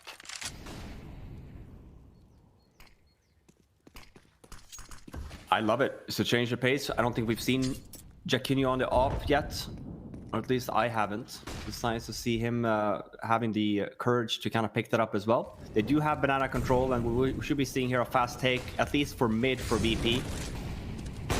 Oh, a great flick from JW. And you can sense that Fnatic just have more respect for Virtus.pro. They're not quite turning the shenanigans up to 10. Not making it easy for Virtus.pro, who will be waiting for mistakes to be made. And not quite a team you can take too many liberties with at the moment, the way they're playing. So Jame on the AK finds himself in the mini pit. We've got a crossfire as JW delivers another one. The bomb is dropped, and Virtus.pro are being starved of oxygen on the A bomb site. Slowly being asphyxiated by the likes of Fnatic. James and Kika remain. James has been spotted now, and there's the Org to trade the frag. And Brolan is here as well with the AK-47. Orb collected, and it looks pretty good for Fnatic, who take the lead now on the CT side. Yeah, I would have seen, of course, James gets 2 frags, just as I was about to say. Like, probably he should have pushed with his teammate. Like, they had a flashbang, they could have flashed towards site and make him run through the long smoke. But he was just waiting out. Like, he kind of let his team down in a way, in that sense, I feel like. But it was a great Molotov as well. Just as JW got the first kill, he got the Molotov away before he got the first kill, and that kind of separated the Thieves. They had no way to revenge frag Jaquinho, who ran in first. I feel like, to your point here, I think it was James and Dan that said it, right? But I think Fnatic just has a really good approach here for this VP matchup. I think the worrisome part here is what we were talking about, VP just taking a lot of space and people not really having a solution to it. I'm just opting for a lot of aggression early instead. But Fnatic has been pretty cool, calm, and collected, I feel like. There's been some mid-round aggression, but they've gotten that one kill, they've fallen back.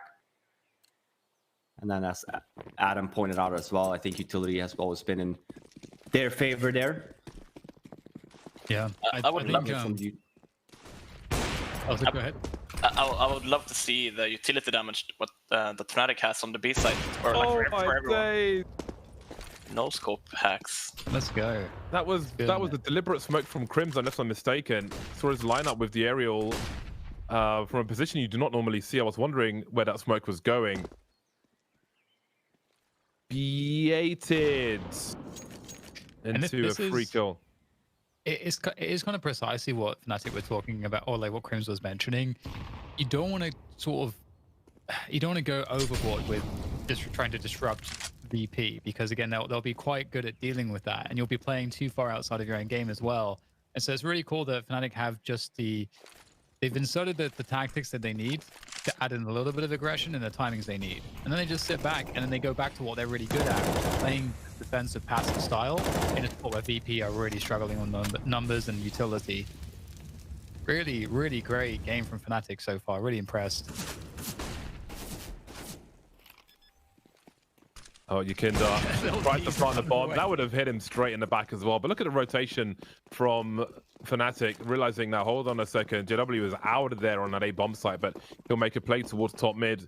He's got Brolan alone in the bomb site, looks for the second player and realizes what's happening. Can he get into position to crossfire in time? Jaime is on the hunt for that AWP as well, coming around from the corner, and he will get picked off by Crims. The protection racket is here for Fnatic. Jaquinho alone on the site will be eliminated. Almost 2 kills, but just the one for Virtus.pro in that round. And indeed, Fnatic are playing a very strong game versus Virtus.pro. Not really giving them the opportunities they're looking for at the moment. It's a fun round there from VP as well. This is actually something Golden talked about day number 2. I think it was FURIA that's been using a lot of the CT side smokes on Inferno and could be able to wrap, and obviously that's something that Fnatic used to do a lot back in the day. So then Golden actually pointed out as well, yeah, you know, sometimes we actually threw the smokes towards site and we fake plan and rush day as well. That's exactly what we saw VP do. Didn't work out for him though. Can't really, you know, try your shenanigans versus the masters at that. They know the tricks. I think it was FURIA who did a round which was pretty similar, but that was like a full buy where they go like flash one guy into the B site, the smoke site, and he fake plants in the smoke, and then they rotate everyone back to A. And it worked out flawlessly for FURIA. I mean, I like it. Whatever we can do to cause some havoc, you'd be pissed, I'm sure, if you're CT. Oh, the wall is there too on JW. Nicely done. They have pit control. Obviously, they have all the time in the world then to spend. Don't even have to clear site. They just wallbang him instead. Absolutely rails through the wall. Jame was so ready for that. I was gonna say this could be a good play. Jame were ready for it. There was a change of pace once again from VP this time. They've been playing a lot of defaults on their T side, but now they just went instantly for an apps pop and worked out really good for them. Put some on 6 rounds here. We know that Fnatic has a lot of money left though. It's been just a great half so far by them. Yeah, but to your point, maybe we can see some utility damage now since it's about to be a save round maybe. Prius, please. See the scoreboard. There we go. Give me the... There we go. Actually, not as much as you'd think, right? On a map like Inferno. Flusha, obviously no longer on Fnatic. Make an argument here of one of the better utility players on this map. Always puts up big numbers. But Jaquinho there, man of the hour, 286 utility damage. Not bad. They have 9.5 kills just purely out of utility damage, though, on Fnatic side. Yeah. Which is good. Take that. Great. And still 2 rounds left to be played, so still some more damage to be done there from the utility. I love this play by Fnatic. JW trying to go for a cheeky peek on the guy jumping up to boiler.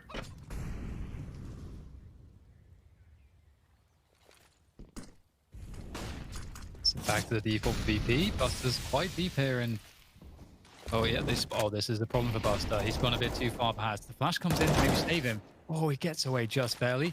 And Jaquinho goes down in the meantime. And now you can see VP have their sights set on this B side. They're going to go straight in off the back of those kills. And it's a desperate rotation of gotten that to do what Jaquinho was so good at doing. And that spray looked like it was going to be good for multiples kills. But unfortunately, for the Swedes, yeah, it might be... Yeah, I mean, they have nades here. I was going to say it might be a save call since they don't have mollies. We'll see what happens.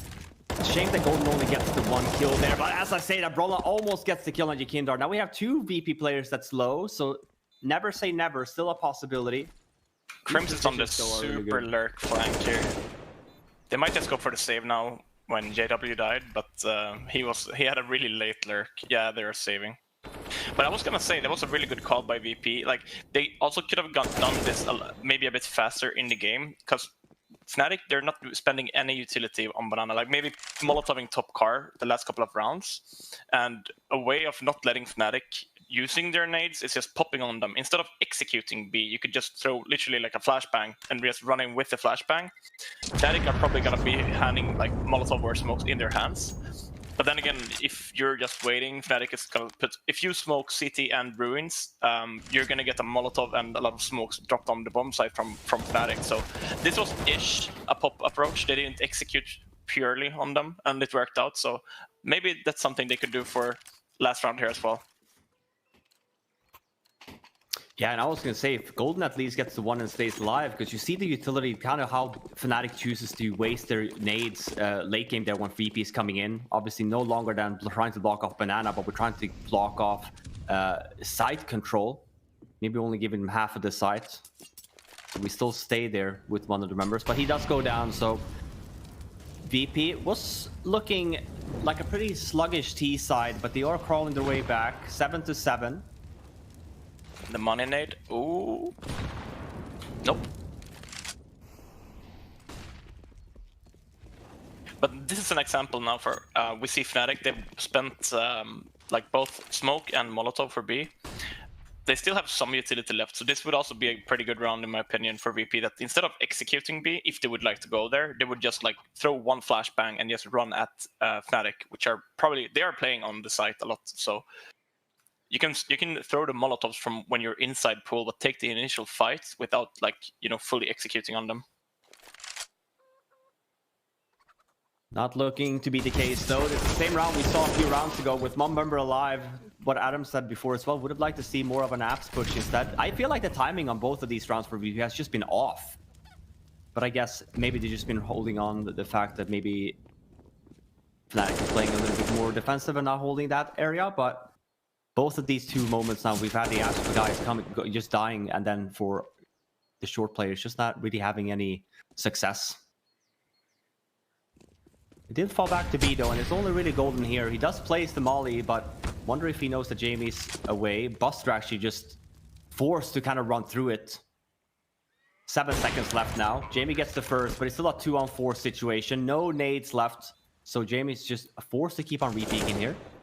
Fnatic are playing, like, at this point, like, Yakino shouldn't top push for sure. Like, they know that VP, they're 2-on-4. They need picks. Like, Fnatic, all they need to go is go together. Don't let the upper, like, multi-kill you. Try to push him together. But now they've lost 2 people in a way unnecessary peaks. Spot anything from the double boost either. 2-on-2 now, and Jamie gets the fourth on JW. Only really Brawler left now though. Fake diffuse, start to spray. No time left now, and it's a round for VP. I can't believe that. I think you're right here, Robert. That's really when we talk about experience, but VP gets away with that. Heading over to the CT side, they are 8-7 up. Are they going to be able to win this? We'll see right after the break.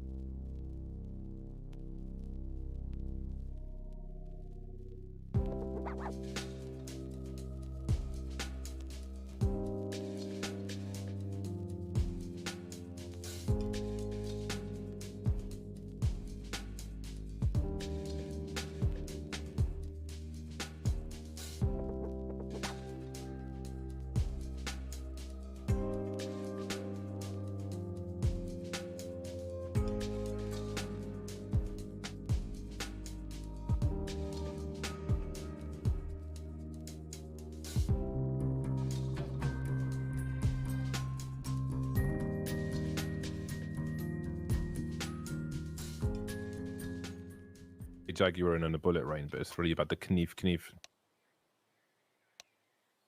Me and my team, Silver 3 rank, are pretty good at Inferno, and I can tell that both these teams make a lot of mistakes. Is the current discussion in the chats? Yeah, I mean, would love to hear some thoughts from him as to what he thinks that they could be doing better, especially now swapping over to the sides. Maybe he felt like Fnatic could have done a little bit more on that CT side, or maybe he felt that people could have done more on that T side, but that's a nice little start. What a lot. What a That's a great little start. read Do you know there. why it's a great start, Robin? Because I put 56,000 channel points on Fnatic to take this map. That's why. Gamble responsibly, James. I think that is responsible. I believe in Fnatic. I'm also a massive fan of Sanji and Virtus.pro as well, so my heart is somewhat torn on this one. Look at the rotation from VP. They're gonna stack. It's gonna be a brawl on the B side now. A brawl is that's a great word. This is gonna get pretty crazy, isn't it? There's not that much in the way of utility. There's the molly that's gonna go backside, presumably, in B4's construction, and there they go. The brawl begins. JW just bunnying around the corners. Oh my god, getting right in their face. Great stuff from JW so far. And it all turns around. Of course, the players on the site are the hardest to deal with. Playing that heat and potty set up right at the back and doing what they can, but Jacquinho, he knows how to play the back of B, and he's now taking position there, pushing forward and finds Yakindar as well. Great stuff so far from Jacquinho. We had a lot of questions as to his performance and how it's going to look in this grand finals, his first grand finals with Fnatic, and so far so good.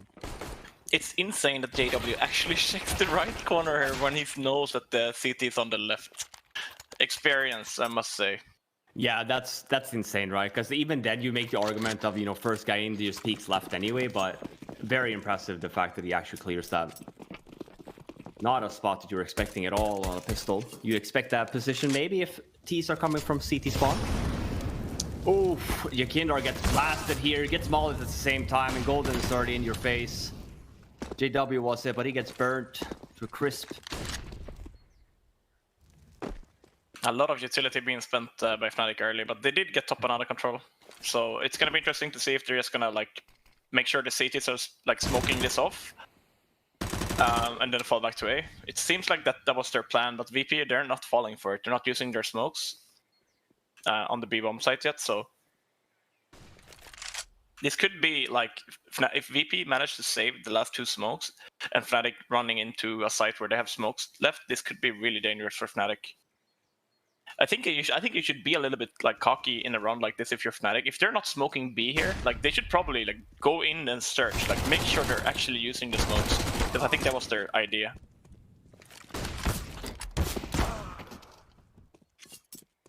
I agree with that. I think especially when it's so quiet on the map, a map like Inferno, CT side on save rounds, it's just so common to buy 5 smokes and just continue to kind of replace them on one location. And then because you don't have any information, you just don't know if it's going to be a stack or not. I talk about this right now, but it's a 2-on-2. Nice nade from Kikert as well. Leaving Buster in his lonesome now. 44 HP, Deagle armor. Brolan has a great angle here, though. It's close, but it's still a Fnatic round. And those rounds are always really risky.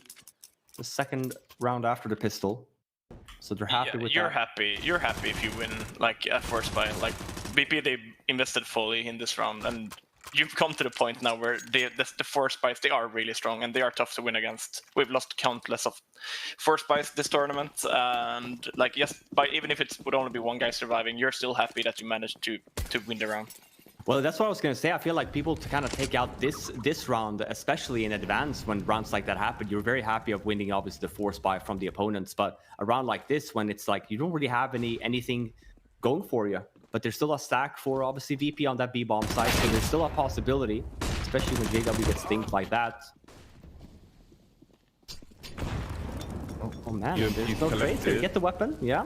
Let's see if they choose to rotate now. Their presence is known towards the B-bomb site, or would even that be too obvious as the meta goes back and forth?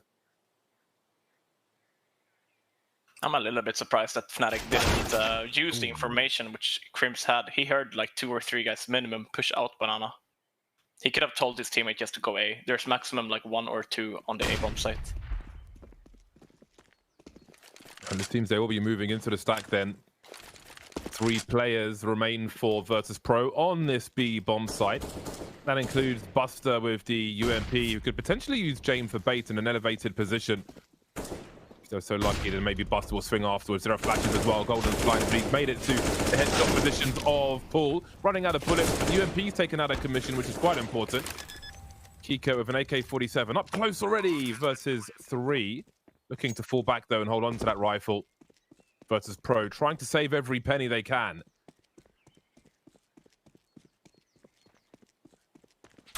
really close round there. You get to 2 kills, and these are the rounds that I was talking about. You kind of get away. You kind of have the mindset of, oh man, we won the most important or most dangerous kind of force buy. And this round, they had nothing on BP side, but all it takes is the one shot from a Deagle right into a potential of running into a stack. But they manage, nonetheless, 3 guys alive as well, and it's 3 AKs that they're saving also, so not even a bonus round for next. If you're VP, you're like, even though they run into your stack, you're happy getting 2 kills plus saving an AK. It's gonna make the economy on the CT side a lot easier, especially if they need to drop like an op for game later on in the half. Having one guy with a little bit more money. But I'm quite interested to see how VP will be playing on their CT side here. If we're going to see more banana aggression than what we saw from Fnatic, or if they're going to play passive on the B side as well. Well, they do start 3 towards B. Some nades are being thrown, not all too much though, and it's pretty common. Start 3B. It's the guy that rotates back to A that wastes his nades first, keeping the utility on the B players. Heroic had, I really liked Heroic's approach. You know, they kind of, their start was a little bit more of, let's just make sure if they do come up here, just really quick pop flash and let's trade them instead. This is what we're seeing here, though. This deep banana control is interesting because Fnatic should probably want to challenge that. Jame was set up in the apartments waiting for someone to take abs control, but no one ever did for Fnatic. And Fnatic is just sitting in between the mid and the deep banana smoke. And it's interesting because they've really owned it on the pacing. Look at how many... They have 4 full sets of nades still, do Fnatic. They're ready to execute anywhere. And in terms of counter util, not going to be nearly as much available for VP. So now we'll get the top mid take, now that all the VP utility is gone and they're playing really passive. And now they can... Fnatic can also re-challenge banana. You know, just send that flash up, pop wall, force the player back. And we've got a lurk. Brollan's just going straight into Arch. They're trying to make it look like they're executing on that A side. They're going to be, it's only one player there. They get Yakindar on the CT position, but the smoke should be dropped soon. Or do they use every smoke on the fade? Yeah, they don't have any smokes left, and there'll be a trade for Yakindar. That could have been 2 or even 3. 17 seconds, they still haven't cleared the B bomb site just yet. Sanji's saying hello now. That's going to run distraction for Buster. And this all falls apart for Fnatic. JW moving away with 1 HP. And there's a flank coming down Banana as well. He needs to run to his doom. He can't die once time runs out. And he'll do exactly that. Plan B and a plan C for Fnatic. Looks so rosy with their utility, but it all disappeared before they got to that B bomb site. So VP does so well too. We see the scenario here in mid. Obviously, they get the kill, but Yakindar off the bat just throws the smoke. Might not actually is Buster on the bomb side, but the timing is just there for VP all the time. The Molotov is about to fade, then we have 3 VP members ready to fight essentially on that B bomb side through an expo flash, and everything they do just seems so polished. You could argue here, you know, Fnatic's that round. I actually really like the round from Fnatic. Sure, they don't have a smoke left for spawn, but remember, Brollan was supposed to go CT spawn there, so I think the argument that they had in that round was, well, if we get the guys in CT spawn, we don't need that CT spawn smoke to kind of sell the fake a little bit more. Quite like that. If it works, it could have been super cool. Obviously, if Brollan dies, though, you don't have that spawn smoke, and it's just really tough spot to be in.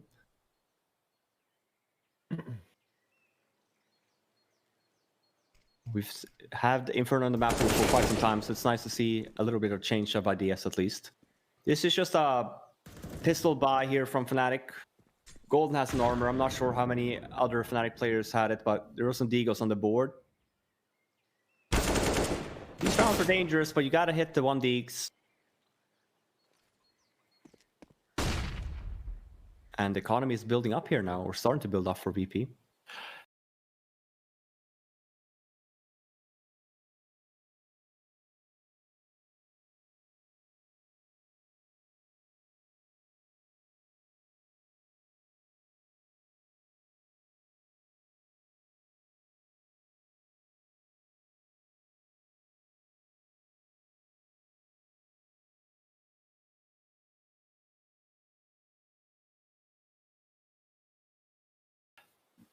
Even though there are only 4 people alive, they still have top banana control from Buster. So they can play 3 guys on the A side here. Necessarily don't have to be too aggressive, but Brollan has picked up an op here now.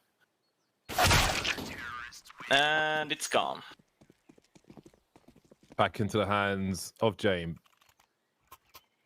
Yeah, Fnatic haven't really challenged Banana. They've only done so with the Crim's nades, the first rounds at least here. So it's going to be interesting to see if they're going to be more aggressive now, like trying to make sure VP don't get like the full Banana control. Yeah, so...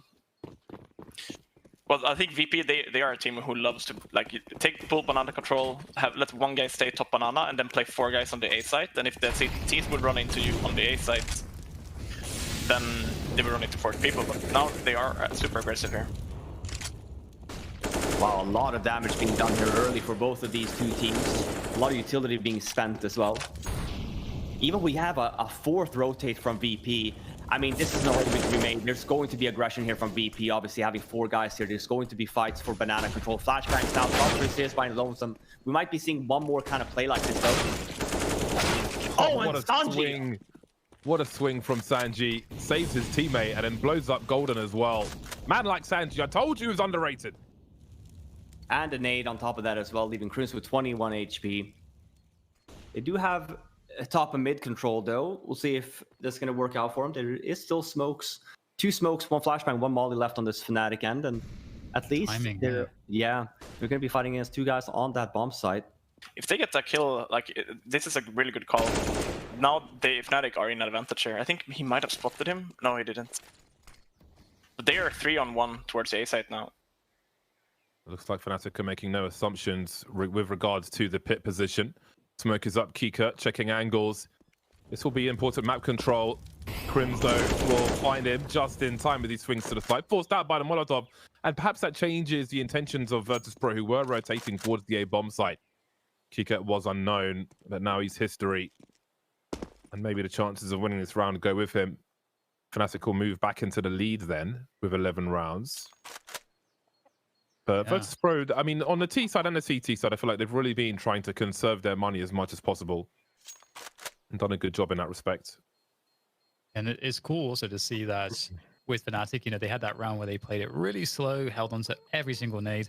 And then in this round, they really make a very solid approach onto the Banana position and lock utility. They try to commit the fight, and they're looking for that mid-round scenario where there's been lots of fighting, and they're sort of using that distraction. They're using the trades to create holes in the map. We saw Jaquinho in a position where he's lurking towards the A side of the map. And again, for the rookie, it's awesome to see that they're giving him such hugely responsible positions. It's incredibly important to be successful in those positions, and it's very difficult, I feel like, to time your lurks perfectly. But his lurk was perfect in that round.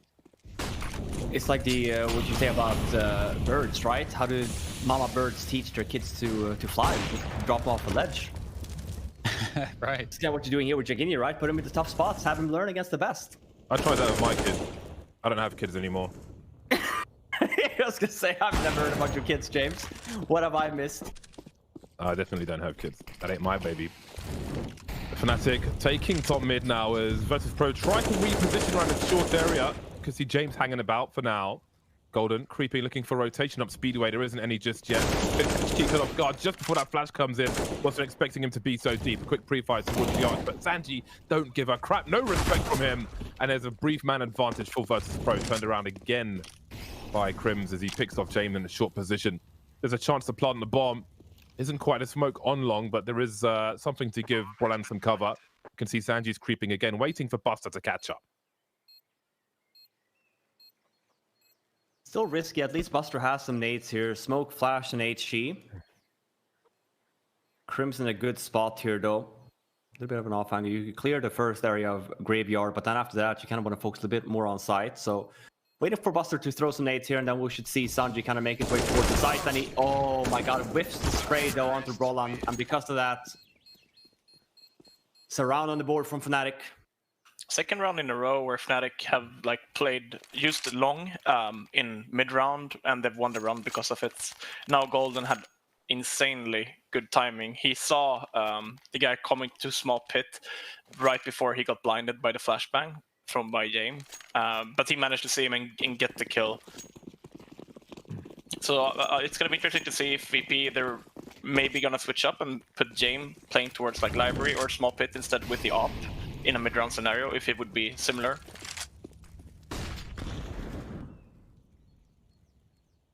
I'm just so impressed by Fnatic. I think coming into this event, right, with a new player, sure, honeymoon period and whatnot, but you also have to count for the fact you still have to give them a few days to kind of practice, right? And especially, we have 7 maps in the map pool. I feel like they've been gradually getting better and better here throughout this week.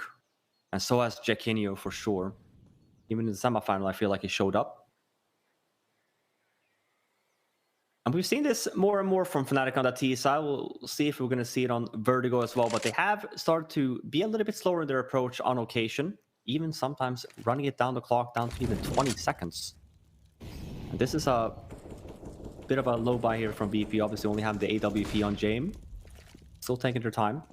Don't want to run into a potential stack anywhere. That's still looking to be the case, though, unless they're going to run into CT spawn here, as we see Crimstil and Banana, but he's walking back, so looking just like a regular, plain old A-Rap. Ooh, that's a big one. There goes the AWP. Yeah, but there's no one in position to save it. Yeah, there's 25 seconds. Just that one Molotov to clear the pit. That could be important, though. Surely the numbers will overwhelm. That smoke could be a problem. Look at it's like free-for-all deathmatch, the kill feed at the moment. I think what's over within like 1 second. 9 players dead. That's insane. Very well played by Jackinio there from Apps as well. Like, he's not the guy who's supposed to take the first contact, and as soon as he hears someone shooting at his teammate, then he runs out and instantly kills Buster there in Apps. So yeah, really well played by Fnatic, running into basically a 5-man stack, but still surviving a lot of people and winning the round. We talk about the whole thing with the CT economy. Just not being able to string rounds together. We have an AWP on James, sure. Sanji, though, I guess best person to have it, but he's up with an SMG. And look at that, a bit of a weird timing there from VP. You make the argument that they're just about to strafe over, but they're ready for it anyway. Again, though, with the VP's shenanigans over the banana area, as Freiburg pointed out, they really like to take control of that, leaving the one member there by him lonesome and playing 4A.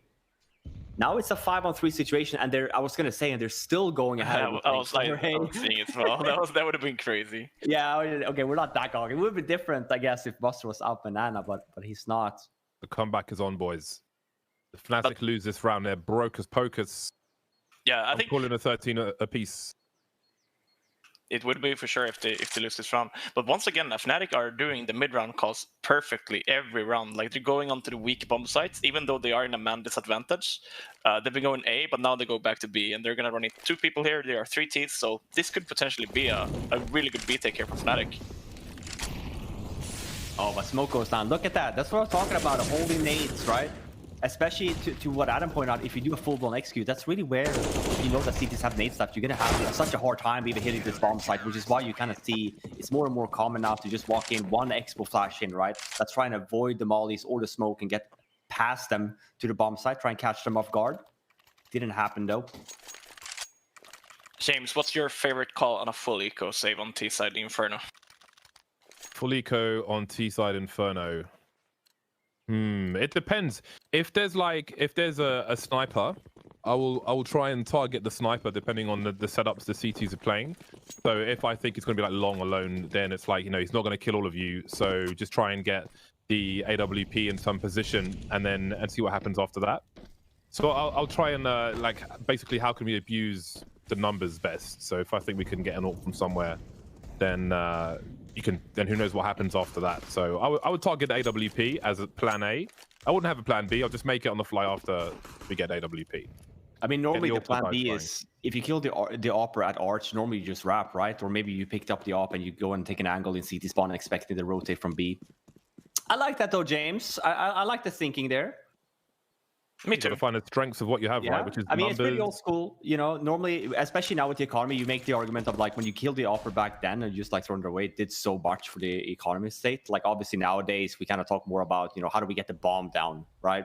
But you definitely have the right approach there, James, and is trying to target. My problem is that like I'm if I'm not with my friends, I'm playing with people who are fucking pussies, right? So nobody wants to go first. Nobody wide swings to make space. If you do it, no one trade frags you afterwards, and everything fails.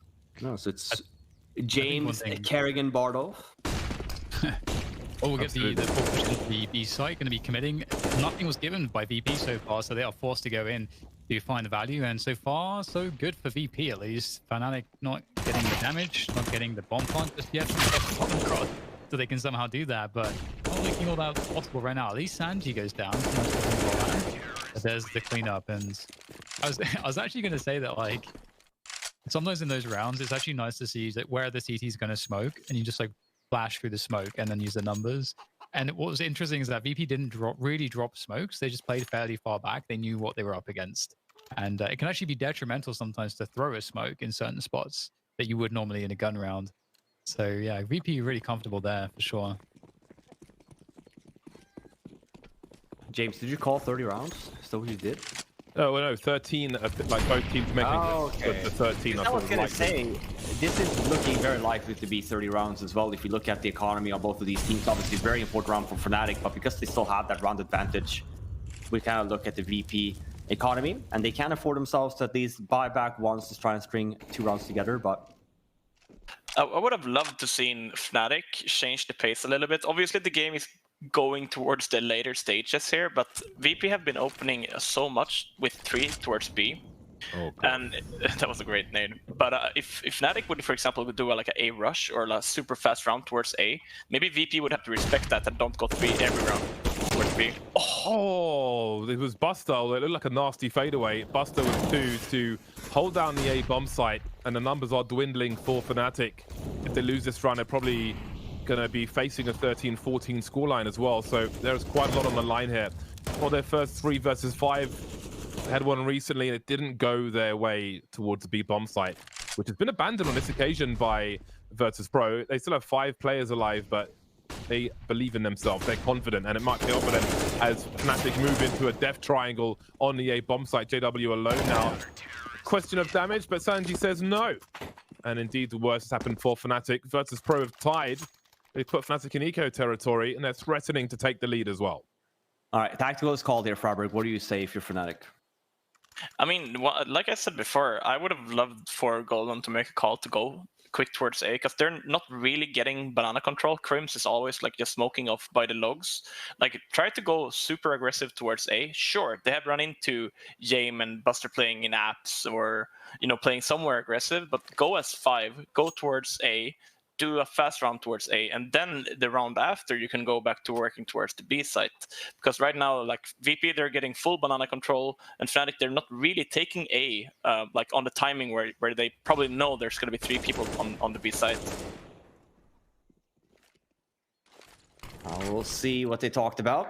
See if they had that approach. I can agree here. I think even for VP's sake here, that's really what you want to talk about as well. You know, watch out for just mid here, just in case. We're going to be going 3 towards B, but Fnatic, they go for a save round instead. So no armors, just pistols. It's just Golden running up there. I guess there is some utility being thrown for VP. An added bonus if you're Fnatic. Wait some more money.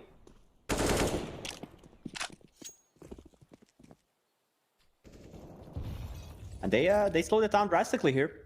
Might be using this round as well to just keep talking about it. We see JW also like actively talking, not even watching his screen. So I think that they started talking about the approach here on the timeout, but needed a little bit more time.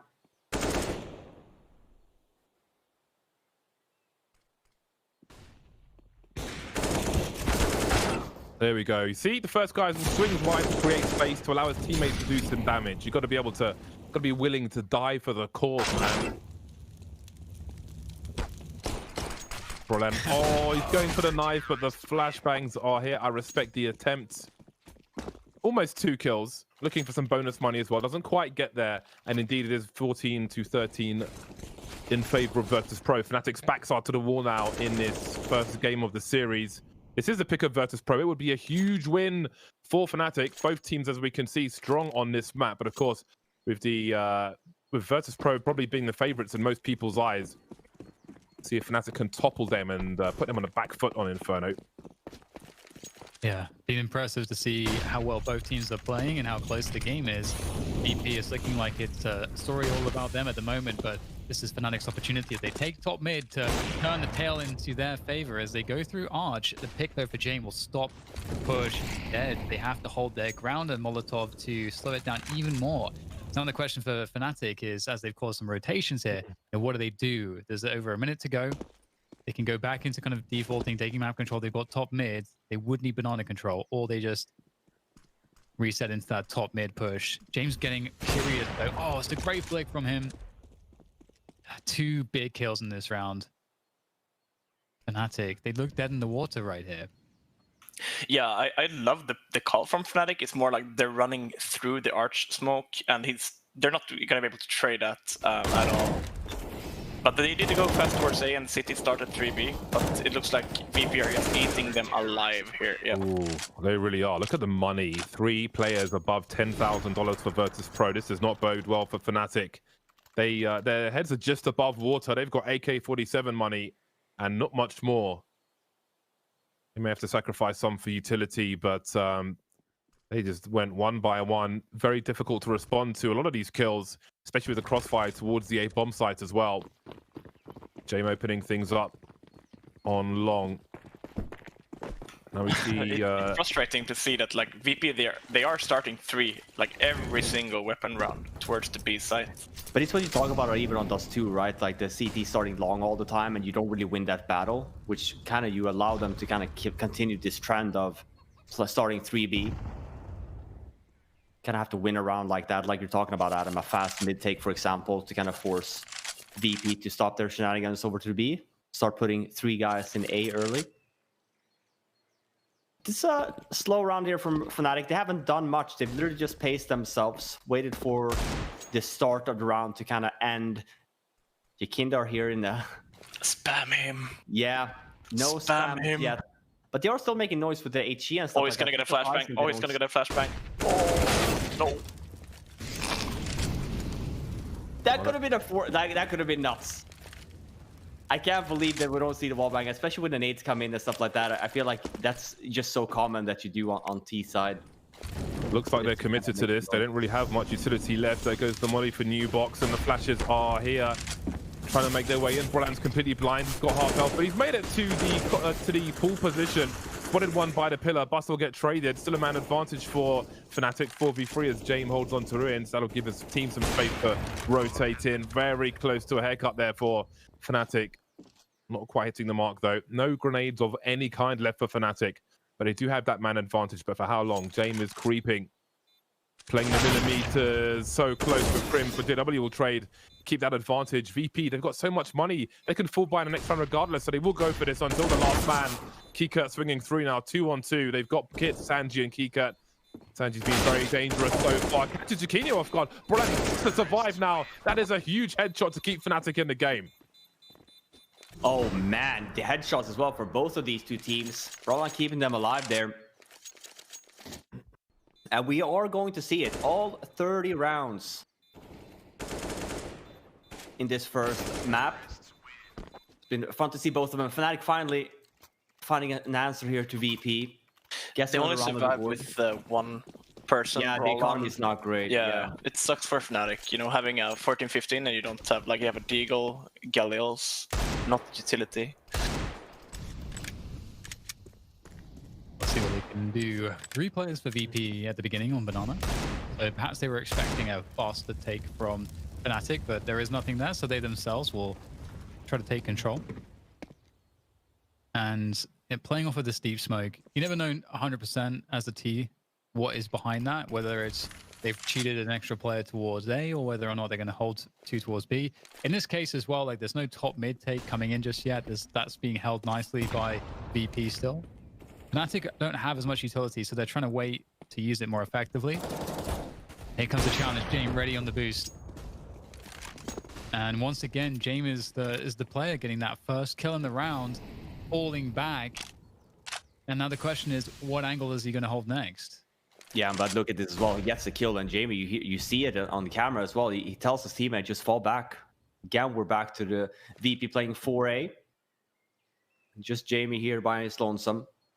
He doesn't have a smoke, though, for himself, but he does place the molly here. We should maybe see a timing from VP, unless it's just a flat-out read call from them. But yeah, I was going to say, we should be seeing one of the VP members kind of falling back here to help out Jamie now. There's no more nades. Well, they've just seen the bomb bottom mid and one in boiler. So what is the read from Virtus.pro? They were starting to make their way towards the B bomb site. Perhaps Chiquinho can bait them with the dry peek from Brian, but up against James, that's going to be an issue. JW now trying to make up for it. 22 HP is James, and he's still alive, causing problems. Now it's the bomb's turn to rotate in. 8 seconds to plant this bomb, and Sanji may be able to... Oh, there we go. Oh, bomb's just planted in time. Swinging around now as Chiquinho will be deleted by Sanji as well. And indeed, Virtus.pro will take this game of Inferno. Sanji's deathmatching there, man. I can't believe it literally just straight I think it was a pre-fire.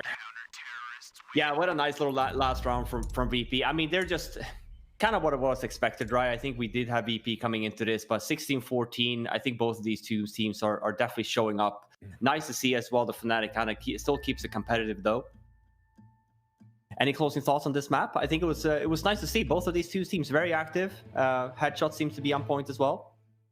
Yeah, I think we got an incredible grand finals here between these two. I think Fnatic played very well going into this game. They were able to play their game, but also make the adjustments that they needed to deal with VP. But VP also got off to a pretty good start on the first half too. So yeah, I think we are going to have a very close series. I definitely think we're going to get 3 maps out of this one. It was VP's map pick, and Fnatic made it go all the way to the 30 round. So hopefully Fnatic are even more prepared on Vertigo and kind of show off a little bit more. Like I said in the game, I feel like Fnatic, they never had banana control, but they didn't really take away the mid control from VP. And that's something like if, for example, a team is taking banana, you can respond by taking map control in another part of the map. So I would have loved to see them maybe trying to take apps faster with a bunch more people, or the mid control, just to make sure that VP, they don't have the full map control, they don't have control of everything, whereas Fnatic are playing in the dark. I've lost all my channel points, and we're going to head to a break while I dry my tears, dry my eyes, and then we'll talk more about Inferno after that. So we'll see you soon. I'll try and get my points back from the mods in the meantime, but probably fail. See you in a minute.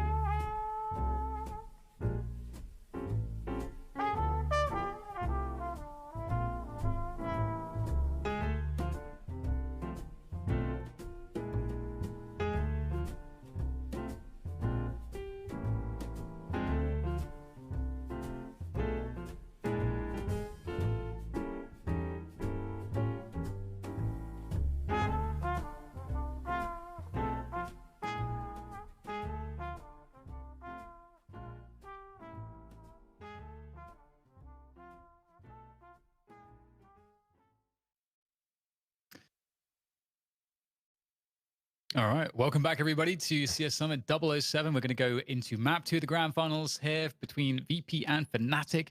It was a great, really great first map, really competitive for both teams. And that was VP's map pick. So it all went according to plan ultimately. But we're going to go into Vertigo now. And Fnatic, this is their pick. They haven't had the best experiences on Vertigo, but given how they've been playing and peaking, and we saw in Inferno here so far, and you guys were already talking about it a little bit just before the break, feels like they're in good shape to have a good performance. But do we have any closing thoughts here on Inferno before we get into that discussion on Vertigo? Yeah, I mean, I think it's just very impressive, you know, from what we've seen from Fnatic so far, obviously being the new team. Sure, you talk about honeymoon period and stuff like that, but I think even the way that they kind of incorporate Jacquinho in this, it's nice to see as well. We talk about it being a final, and this is his first big time. Sure, it's not an offline event, but obviously still a big game nonetheless. And I still think he's showing up here, absolutely. VP is doing their usual stuff. I think they're doing just a nice approach on both their seed side and T side. Even their CT side aggression, you argue of like, oh, it's a little bit old meta of, you know, leaving the one guy solo in B. But I think it's the small things that VP does that's just so incredible and so impressive to me, where they kind of get away with it. And it kind of, as well, you know, to Adam's point, rush up mid, right? It should be easy, but still have to kind of win those rounds. And it just never really happened for Fnatic. So coming into Vertigo here, obviously now in the second, I will say we definitely do have the potential of going 3 maps. I was worried, obviously, heading into Inferno here, but seeing as well how kind of Fnatic conducted themselves on this map, it does bode well heading into Vertigo. One problem for Fnatic is that we didn't even see Jacquinho pop off that much on Inferno now, and if he's gonna have a really good game on Vertigo, it might make their life a bit more miserable. But I still feel like Fnatic, like not having played as a team for so long, they did a decent T side. They definitely could have done some better calls, but it's hard, you know, when you're playing in a game like that. It's a grand final, right? You're gonna be a little bit like, you're not sure, like harder time maybe reading the opponent and everything like that. But once again, I feel like if this was VP's map pick, Fnatic now picked Vertigo. I feel like they should have a really good shot on winning Vertigo, and we go to 3 maps. I like the T-side pacing that we saw from Fnatic versus Virtus.pro. We can see the odds here. Virtus.pro is still a significant favorite on the next map of Vertigo. Fnatic a solid 2 to the 1.65 for Virtus.pro. I think it might be closer than that. It was certainly close on Inferno. So I think this is the end for Adam. He will be abandoning us and leaving his 3 children to fend for themselves. We get hungry, I suppose we can all eat Fifth Laren. Okay. Yeah, before he leaves, let's get predictions. What do you think? Who do you think is going to win the second map? I'm honestly gonna go with VP. I'm gonna go 16-12 VP. They're gonna win it 2-0. Even though I would love to see Fnatic play a good map and we go all the way, I feel like VP, they are really good on Vertigo as well. It's going to be super interesting to see, especially how both teams play towards the A site on Vertigo. It's always going to be a brawl, knowing Fnatic and VP. They're going to fight for A control. All right, then we'll find out if it's going to be a 2-0 after this break. So stay tuned. Thank you again, Freiberg, for joining us for the first map. It'll be the 3 Stooges for the second. We'll see you on the other side.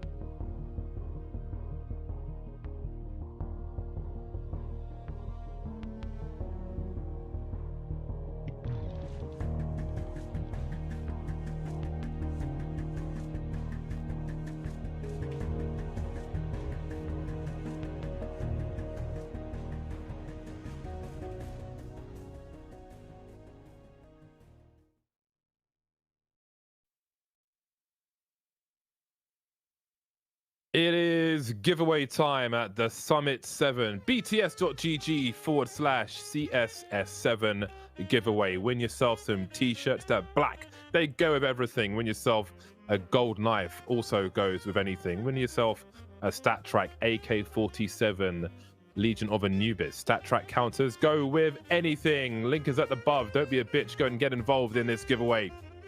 Those t-shirts are nice and clean. We like the CS Summit t-shirts. Every single event, there's a new t-shirt that they launch. Obviously, with the 007 theme that we have, makes sense that we have a 007 t-shirt as well. Kind of goes well with the CSGO as well. We make some jokes every now and then with people having 007 score lines. We've missed a bunch this event, though, and I feel like we haven't had as many as one might think.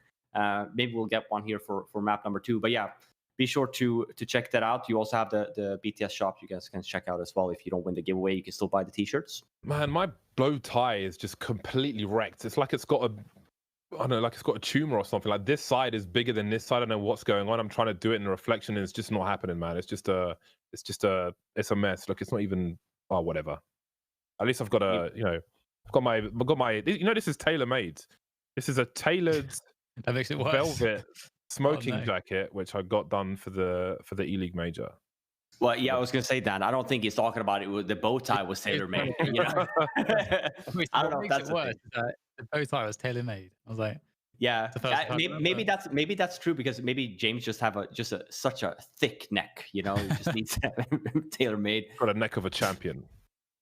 Absolutely. But yeah, no, my bow tie is lacking. I need to get a tailor made bow tie as well, obviously, with millions of Dan's head on them, because it's really small. Yeah, that would work. I fit a ton of them, yeah. I could see. Or your head and my head for contrast. It was Red Eye that always did that for the TI events for Dota 2. We never had the pleasure. Obviously, James does some dress ups every now and then, especially on the E-League broadcast. We've seen him in some nice, cool suits, some very colorful ones at that as well. But I'm not sure if we've seen especially designed ties or even bow ties for like a CSGO event before. I have a red tie with shox on it, actually, but it's a bit too. I feel like I'm not ready for that level of cheese. So maybe it'll come out one day. But I hope to bring the. I was glad I could wear this for this event, but this is like the big stage smoking jacket. So hopefully I get to whip it out later this year. Fingers crossed with the global situation. So that would be nice. Yeah, I think that's the hope for all of us. We got a chance to talk to Vinny a little bit yesterday. Obviously, been boot camping in Serbia, being in Europe. Exciting times. So at least there's still a possibility. We see Fnatic as well, obviously, here today. They're also boot camping. So at least Pandemic hasn't jabbed it in terms of being able to boot camp, at least for certain people, for certain teams. And we're going live here with Virgo. Yes, Vertigo between Fnatic and Virtus.pro. This is the grand finals of Beyond the Summit 007 edition, CS Summit 7. And this is going to be an interesting matchup. Freiburg predicted the 2-0 for VP. I think there's a lot of arguments that support that, but it's grand finals day, and Fnatic are a team that can play in the grand finals and can surprise. So we'll see what they can do with this. This is their map choice, and they're starting off on the T side. Pretty default here. Bolon has a P250, gets the first kill. Golden with 2 flashbangs here. I think we're going to see this more and more in 2021 T side in most maps. Maybe one drop of P250. I think it's just so strong. You always have the one pistol player on your team that's just crispy, right? Yeah, it's necessary.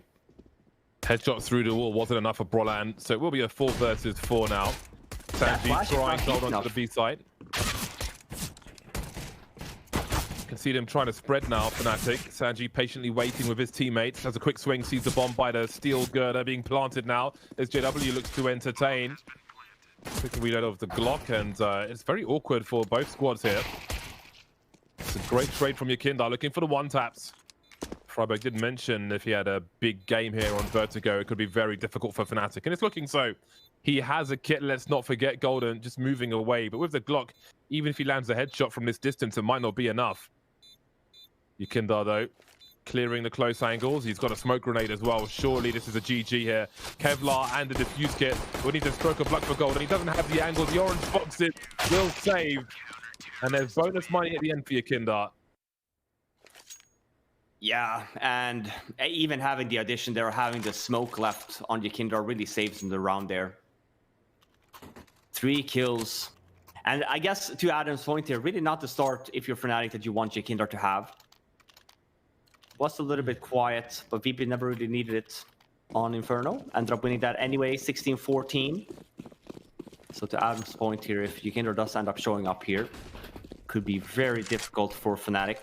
But they did get the bomb down, and usually what do we see with the bomb down? We do see a buy, and it's pretty good one at that. Opting for more firepower than utility. It's only Jackinio that has full sets of nades with the Deagle. Oh, James already bought an op. That's surprising for JW too. He's like, oh man, look how much money actually James had. I love the fade on Crims's knife. I kind of want to add him and try and scam him out of it.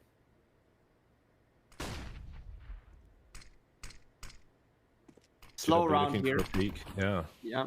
1 minute great left timing. Yeah, but you can tell Fnatic has had the same idea all along, right? That's why they bought the 2 smokes. They have 1 molly and 2 flashbangs. Your Kindar's move here, I think, is really good in order to kind of disrupt Fnatic. He's actually not going to go ahead with it. So you could argue here, it's going to be a pretty difficult kind of round for VP, opting for this kind of retake for a setup. They do have enough utility for it with the 2 smokes as well and a Molotov. But yeah, probably best case here in terms of timing for Fnatic as well. They really do a really good job here with the time here. See if he gets been deployed the bomb since he is the only pistoling player. Everybody else can cover.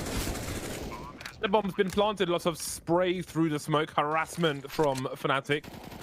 They look to defend this bomb plant now. There are 2 smokes and an incendiary for Virtus.pro and the retake. And the retake smokes begin. Expect a lot of spam from Fnatic into these smokes. Such is the curse of the A-bomb sides of Vertigo. Looking to take more map controller. These are pretty deep smoke grenades, and this flank from Crims could be very important.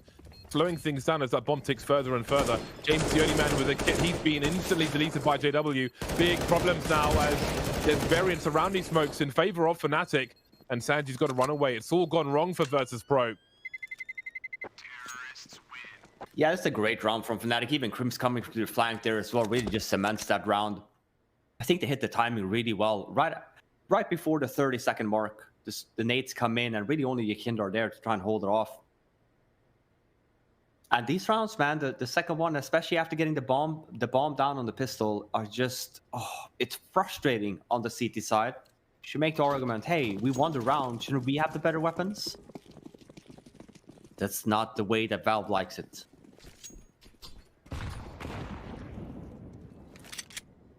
So really the best case for Fnatic as well. Yeah. You know, you have the scenario, you lose that pistol, you win the following round. And if Fry was talking about it earlier, we've talked about it the whole tournament long. Good spot to find yourself in. And even better, Jackinio able to spot out the aggression from VP, catches Sanji, giving that advantage and certainly a hole to work with. And at this point, VP need to start to figure out how do they want to stack, because they can't just wait around at this point. They're going to make a move together, be proactive. They let Fnatic just march up onto a side. It's over. And they haven't bought Kevlar in this round. They've decided to give themselves the opportunity to buy, like, have a few pistols in the next round too, if they want. So I'm curious as to whether it's save everything and have Kevlar and some pistols, or just try to do some damage and then try in the next round to do more damage with just a few pistols again. It's kind of the options right now for VP. Yeah, and that's normally that's what Adam was leaning towards as well. You know, when Fnatic had that equal set, I wish they would have gambled stacked a little bit more. But you make the same argument here. You know, if they don't go B and you stack towards B, you just save the pistols, right? And you have another chance for next, instead of essentially, you know, trying to go back to a bomb site that is already taken by the opponents, especially without having armor or anything like that. So they will give themselves another chance for next round with the saved pistols and FAMAS that Buster has. Yeah, he can drop his deagle, so 4 people will have guns, unless Crims has something to say about this. He appears to be creeping, but who knows, maybe it'll be 5 guns if he keeps pushing forward. It's one thing to be aware of. If you're chasing people who only have pistols, you don't want to risk giving them a rifle. The risk is much higher than the reward for Crims in this position, so he does not pursue. Just looking to contain.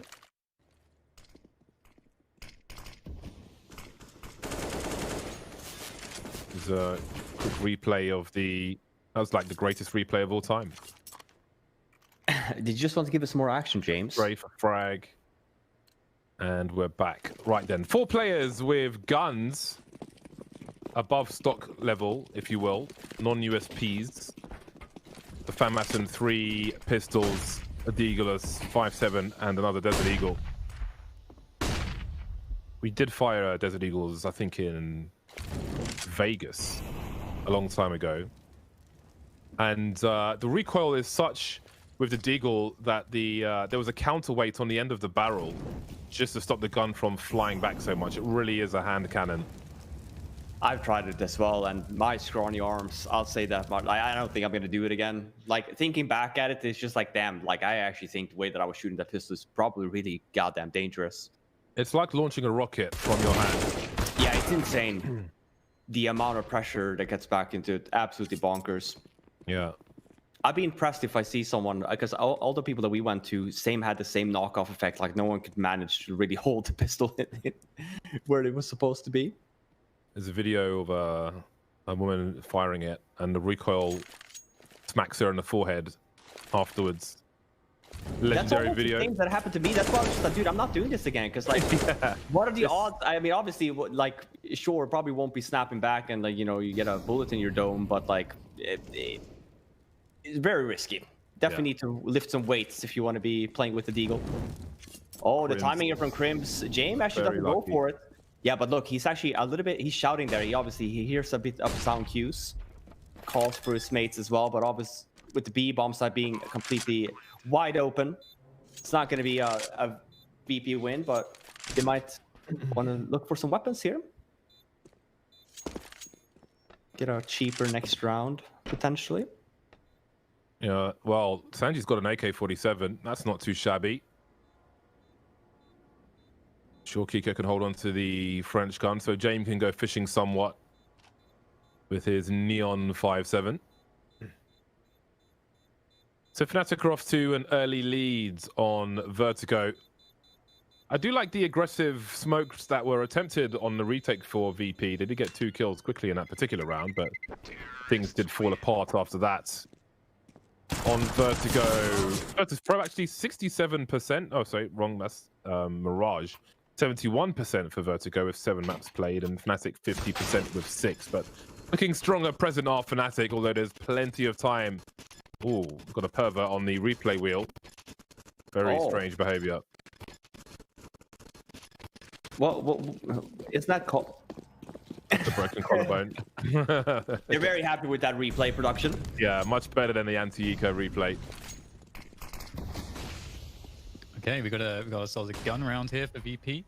Not all the nades in the world. I mean, of course, they've used a few at the beginning, but we'll see what they're able to do with this buy. The AWP is on James. That's obviously perhaps one of the most important parts for this team.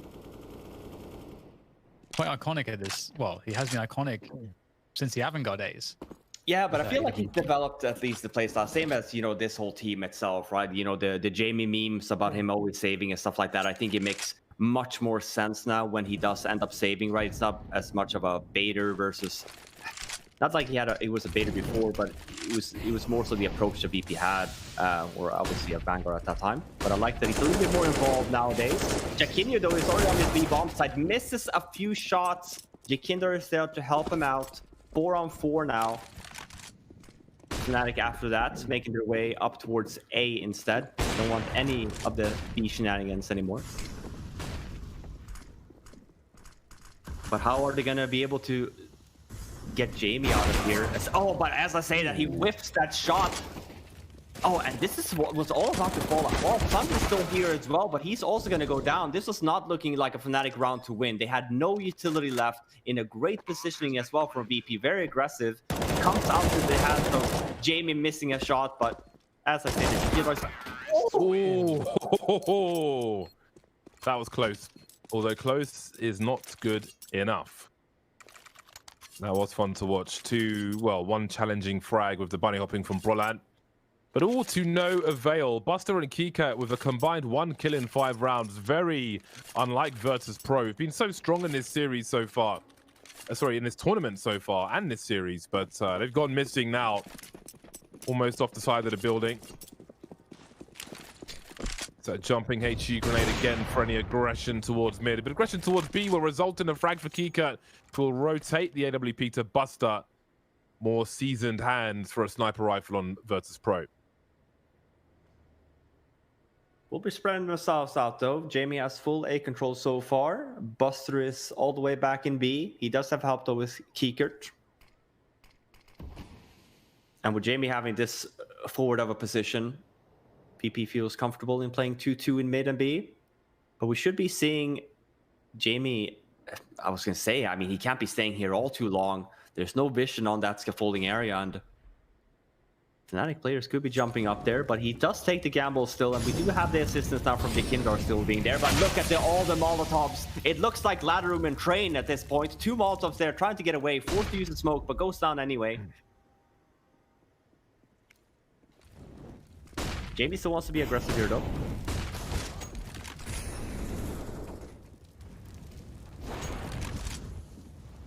And these double op setup for VP is really getting to work here. Golden with 1 HP left, forced to back away.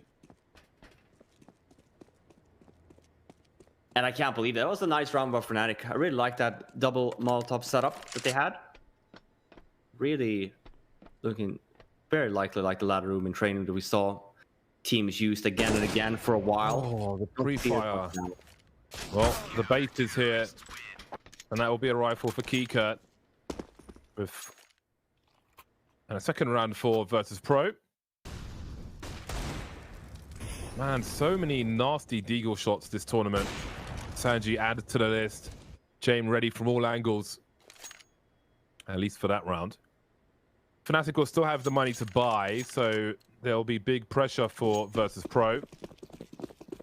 Buster and James not too shabby in terms of money, thanks to some collected rifles in prior rounds. However, same could not be said for the rest of the team. A very important, a key round for both squads. Yakindar ran the edge of the first smoke, but there is a second one that allows him to get close. And Golden is deleted very promptly indeed. Oh dear. Yakindar gets popped, but Sanji will exact revenge thanks to high explosives. Chiquinho gets popped in the head elsewhere. Yeah. And this one is falling apart.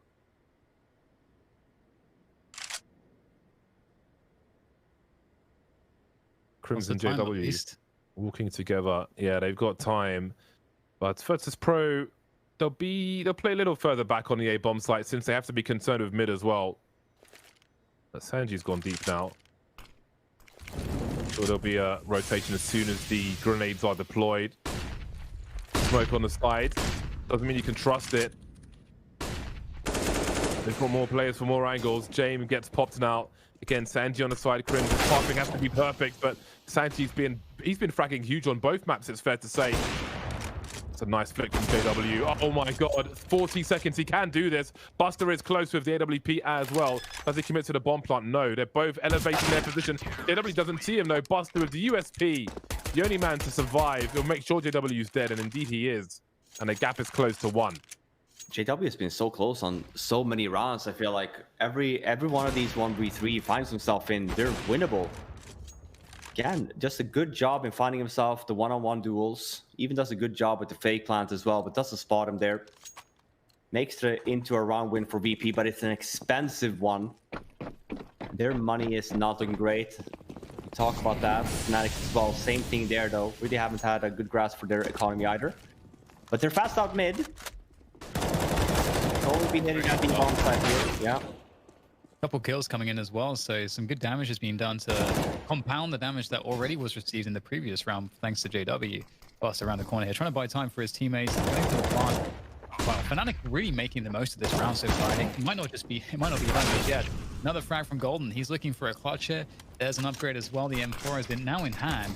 Doesn't have any Kevlar either. He's going to have to be absolutely perfect. He's going to have to find 2 1v1s. And Jamie and Nikenda are going to be very good at stopping that. They've got a Molotov as well as a flash and an HE, so Golden has it all to do here. But he does have the bomb. He's got an understanding as to where it's planted. The smoke is still covering if he wanted to spray. Well, there's the hold. And James, did he come off of it? He did not. The damage here, though, from Fnatic was like outstanding. Yeah, it's another really close round here. To your point, Dan, only having 2 VP members alive. Shame that the bomb was there. Golden had a good intention with that 1 versus 2, despite the fact they didn't have armor. Nonetheless, makes it expensive at least. We have the AWP back on JW. Heading towards that A ramp area. And same for VP. Putting 4 members towards this A ramp initially. Oh, and they whiffed Molly as well. Kind of forces Fnatic to back up a little bit, give up the A control for now. Crimson being very active in mid instead, but here's Jamie. For a tease of something, and that's quite more than a tease. The bomb falling onto the floor in the B bomb site. Gone now though, as it looks to get planted. So many flames around that connector position, and he's forced back 4 versus 4. This could be a very quick save call here for VP if they don't find someone. That's a really good call from Fnatic. They know the spot, they hear so many VP members at the A ramp, makes the call instead. Crim's out mid super quick, and then just Chiquinho obviously been going towards the B area a lot every single round. Finds the opening, only really have the 1 VP member back in the bomb side. But here we go, a retake is still going to be on the menu here. Sanju with a massive flank, not expecting Crims here though. Well, they're on the bomb with a smoke grenade, and they've got to find the angles now. Fnatic, James is on the bomb, and the cover from Yakindar is legendary. A 3-man spray down on the stairs. Fnatic conceded too much map control on that occasion. The smoke diffuse, hiding in plain sight. Virtus.pro take the lead. Multiple deletions served by Yakindar. Freiburg put out the warning, and Yakindar has delivered in round number 9. I feel like that was such a slow retake, so I wonder if Fnatic thought they would just be going for a save. The position is there, yeah, you argue that sure, the stairs is a good after plan position. Obviously, you don't want all the members there. But the fact that Yakindar, look at this, he gets the first. Oh my god, the smoke's about to fade. I guess that's an added bonus that they have. What a nice retake here from VP. Was not expecting that at all. We see a tech into attack.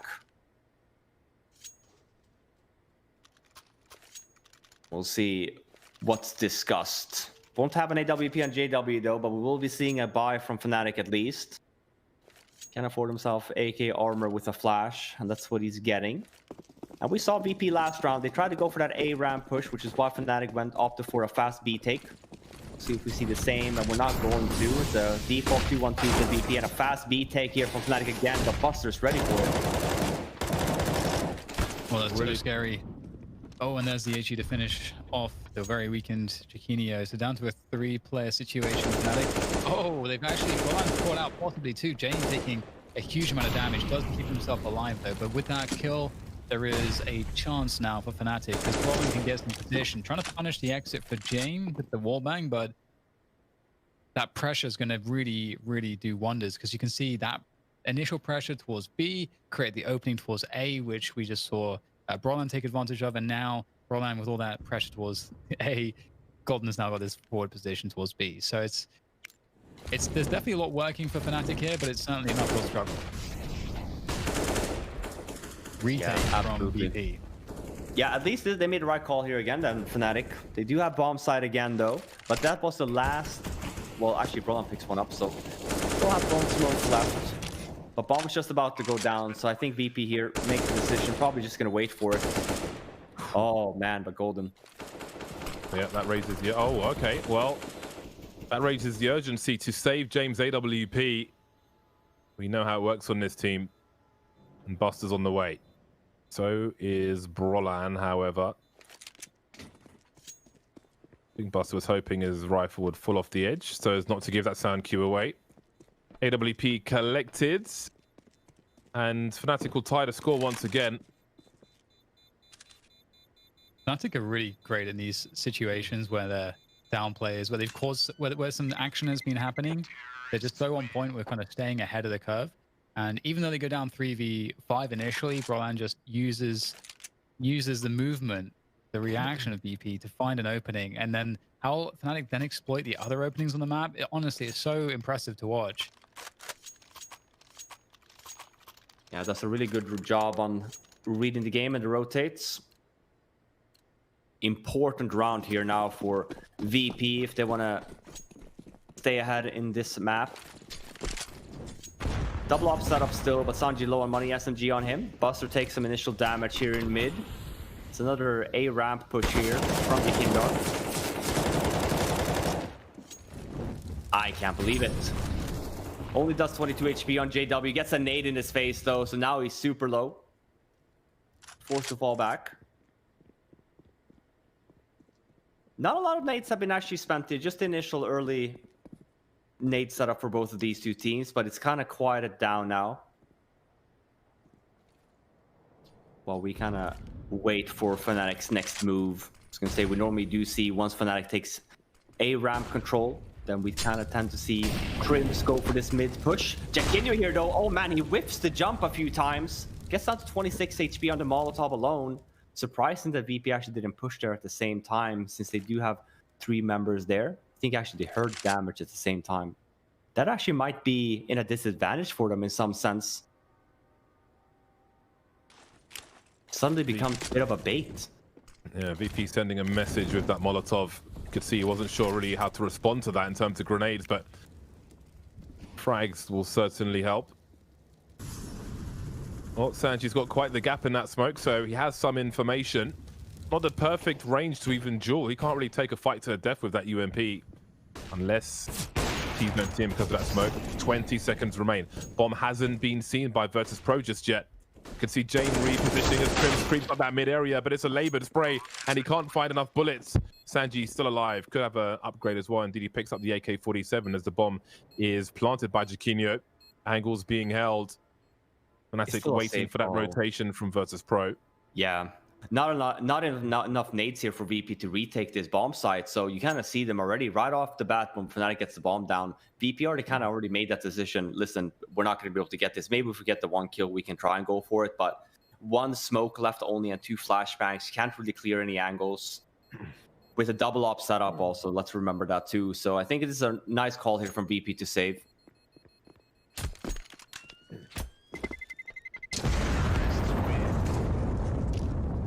That's what Fnatic needed. Some extra money on the board here. It's going to be round 12, so we still have some few more rounds here to play. The first half. So for Fnatic to get a little bit more money on their board. It's great for them at the end of this half.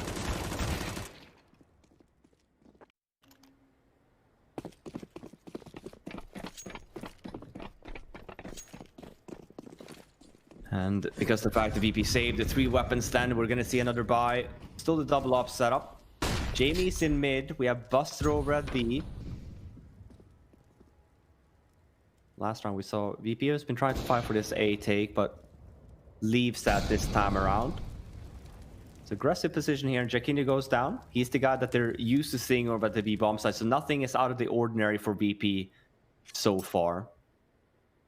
They should know that Jaquinho is in B. Crims has been circling in mid. The other 3 Fnatic members, obviously towards A or flexible. So if you see them elsewhere on the map, you start to ask some questions.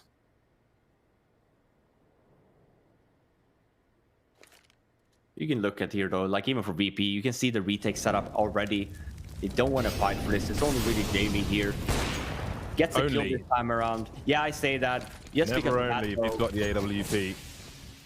He missed that shot before, so nice to see that he kind of landed that time around. And because of that, they were moving their way, but now the execute kind of comes in for Fnatic and forces VP to at least fall back. But look, compare the nade setup, right? Like, this is a really difficult after-plant situation to be in if you're Fnatic. Ooh, that's actually a great kill to find. Sandy ran in, pants on head, and didn't find anything. And now Fnatic are in an okay spot insofar as there is time now going on the bomb. The only issue is that there's more players coming in here from VP. They are slowly closing down on this one, looking to try to attack these players on ramp. Jane with a pick on the Crims. No wallbang, in fact, that's huge.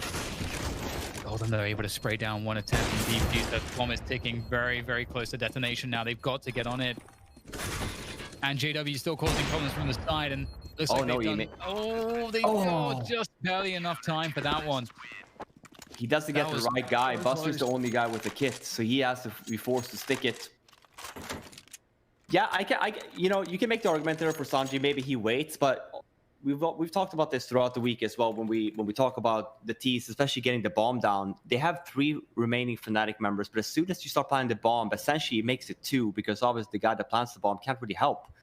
So we see then Sanji gets an expo flash and try and goes for the kill for the bomb. Fnatic there though, aware of it, gets the trade. So it was looking a little bit close for a Fnatic win, despite the fact that they had no utility left.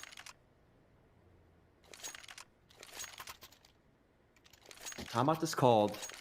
You know, you make the argument here. I would love to see the same round from Fnatic, just with the same tendency of keeping the utility, so you at least have some more nades to work with on the after plant.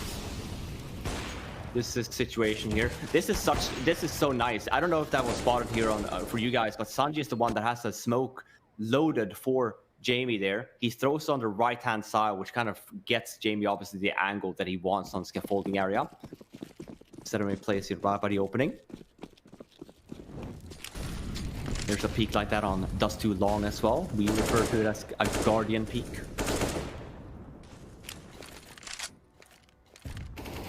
Wow, that is a grenade. And JW has an AWP. That is a shot over a smoke. For now, there's an advantage for Fnatic. Looking for a 7th round as our Virtus.pro. We still have 2 AWPs alive. Still with the luxury of the CT angles on the B bomb site. It can be quite devastating. Kika, though, is the point man. Maybe there's a gap in mid. Again, Crims has been lurking, making a nuisance of himself. With a minute 10 on the clock, there are no eyes on mid, but Virtus.pro are always aware of what they are vulnerable to. Kika quietly makes his way towards CT. Who does the timing favor now? It will be he. Numbers are tied. Minute on the clock for Fnatic. Crimson lurking into B, but what does it mean? What of the remainder of Fnatic?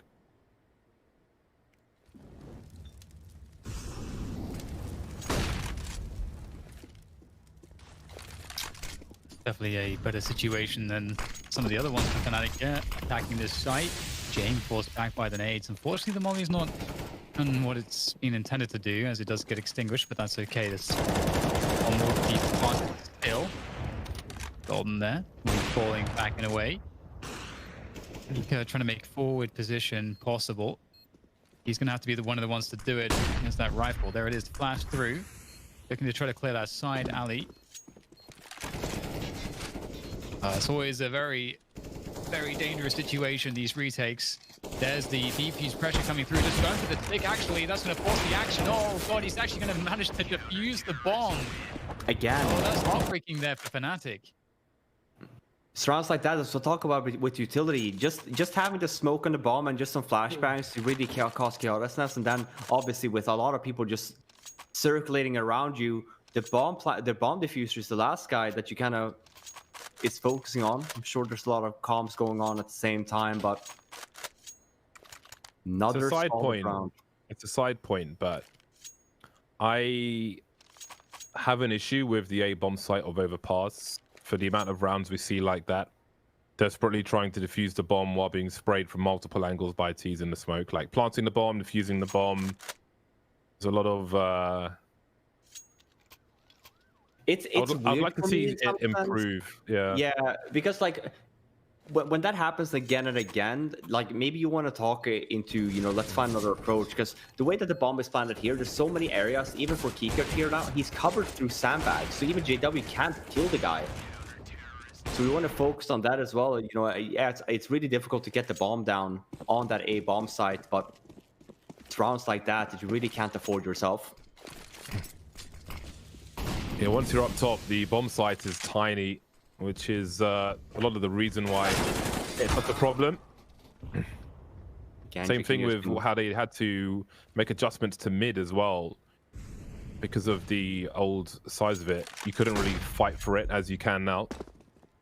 I don't know how they solved that on the A bomb site though, but that's a conversation for another day, as we have a 2-man push, maybe even 3 from Fnatic, and it will need more than one as Sanji delivers again. Got info for his team as well. See Fnatic repositioning now. 4 versus 3, over a minute on the clock. Crims as well. Normally he's found lurking mid and late round in that mid position. So they have to look out for that, but he'll be elsewhere. I wonder if Kikek spotted him. Oh, Jaquinho did for sure.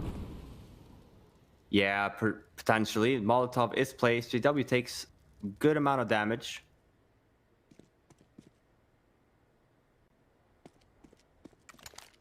Oh, Kikek's making a lot of noise here. He comes to execute as well. He should be nervous now when this happens. Still an aggressive position though, but he stands in anti-flight's position, not expecting Fnatic to be so close up in that stairs.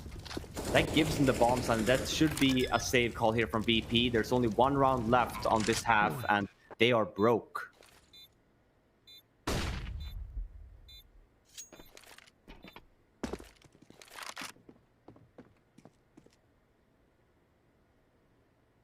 Yeah, not much for them to achieve here. And their money absolutely sucks going into the last round of this first half.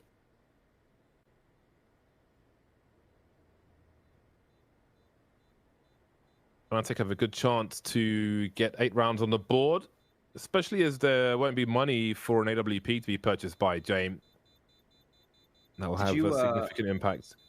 Did you get your money back, James? I was getting money, but no, my friend. No. I have 290 channel points. I started with about 6k yesterday. I got to about 56k. And indeed, going all in is often a bad idea. And I am the proof of that now. I have so little points that I can't even be asked now. So I suppose I should have gone half at best, at most rather. But you know, what can you say? You gotta start somewhere, you know. 250 gets 500, gets to 1k. All you gotta do is have the right call on this map. It's a good attitude, Robin. That's the start that Fnatic wanted. Kill on Sanji. Was that in mid that he ran and then ran down? I think so, right? But that opens up the map. I think so. This is we can take a second to just appreciate how awesomely close this grand final is between these two teams so far. Neck and neck the whole way.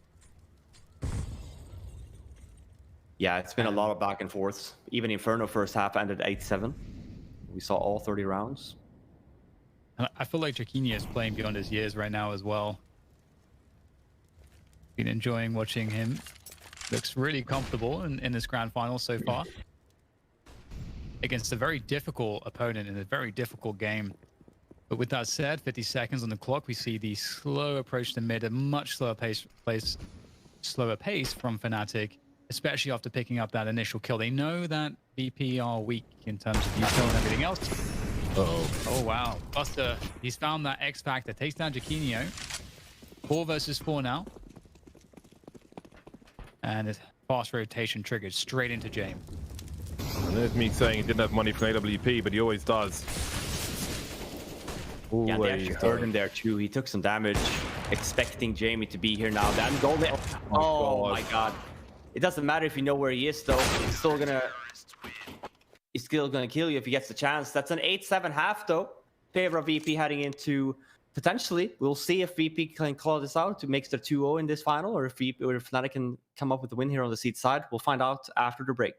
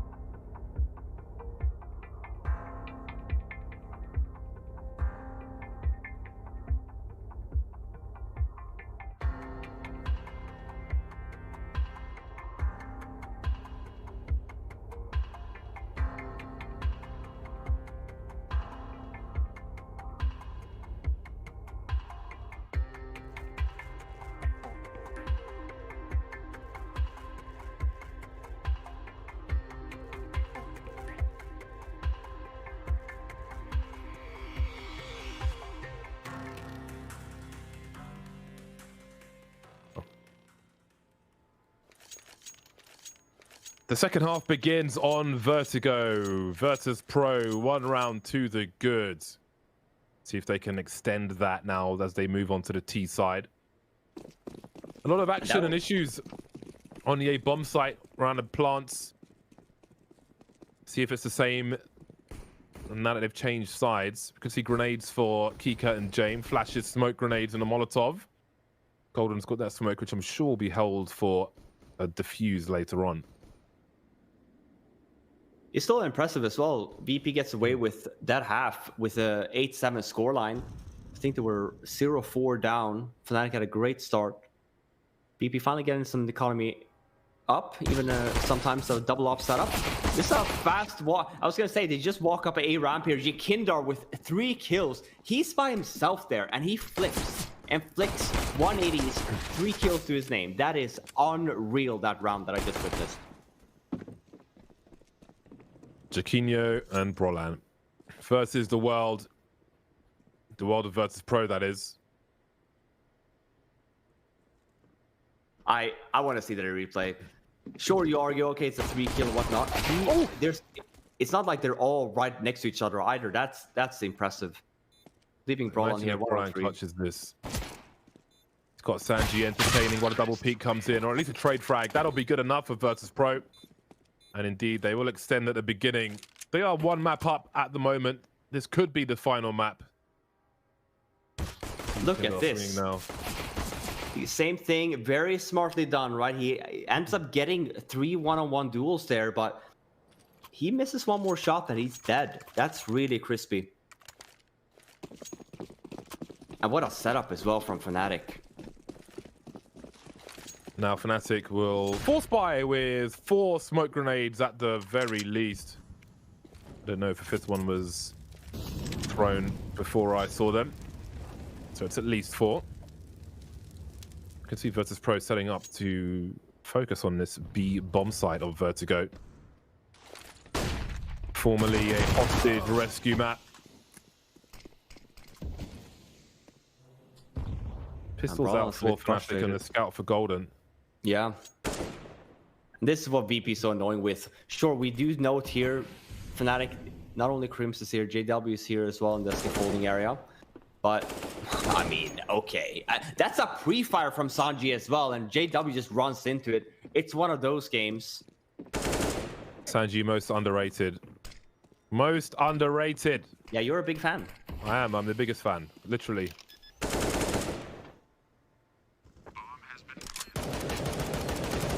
Well then, this is going to be a slow start for Fnatic with 7 rounds on the board. They did go for a force buy, of course.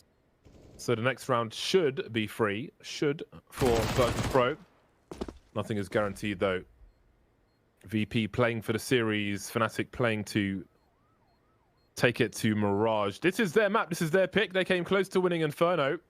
It did go all the rounds. 14-16 loss for Fnatic. Virtus.pro now on Vertigo. Will be comfortable for the time being. They win by elimination. Yeah, Kindra is on now. It just... people are just dying left and right. I feel like not even getting a chance to shoot. Look at this. Like Sanji, that's a pre-fire. As he's just about to run off ramp, he figured, well, why don't I just shoot a few bullets? See what happens. Gets JW there as well, and just Sanji holding the angle. We talked about it. Obviously, it's been competitive. Yeah, even Inferno was competitive. You know, the maps that we kind of see here today, Inferno, Vertigo, and Mirage, great maps for both of these two teams, which is why it's so competitive. 3 HGs here, Noah, now. Oh, and a P250 on Jaquinho, but nothing else for Fnatic.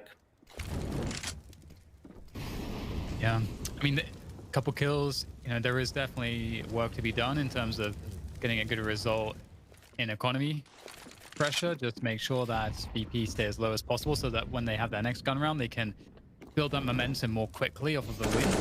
But yeah, a couple kills would be the objective here, I think, for Fnatic. They have a nade stack ready to go. Now, is it for the planter? That's the question. Because normally you would probably try to bait the plant or bait the nades with the plant, like tap it and then fall back. And okay, which spot are they going to nade here? Because it's Oh, they've naded the right spot. Well, they get the kill at least with the nades. So that's a 4 versus 5 now for VP. But that's all Fnatic has, though. Yeah, no flashbang, though. You'd argue maybe one flash could make the difference here.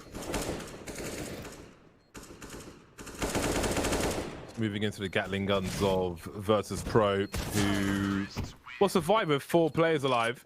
They have a full buy in the hole, so the pressure will be high for Fnatic. The Swedes must perform on this first buy, otherwise this lead may be insurmountable for Virtus.pro.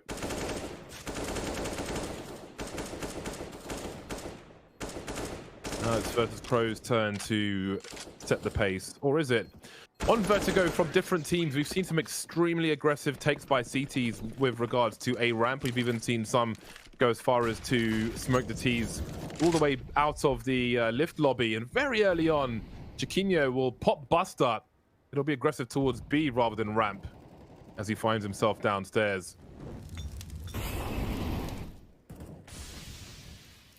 Oh, look at this creep from Virtus.pro. Talk about a response. We've got 3 players in that mid position. Golden gets deleted by the AK-47s. If Roland tries to hold map control, he can pick up that smoke if he dares to go there. Just about to stop the push. In the meantime, James threatening to lose the bomb on ramp alone. Trying to stop this push from Fnatic, but at what cost? Yeah, that was really close. Down to 6 HP. That would have been the round over for sure. But there's still a chance, given that he did escape. He's holding, waiting for his teammates to take control of the site, which does put Crims in a dodgy position, but JW's there to give a hand, and Crims knows what's going on. He knows that they were trying to pinch him here, so he's going to reposition. And at this point, you'd be surprised to see anything from VP, but really the main objective for them now is getting damage. Oh, and that's going to happen. It looks like Keycut finds one. Should be a trade there eventually. Crims has a great position to deal with this. There we go. Fnatic must not lose any other players here. And you know, James, it's actually fine if James tries to just chill, or if he tries to go for kills. It doesn't really matter too much at this point. Yeah, Chill I mean, or kills? 1 for chill, 2 for kills in the chat. Let's go. Sorry. Yeah, I mean, say 1 for chill, 2 for kill. Yeah, it would be good to see him go for kills, but he wants to save. It's James, after all.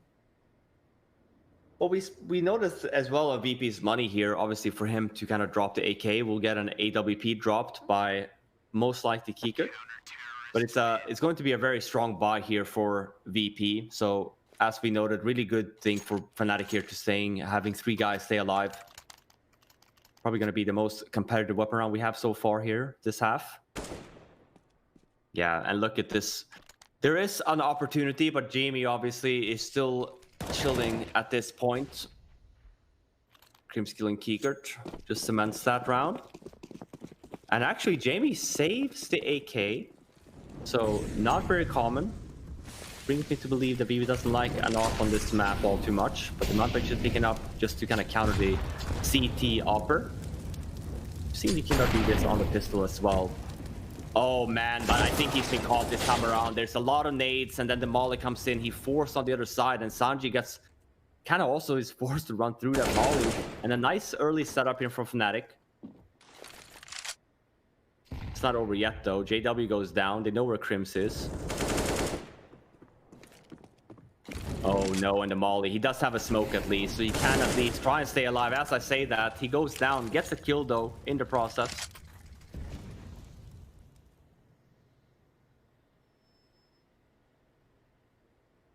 (2v2). No smoke left now for VP. A Molotov, a nade, and a flash. Molotovs goes down. We talk about timing now. Getting the bomb down needs to happen. Clears close. And then we do know that both of the Fnatic members are here.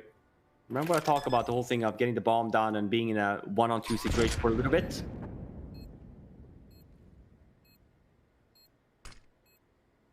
Smoke goes down, and then we're waiting for essentially Brolan's flashbang here, and then we should be seeing a move on here from the Fnatic lads. Oh, they spot Jaquinho there as he's throwing the flash, and Buster with a very aggressive positioning gets both of them in the process, and man, that's not really what you want to see from Fnatic now. Really low on money. In a round that was... They had a setup there. Golden with 2 nice kills, and I can't believe, you know, we kind of fall back, and as soon as JW goes down, it creates that opening in the scaffolding area. and it all falls apart. Yeah, it's been a tough game for sure. Fnatic on the back foot, like well and truly at this point. And as you say, that was a really important one for them to win, to get them back in it, and to maybe start dictating the game a bit more. But that's also the tough thing on the CT side. There's no harder a struggle when you're on the CT side in a position like this, and it feels as though you can't take initiative. You're at the mercy of your opponents and what they decide to do, being on the T side, of course, and having the economy control and so on. We have more of a stack towards the A side for now for Fnatic. And again, it's really about damage here. You know, you have to set yourself up to gain momentum off of a gun round. You can't reasonably anticipate to win a round like this, but you can try to set up to try to get a couple of kills and then see what you can make happen after that. But at least get that economy pressure in. And VP are doing a good job in just making certain that they don't get caught off. They are moving towards that A side slowly but surely. They understand their utility advantage once they get the bomb down. That will just win them the round, and that will also reduce variance enormously. I like this as well from VP. VP is using their nades a lot on the sandbags area. We do see other teams kind of use a Malta there instead, but damaging part there is obviously you can always smoke off the molly and still be in a good position for a potential expo flash and get some kills. Double nade kind of prevents that altogether. That CT player that would be behind the sandbag should just be dead at that point. And that would also save them a Molotov for potentially another area of the map.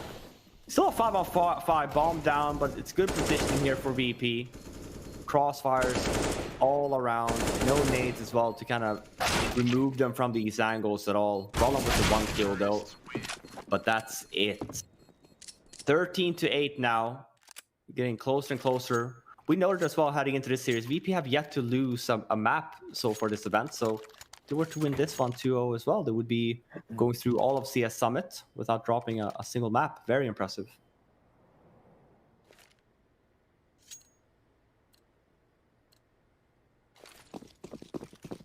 Fnatic are running out of opportunities here. 3 scopes on the CT side, 2 of which are with the Orgs.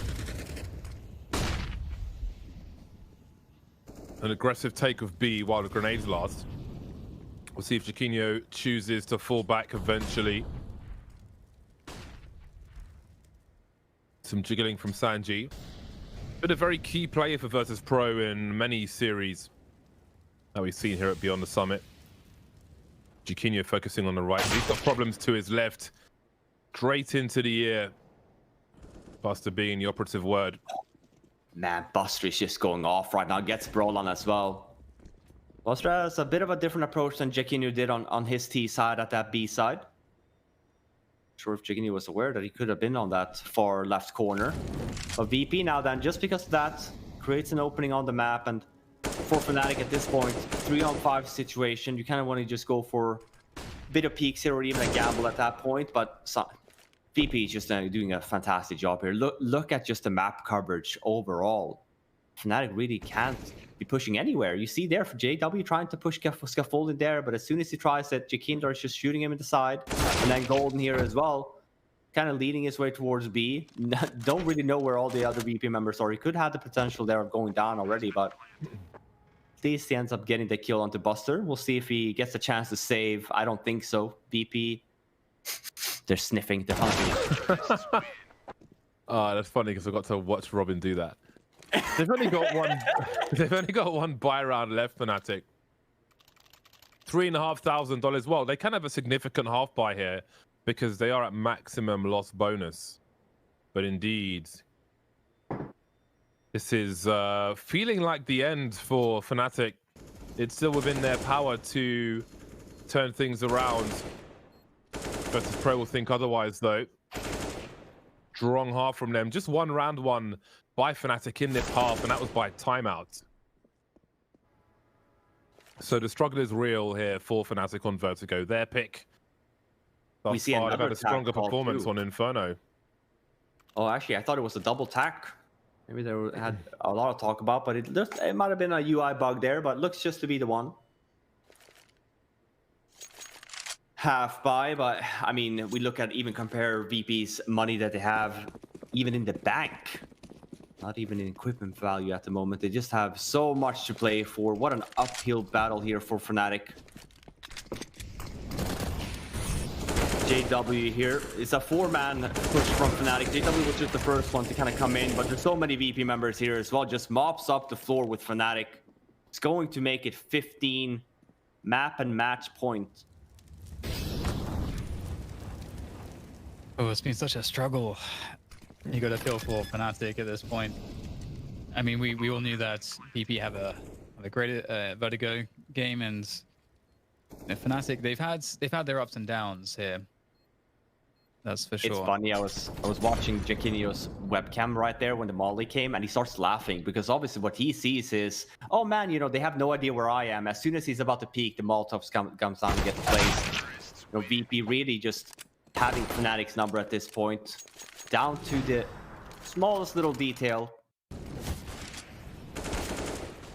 Well, at the very least, you know, Fnatic have given themselves enough for a full buy, so they get a chance at finding a comeback here. And you know, sometimes, you know, series will go like this, and you know, it will be so desperate, but then there is a clutch, or there is a moment, and it's not over until it's over. And maybe Fnatic can find a moment. We'll be looking for that. So Robin, Yukindar is top fragging here. He said like he didn't even wasn't necessarily full power on the previous map. Apparently, he is here to shut down Fnatic on Vertigo, and they've almost completely done that. The death throws for Fnatic in potentially the last round. Indeed, they do have a mostly full buy. Somehow Golden's on only the FAMAS, so suppose it was quite the investment in that round prior. No sniper rifle, but 2 AUGs for Fnatic. Not as aggressive towards B as they were previously with Jaquinho. Unsuccessfully outmaneuvered by Buster previously, who looks to find the same success. Yeah, and it's what Friber was talking about as well, right? You know, first map, Yukindar, sure, he had that performance, but not where we're seeing to or see the performance that we normally see him have. 16-14, that scoreline. Obviously, this time around, he's having a really fantastic series, and we see the difference, right? 15-8 at the moment. And he's still alive, which makes rounds like this still very dangerous. Sanji as well at the same time. And JW tries to go for a flank, and I can't believe it. Timing again. And look at this. I mean, yeah, I mean, you're just laughing here if you're Fnatic, I feel like. They're everywhere. Every little opening that they found. Walking past Fnatic members left and right. 1 versus 3 now for Brolan. And look at Jaquindar's positioning already. I mean, absolutely insane, right? And look at the timing again. As Brolan looks in behind him, Jaquindar then peeks him at the same time. What a performance from Virtus.pro. Yeah, incredible stuff from Virtus.pro. They are going to be taking this one 2-0 in the grand finals. Amazing result from them. I don't know that too many people will be able to question this performance, but a lot of people will be certainly excited about what Fnatic were able to show to get this far. You know, the debut performance with Jaquinho, you know, there's a lot to say for Fnatic and what they're doing there and how they're developing their talent and bringing them up. But the VP, you know, with the Yukindar, they are very dangerous. And you know, Freiburg was talking about how good this team is, how he places them just outside of the top 3 or so. And we can see that maybe they're going to be on an explosive trajectory to kind of breach the ranks there and make it to that top tier, because they do just seem to be extremely good and very well rounded. Yeah, I mean, for me, the breakout performance last year, I feel like are very much VP and also Heroic at that. So you make the same argument for Heroic. But I just like the fact that we say the same about FURIA at the beginning of last year. You know, I feel like they did have a slump in their play styles and stuff like that. Same could be said for VP. Jamie didn't have a good time. And I do feel like they reinvented themselves a little bit here. And they're looking so poised for just having a breakout year, even more so than last year, I feel like. Yeah, they look like they're coming back stronger the second time around. Congratulations to Virtus.pro for winning Beyond the Summit number 7, not dropping a single map in the process as well. Absolutely shutting down Fnatic on Vertigo, which was Fnatic's pick. They came very close to winning Inferno. It was a worthy cause, losing all my channel points for it, but indeed it will be the 2-0 for Virtus.pro. We'll have Yukindar for an interview shortly. And very appropriate as well. I mean, we have him every time, but he had a great performance on Inverto. Instrumental, as well as Sanji as well. He got a lot of multi-frags in that game of Vertigo. I think for me, my main takeaway, just in a tournament in general, I mean, there are a few of different storylines for different teams, like Cloud9, even though obviously they got eliminated. I think they'll be satisfied with their performance and how they're doing as a team. But looking to Virtus.pro, again, I think once they joined the brand, it was pretty underwhelming, a lot of their performances. And I mean, they did fall off, but to see them come back and look so strong is fantastic. I just hope that it lasts. Yeah, that's always the worry, right? When you talk about games or teams like that. And I think it's one of those things that I do think that we are going through a bit of a gentrification or a bit of a swap here for CSGO, right? When it comes to the old talent versus the new talent. We say the same thing about Heroic, same thing for Acor that just joined Mousesports. I think there's just so much impressive talent that is just coming into the scene now, and teams like VP, for example, I think that you really then come in with the argument of the more time you give them, the more experience they get under the shoulders. Even if they do get up to the times where they do end up slumping, maybe it will take them a little bit quicker this time around to kind of turn it around, and maybe the drop off won't be as significant as it was previously. Yeah, it's. I'm hoping so. It would be really cool to see that. The team generally does seem much more evolved in that way. The original Avangard lineup and kind of going into VP did have that kind of quality to it that reminded me of when FURIA first broke out, and everyone was like, wow, this team is incredibly good. There was an enormous amounts of hype around them. They beat Astralis. They took them down off of an insane run of nuke. They were the ones to break it, I believe.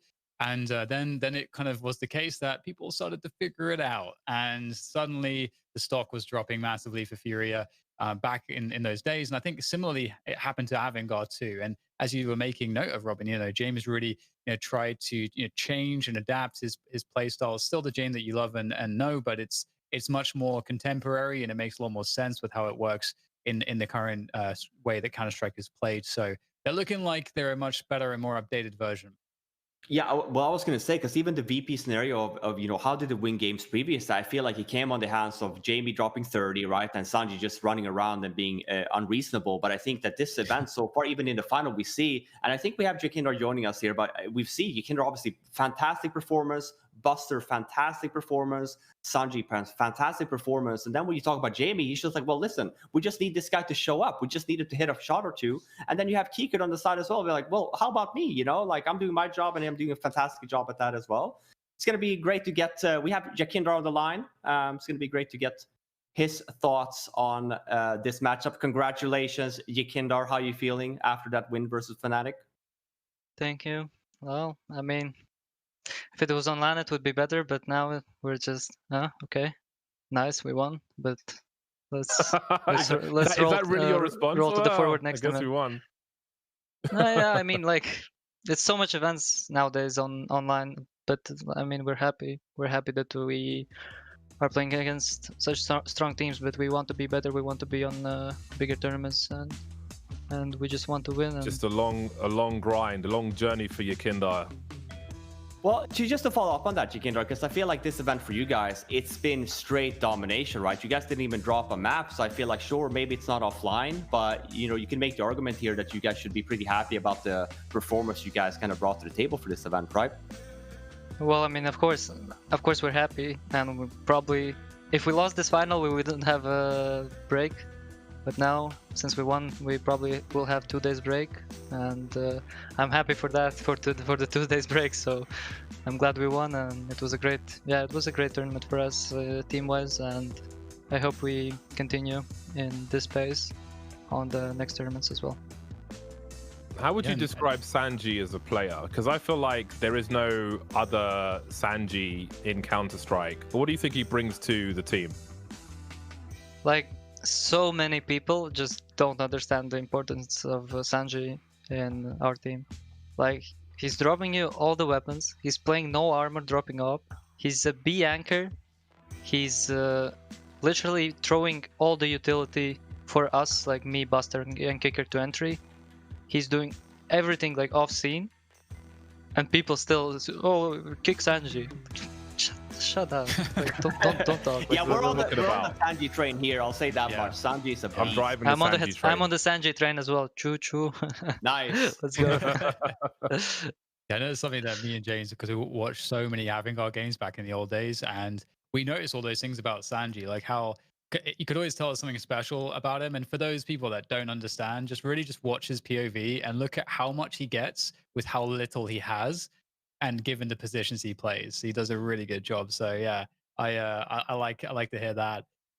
Speaking of, the fact that your team is looking amazing right now, everything's clicking. Freiberg earlier was saying how he feels like you guys are just outside that top 3 level at the moment in terms of the overall kind of world rankings. How do you guys feel like you stack up against like the Vitalities and Astralises of the world? Do you feel like you're kind of ready to break in there?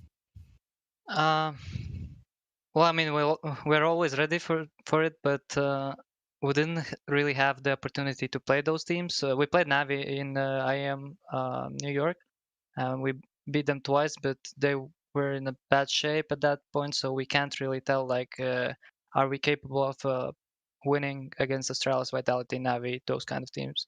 And we want to test it out. We want to play against them. We want to win. We're hungry for win. And even if we lose, like next time we play against them, no problem. We get our experience. We come back next tournament. We win them. We win the title. And that's just how it works. I love that mindset you have, Jakindar. Yeah, same can be said, especially, having a young team that you guys have as well. It comes down to experience, right? Heck, even in my days, that I'm old as heck right now, I used to compete against some of the best teams that you currently have to this day, right? So it takes a long time to really polish and be good in Counter-Strike. Last question, Jakindar. What's the next event that we're going to be able to see you guys participate in? Firstly, I want to say you're not that old, actually. So you're still young. Well, thank bro. you. Just You're not it's all good. yet, It's all good. 50. Next I'll event. get there eventually. Next event, I'm not sure. It's either playing Katowice or one event in between, a smaller event, online event. I'm not really sure if we're confirmed there, so I can't really tell. Awesome. Well, thank you so much, Jakindar, and congratulations once again to you and your team for winning CS Summit 7. Dominant showing. Any last words? Well, of course, I want to say thank you. Thank you to all the fans, for watching, for supporting, guys. We all see that. We see all the haters as well. Can I swear? Yeah, absolutely. No? Fuck the haters, yeah, man. Fuck the haters. Yeah, trash talk more. It's motivating us. And yeah, thank you everyone for the support. We really love you guys. Thank you so very much, Jakindar. Have a good one. Took a dump on the bitches out there. Let's go. I love that. Virtual Cleveland steamer. He paced himself a little bit too. He's like, can I swear? But yeah, listen, go for it, man. Especially when it comes to the haters, you know what? Like they shit on everyone. They deserve to get shot on a little bit too at the same time. But that's going to conclude CS Summit 7, you guys. Any closing thoughts? As always, I mean, I just always have a good time on these Summit events. Nice to maybe not be as professional as maybe some people want, but I think that we kept it together this time around.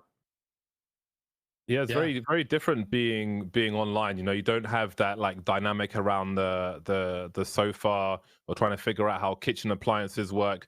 But we definitely still had some fun in trying times. So I'm glad they were able to put on a tournament. I look sexy, and that's all I care about. So I'm happy. Yeah, I love to see how much what the level of Counter-Strike is like, and it feels like it's just improving all the time. I've been saying that throughout this tournament, and to see also just some of the new looks of these teams, Cloud9 and Fnatic are like 2 really big ones, I think. And what they have right now looks really, really promising moving forward. I know there's some question marks around mousesports with Carrigan and everything. So not sure really how to interpret that, but I feel like we got a great look into the future with this event. We get to see what could be a really strong beginning for this VP team that I think could have an insane trajectory if they keep things going as they are. So yeah, loads of awesome takeaways, I think, from this event. Too many to list off right now, but overall, I think we had lots of great games. We had lots of 3 mappers. I feel like all the 2 mappers were like in the playoffs, of course, as always. Yeah, the groups took a while. But yeah, I think that's going to do it for us. Just a final thank you to Betway for obviously making this event happen. Thank you guys so much. Obviously, again, always a good time in these CS Summit events. So thank you so much for supporting the cause for some shit talk CSGO events. Always love that. And yeah, I mean, we'll see. I normally Thanks to Hugo and Harry as well thanks for to Hugo joining and us. Harry, obviously. Yeah, and Thank thanks you to all the white people who came as guests. Thanks, Thank you white to people. all the staff, obviously, for CS Summit for making this happen. As always, a hardworking group of people for sure to kind of flip these events, right?